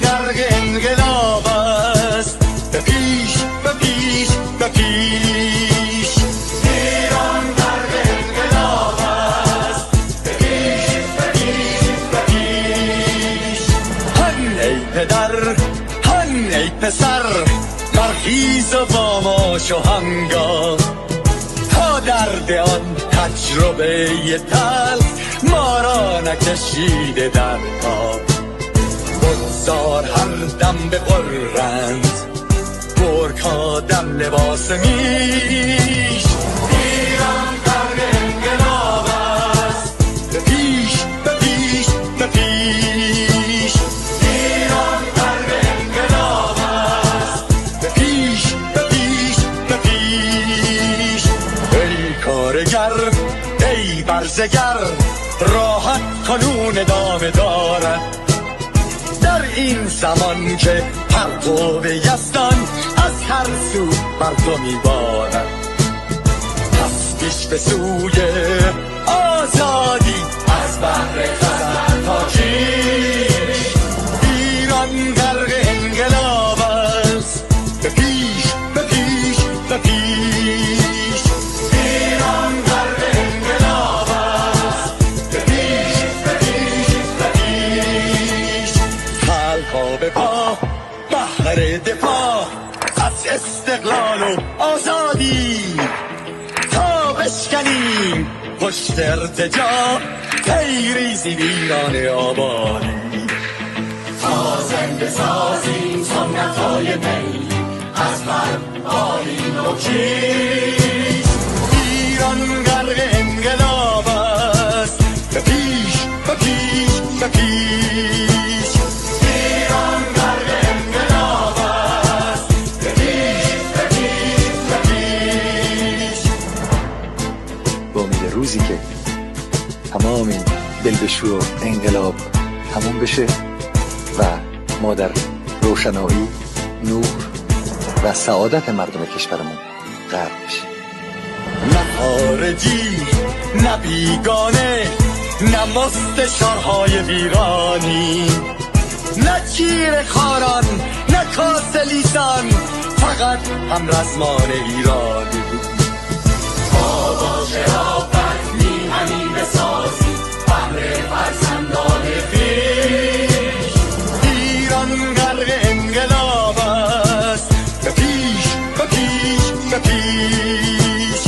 ایران غرق انقلاب است، به پیش، به پیش، به پیش.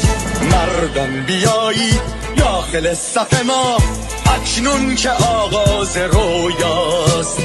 دشمنان بدانید ما زنده هستیم، بعد از ما هم ایران پابرجاست.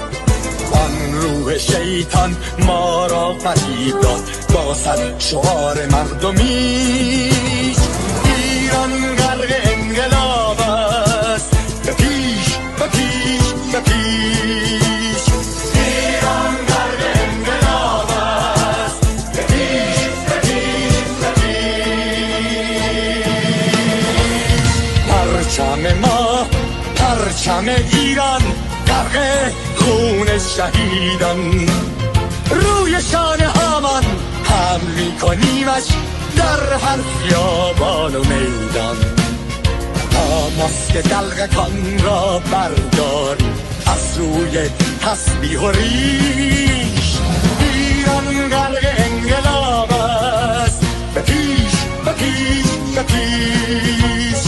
ایران غرق انقلاب است، به پیش، به پیش، به پیش. Okay, sorry guys. More breaking news. President Trump just posted something. I haven't read it yet, but okay, I'll put on my flag. Jeez. All right. Literally. Okay, guys, so new message from President Trump just came out like a minute ago. Iran has long been known as a master of media manipulation and public relations. They are militarily ineffective and weak, but are really good at feeding the very appreciative fake news media false information. Now, guys, this is important. Now, AI has become another disinformation weapon that Iran uses quite well, considering they are being annihilated by the day. Remember, like Armin and I have been warning you about AI all day, yesterday and today. And we're being very, very strict because AI videos are all over the place. So even President Trump right now just said on Truth Social, AI has become another disinformation weapon that Iran uses quite well, considering they are being annihilated by the day. They showed phony kamikaze boats shooting at various ships at sea, which looks wonderful, powerful, and vicious, but these boats don't exist. It's all false information to show how tough their already defeated military is. The 5 U.S. refueling planes that were supposedly struck down and badly damaged, according to the Wall Street Journal's false reporting, and others are all in service, with the exception of one which will soon be flying in the skies. Buildings and ships that are shown to be on fire are not. It's fake news generated by AI. For instance, Iran, working in close coordination with the fake news media, shows our great USS Abraham Lincoln aircraft carrier, one of the largest and most prestigious ships in the world, burning uncontrollably in the ocean. Not only was it not burning, it was not even shot at. Iran knows better than to do that. This story was knowingly fake, and in a certain way, you could say that those media outlets that generated it should be brought up on charges for treason and the dissemination of false information. The fact is, Iran is being decimated, and the only battles they win are those that they create through AI and are distributed by corrupt media outlets. The radical left-wing press knows this full well, but continues to go forward with false stories and lies. That's why their approval rating is so low.